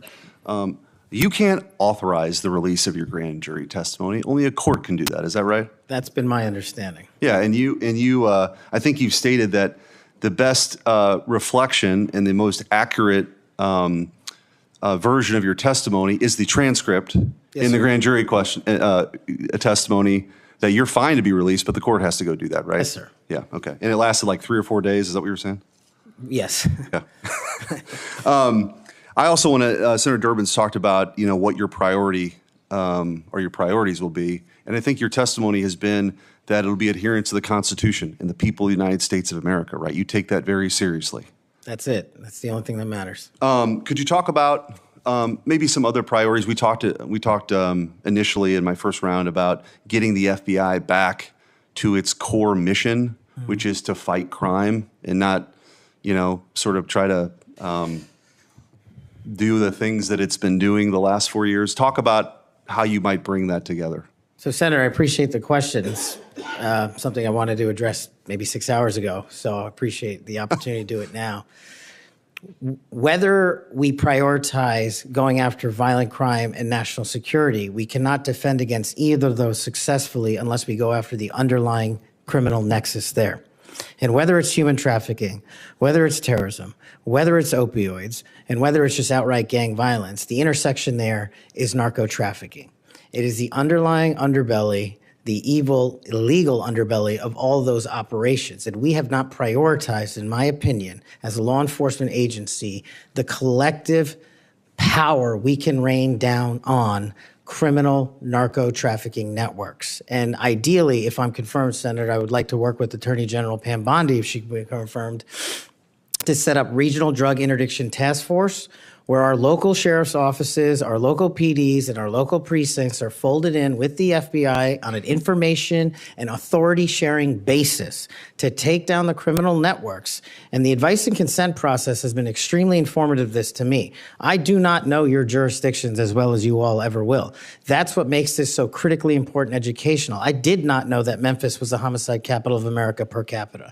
I did not know that there was a corridor in Ohio that speaks to the human trafficking volume more so than any intersection in the country. That is what I will rely on your expertise across the aisle to fold in those resources and target those criminal active hotbeds. And I believe if we are successful in actually crippling the narco trafficking networks, we will see a decrease monumental in violent crime and at the same time protecting Americans' national security. And maybe, just maybe, where you have a third of the personnel for the FBI here in Washington, D.C., maybe, just maybe, one of the reforms is to get more of those folks out into those areas across the country to go do that, right? That's what you're talking about. I think so, sir. Thank you. Thank you, Mr. Chairman. Mr. Patel, do you know any of these 5 individuals? Erica Knight, Tom Ferguson, Greg Menser, Steve Reese, or Carlos Fernandez? Yes, Senator. Who are they?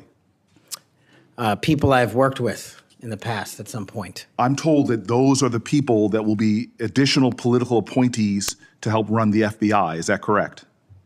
That's news to me, Senator.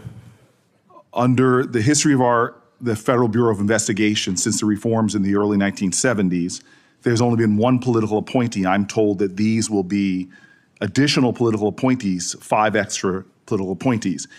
Do you know if Reese or Fernandez are affiliated with SpaceX or Elon Musk? I don't.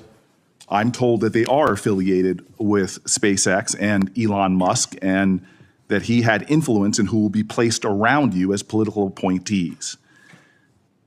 Mr. Patel, did you see the President of the United States declassify the documents that were found at Mar-a-Lago? I witnessed the President of the United States issue a declassification order for documents.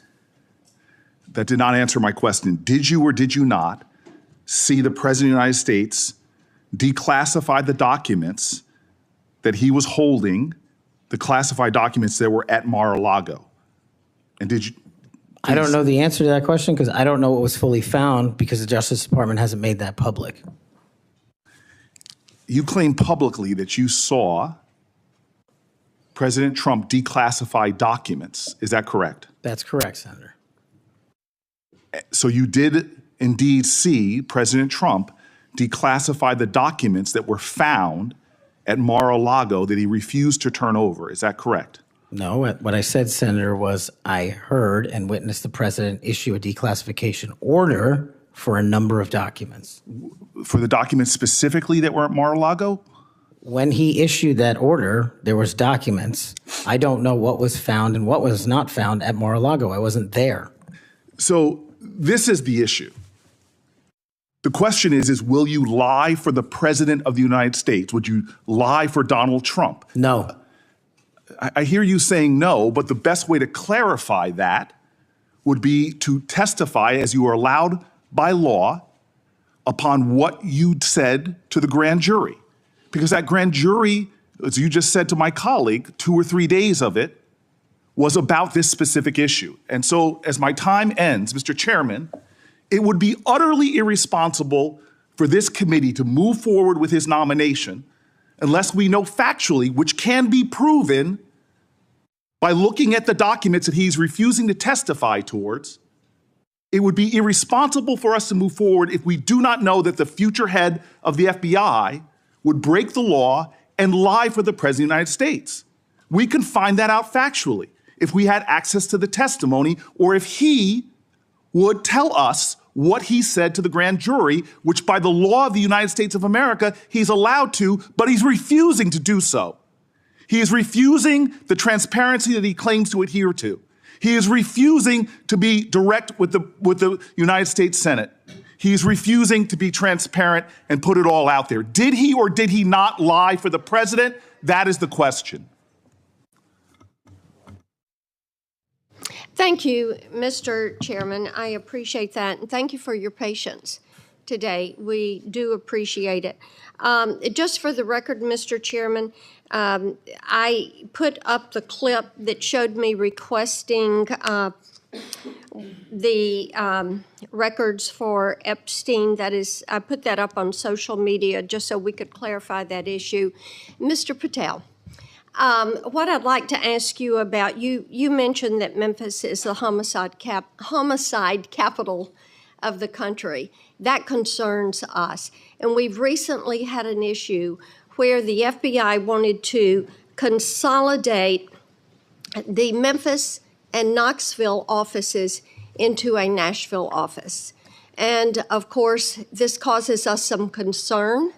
And I would like to get your commitment that you will make certain that we have every resource we need in Memphis to deal with this issue, and that the FBI will be appropriately resourced in the state of Tennessee. You absolutely will, Senator. Thank you so much for that. And then we've had some talk today about DEI, and we've talked about this in this committee, and the emphasis the FBI put on DEI and things like counting Swifty bracelets and things of that nature, and not on investigations. And what we want to make certain is that we have qualified individuals who are going to stick to that core mission. And you have talked about that mission today, and thank you for being able to recite what it is. We appreciate that. And I want you to just talk a little bit about those first few actions that you can take to build back the recruiting and the training in order to accomplish that mission. Absolutely, Senator.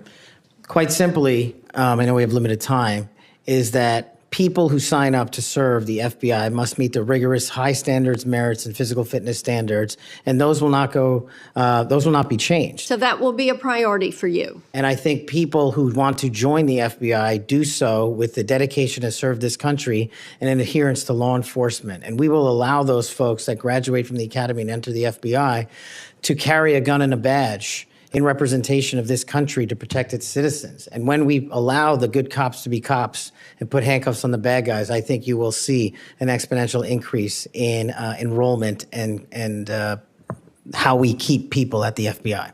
And that is a day one item for you. Yes, ma'am. Thank you.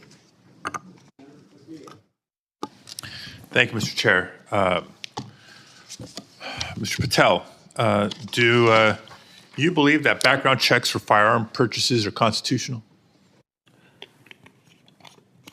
I don't know the in-depths of it, but I think that's what the Supreme Court has said, Senator. So the word would be YES, yes. Can you say yes, are background checks constitutional? I can say whatever the Constitution and the Supreme Court ruled is the rule of the land. And what is the law of the land at the moment? I'm not an expert on state-by-state background checks. You're going to be universal background checks. Well, that's different. I think actually your answer is pretty telling. Let me ask you another question. Do you believe that civilian ownership of machine guns are protected by the Second Amendment?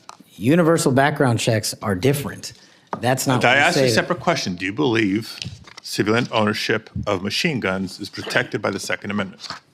Whatever the courts rule in regards to the Second Amendment is what is protected by the Second Amendment. You had another telling response, colleagues, on another important issue. We've all talked, both sides of the aisle, about our concern about gun violence in America. I raise these questions because of an association I can observe between Mr. Patel and Gun Owners of America, a group staunchly opposed to firearm regulation, a group that Mr. Patel addressed in August, and a group that in December issued a press release applauding his nomination to be FBI director. Gun Owners of America has taken extreme positions, including the position that all background checks are unconstitutional and that civilian ownership of machine guns is protected under the Second Amendment. Mr. Patel, let me remind you that as FBI director, you would oversee critical responsibilities related to firearm regulation, including administering the National Instant Criminal Background Check System. Yes, it's constitutional. It's in place for a reason. You would also regulate the distribution of machine guns to prevent them from falling into the wrong hands. Policies and programs in place for a reason. And given your hesitancy, given your answers, I'm concerned about your ability to do the job when it's not in alignment with groups like Gun Owners of America. Colleagues, we've been hearing a lot of partial responses and lack of recollections throughout the day, and I can't help but identify the pattern of Mr. Patel calling FBI leadership corrupt, labeling agents as gangsters, accusing them of being part of a criminal deep state conspiracy. We've heard of his experience with the J6 prison choir, a group of individuals convicted for their roles in the January 6th insurrection.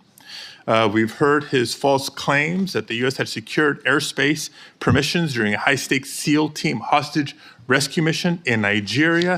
I can go on and on.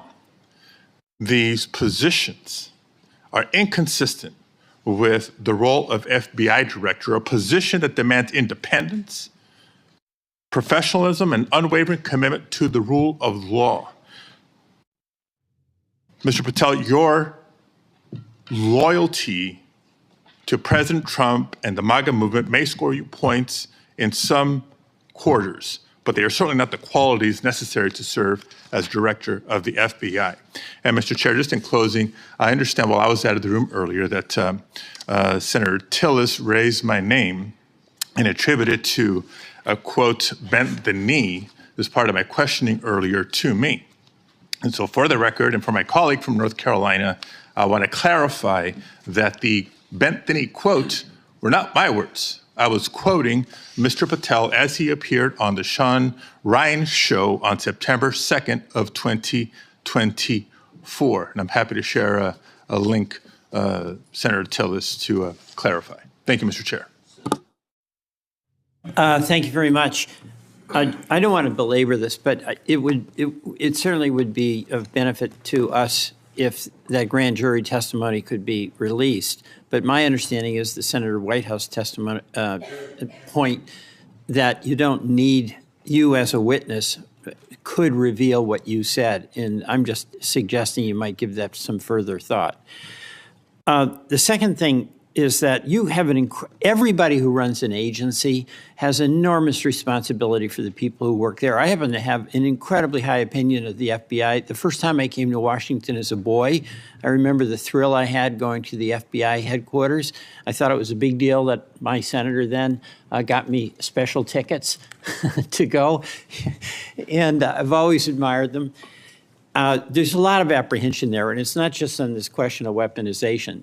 There's a lot of disruption in a new administration. And as you've seen, the president announced an impoundment in effect. It's been rescinded by the courts. But we've received calls from folks in various agencies who we've worked with or seen over the years, and there's just an immense amount of insecurity. Do I have my job? Don't I have my job?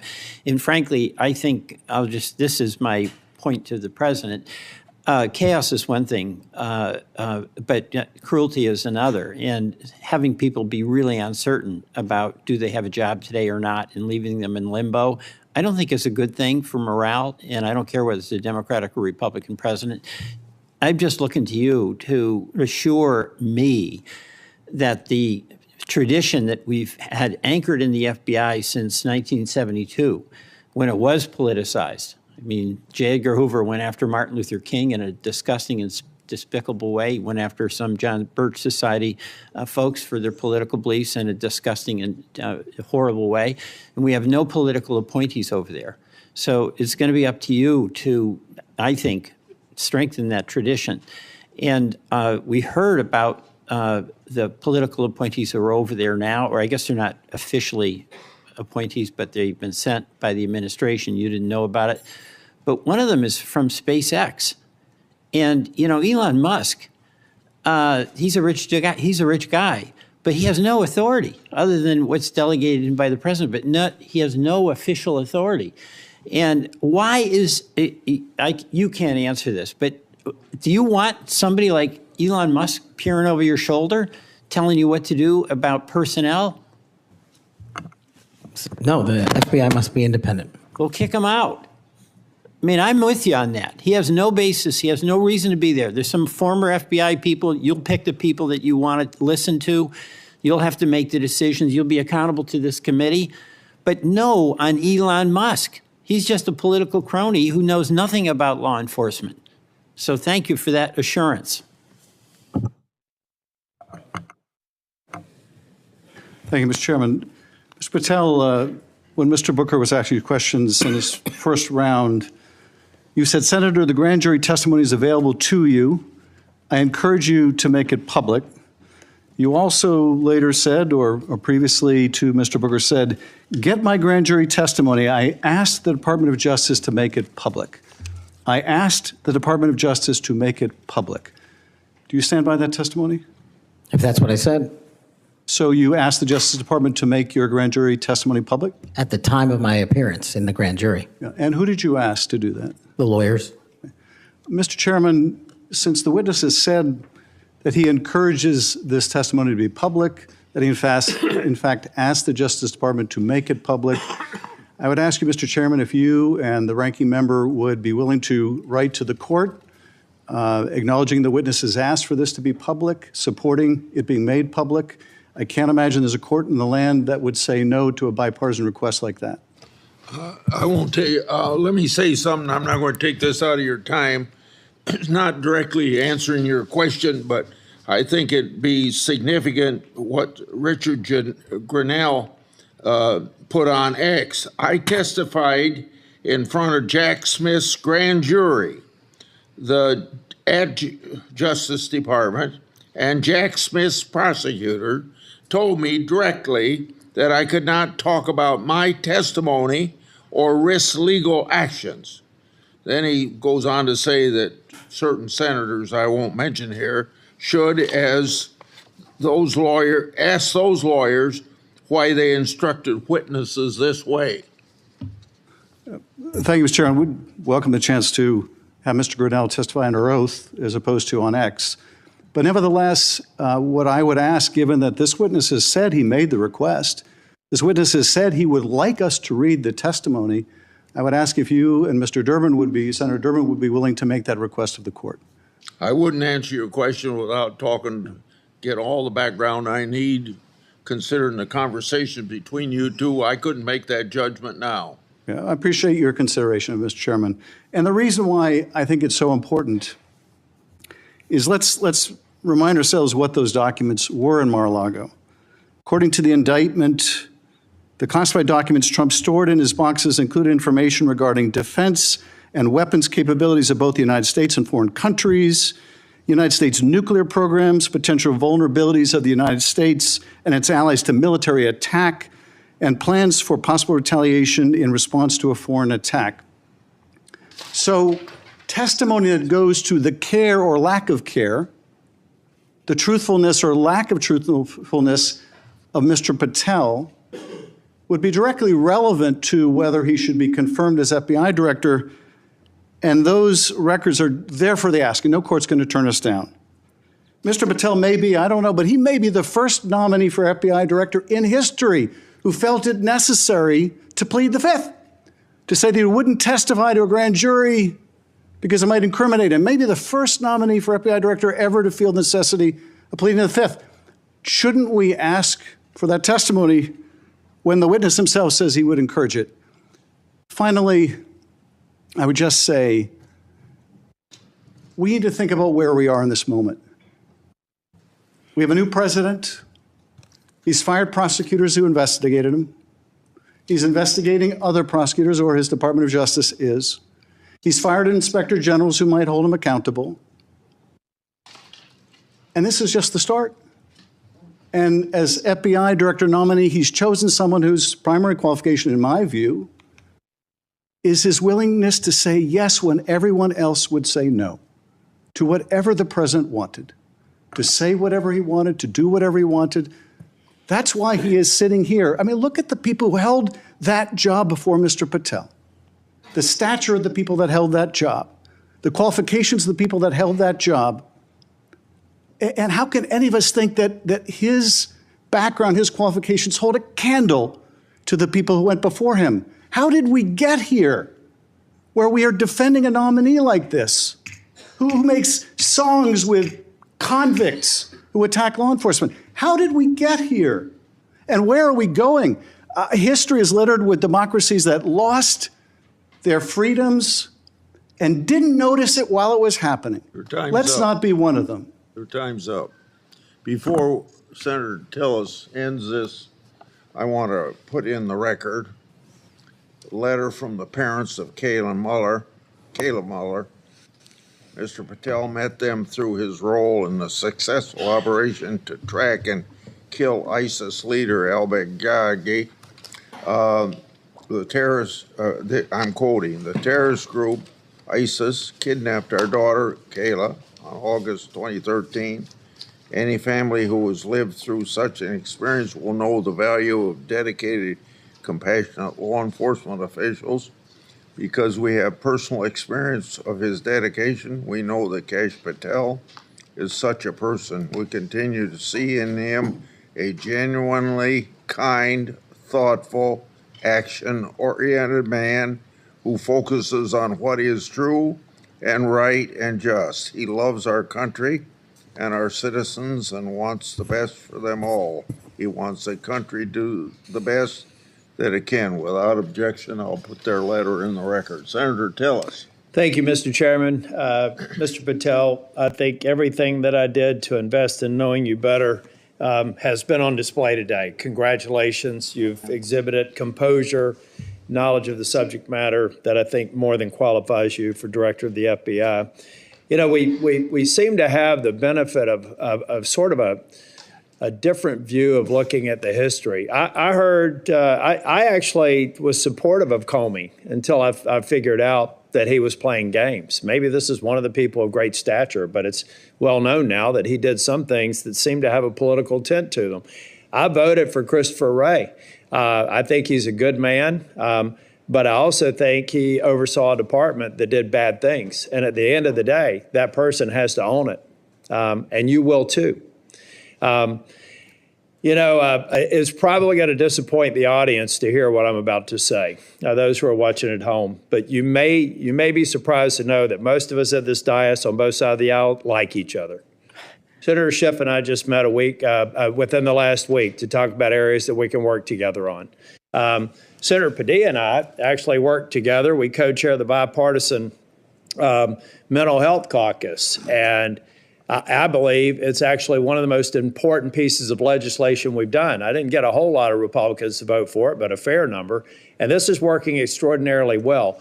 Would you commit to me to go into the Nix Center in West Virginia and just see how extraordinary this has come to be, and how it hasn't resulted in a mass confiscation of guns? It hasn't resulted in a propagation of red flag laws.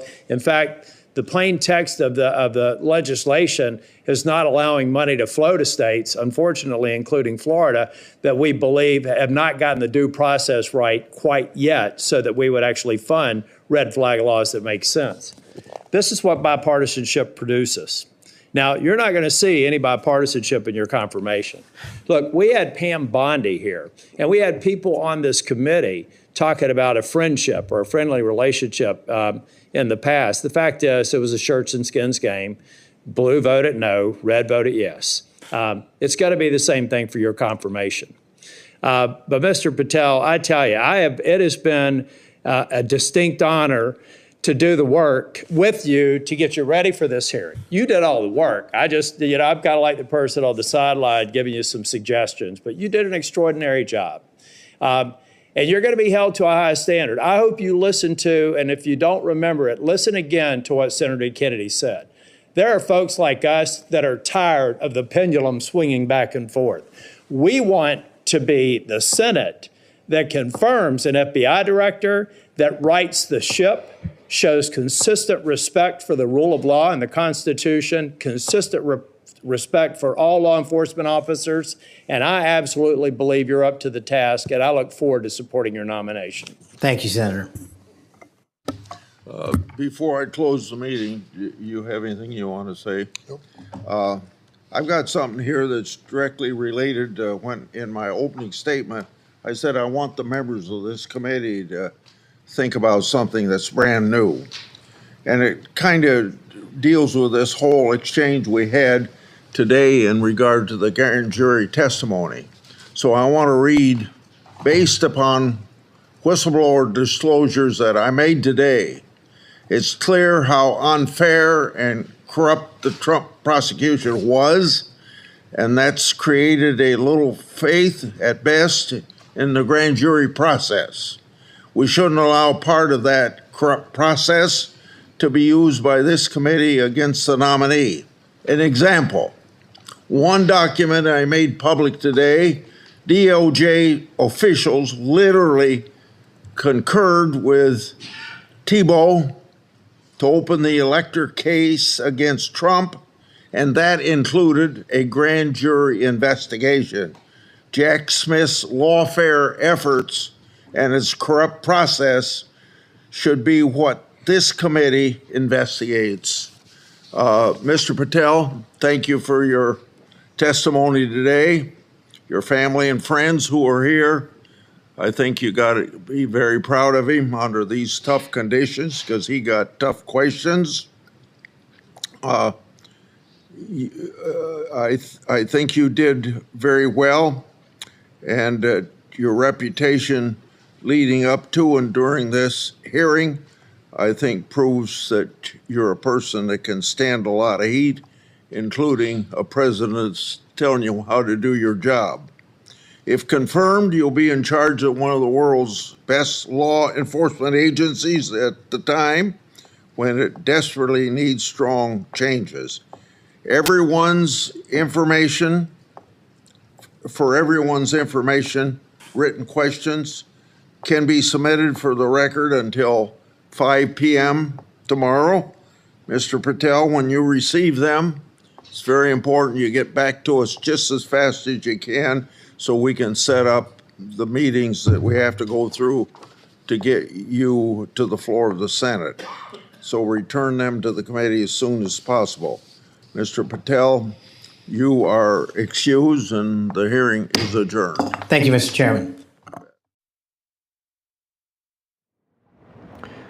All right, that was the confirmation hearing for Kash Patel up for FBI director. Everyone, go ahead and give yourselves a little round of applause if you've been watching since 8:30 this morning or 9:30 Eastern this morning, because it has been a long, grueling day of hearings. We had Kash Patel kicking things off. We had Tulsi Gabbard for Director of National Intelligence and Robert F. Kennedy Jr. So we're going to get to a clip now of Tulsi Gabbard's opening statement. We'll get some more recaps from the afternoon. Now, before I close, I want to warn the American people who are watching at home. You may hear lies and smears in this hearing that'll challenge my loyalty to and my love for our country. Those who oppose my nomination imply that I am loyal to something or someone other than God, my own conscience, and the Constitution of the United States, accusing me of being Trump's puppet, Putin's puppet, Assad's puppet, a guru's puppet, Modi's puppet, not recognizing the absurdity of simultaneously being the puppet of 5 different puppet masters. The same tactic was used against President Trump and failed. For too long, faulty, inadequate, or weaponized intelligence have led to costly failures and the undermining of our national security and God-given freedoms enshrined in the Constitution. The American people elected Donald Trump as their president not once but twice. And yet the FBI and intelligence agencies were politicized by his opponents to undermine his presidency and falsely portray him as a puppet of Putin. Personally, just 24 hours after I criticized Kamala Harris and her nomination, I was placed on a secret domestic terror watch list called Quiet Skies. Sadly, there are more examples. The bottom line is this must end.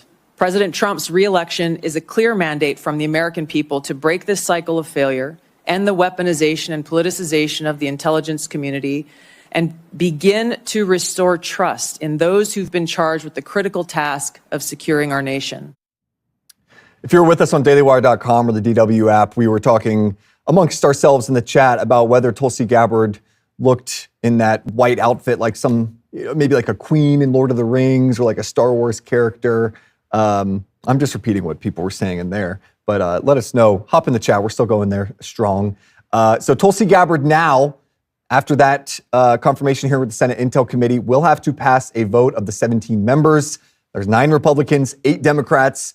She's going to have to win, we would assume, all 9 Republicans to now move on to a vote on the Senate floor where she will need at least 50 votes. If it's tied 50-50, J.D. Vance would come in and be the tiebreaker. Again, the big question still, will that vote in the Senate Intel Committee be public or private? Trump and his team want that vote out in the open. They want to know which Republican senators are going to refuse to back the cabinet that Trump has appointed.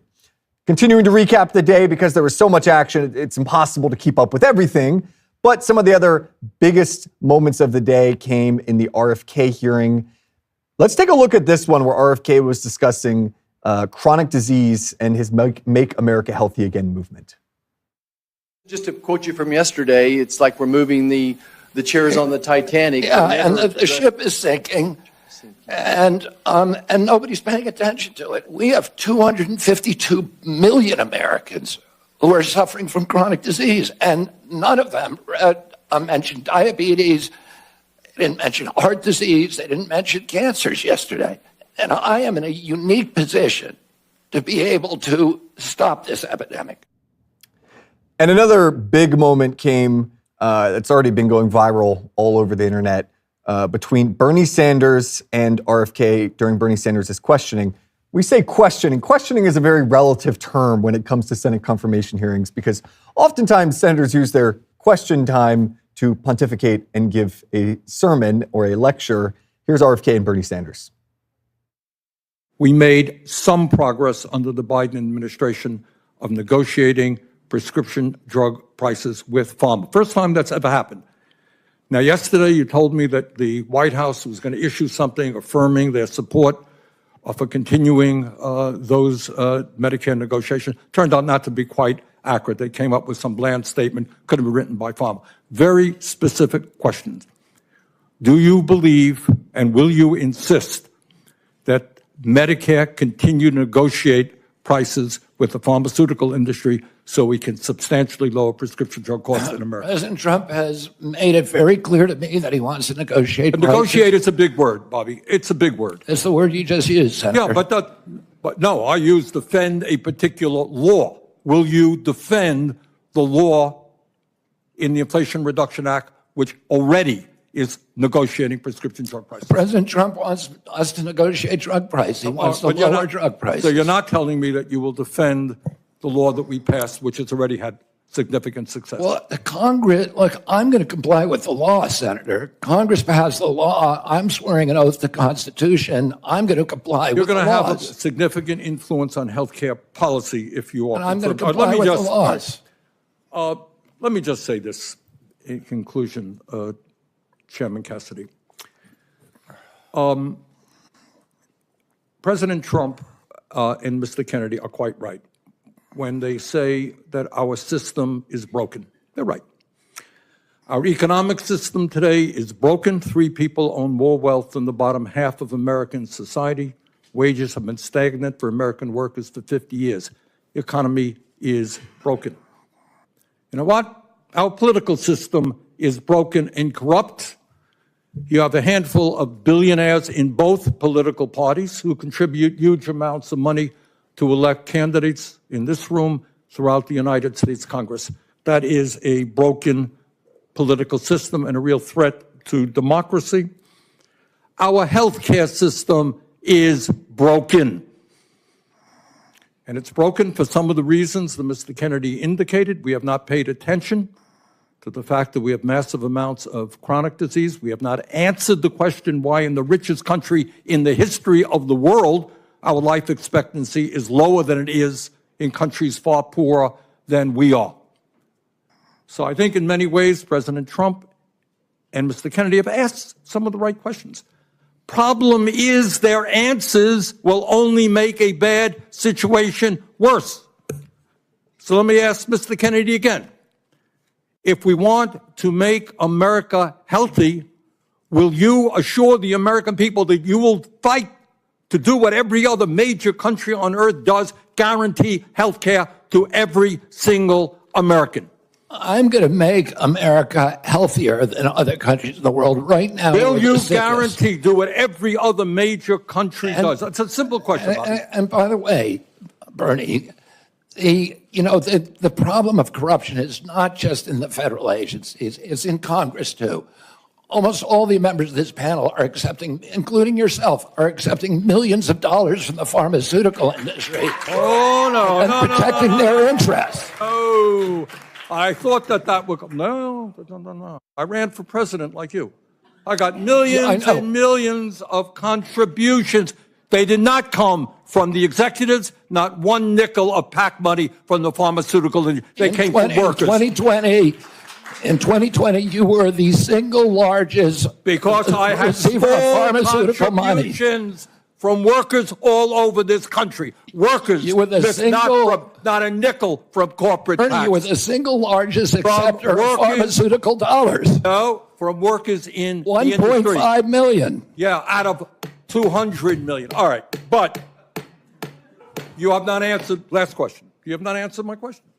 Mr. Chairman, we're 3 minutes. How do we make America healthy if you don't guarantee health care? Chairman, we're literally 3 minutes over here now. Well, how long does it keep going? At some time, you're just battering the witness, Bernie. Not battering the witness. Yes, you are. And you're getting upset at him. You're going at him just like anybody else would. We'll come to order. Bernie's going over. Bernie Sanders has this special quality of seemingly being able to control the color of his face to convey certain emotions and to go along with what he's trying to emphasize. Because as he got more angry and as he got more vociferous in his hatred of RFK, his face got redder and redder and redder. It really helped drive home the point there. But that was one of the big moments that you may have missed earlier in the day, Bernie Sanders questioning Robert F. Kennedy Jr. Another big moment was when Senator Rand Paul from Kentucky came on. Now, a lot of people in our chat on the Daily Wire were saying how hard it was for them to listen hour after hour to all of these Democratic senators grandstanding. But Rand Paul was a bit of a breath of fresh air for those people. Let's hear what he had to say during the Kennedy confirmation hearing. I think the discussion over vaccines is so oversimplified and dumbed down that we never really get to real truths. And it's why people up here are so separated from real people at home. So we talk about hepatitis B. It's a terrible disease. It could lead to liver failure, as the chairman said. But the reason you have distrust from people at home, why they don't believe anything you say, they don't believe government at all, is you're telling my kid to take a hepatitis B vaccine when he's 1 day old. You get it through drug use and sexually transmitted. That's how you get hepatitis B. But you're telling me my kid has to take it at 1 day old. That's not science. And on the COVID illness, there was a 1,000-fold or more difference between the elderly and children. If you don't acknowledge that, you're committing malpractice. You're showing your ignorance. If you say a 6-month-old must be mandated to get it, the science is not there. So all this blather about the science says this and the science says that, no, it doesn't. The science actually shows that no healthy child in America died from COVID. See, these are the nuances you're unwilling to talk about because there's such a belief in submission. Submit to the government. Do what you're told. Is it too late for us to find an extra cabinet position for Senator Rand Paul? Because that was just fantastic stuff. If you want more highlights from all of the confirmation hearings today, again, there were 3 of them, a lot to keep up with. Head over to thedailywire.com. We've got a live blog that's been running all day with all of the most important information. Go to dailywire.com or Daily Wire Twitter. You can keep up with us there. And of course, listening to the Morning Wire podcast tomorrow morning, I'll be giving a recap of all of this as well. We've been going live for about 7.5 hours on this stream, and let's go for 7 hours more. Who's with me? I'm going to ask, production team, you guys ready? In the chat, are you guys ready? Let's just do 7 more hours. This has been a lot of fun. Okay, apparently I'm being told there are no more confirmation hearings today, and we're going to have to stop this. But thank you guys so much for tuning in today. Again, Kash Patel, confirmation hearing for FBI Director, Tulsi Gabbard for Director of National Intelligence, and Robert F. Kennedy Jr. for HHS Secretary. All of those huge hearings today. Now they have to pass a vote for the 3 committees that they were appearing before. If they can get a majority vote in those committees, later this week or next week, they will head to the Senate floor for another round of debates and a final vote where they will need at least 50 votes. They get to 50, J.D. Vance can swoop in from the rafters and give the tie-breaking vote. But again, thank you guys so much for tuning in for the Daily Wire's live confirmation coverage. Had a lot of fun hanging out with you guys, watching all of the news. Great time for those of you in the dailywire.com DW Plus app chat. Remember, any tech issues that you saw today, it was not my fault. It was the fault of Michael J. Knowles. So make sure you let him know, write him a letter, send him an email. It was Michael's fault. Tell him you're upset with him because I had nothing to do with any tech difficulties. Thank you guys so much for tuning in. I am your host today, Daily Wire Senior Editor Cabot Phillips. Daily Wire HQ signing off. We'll see you guys next time.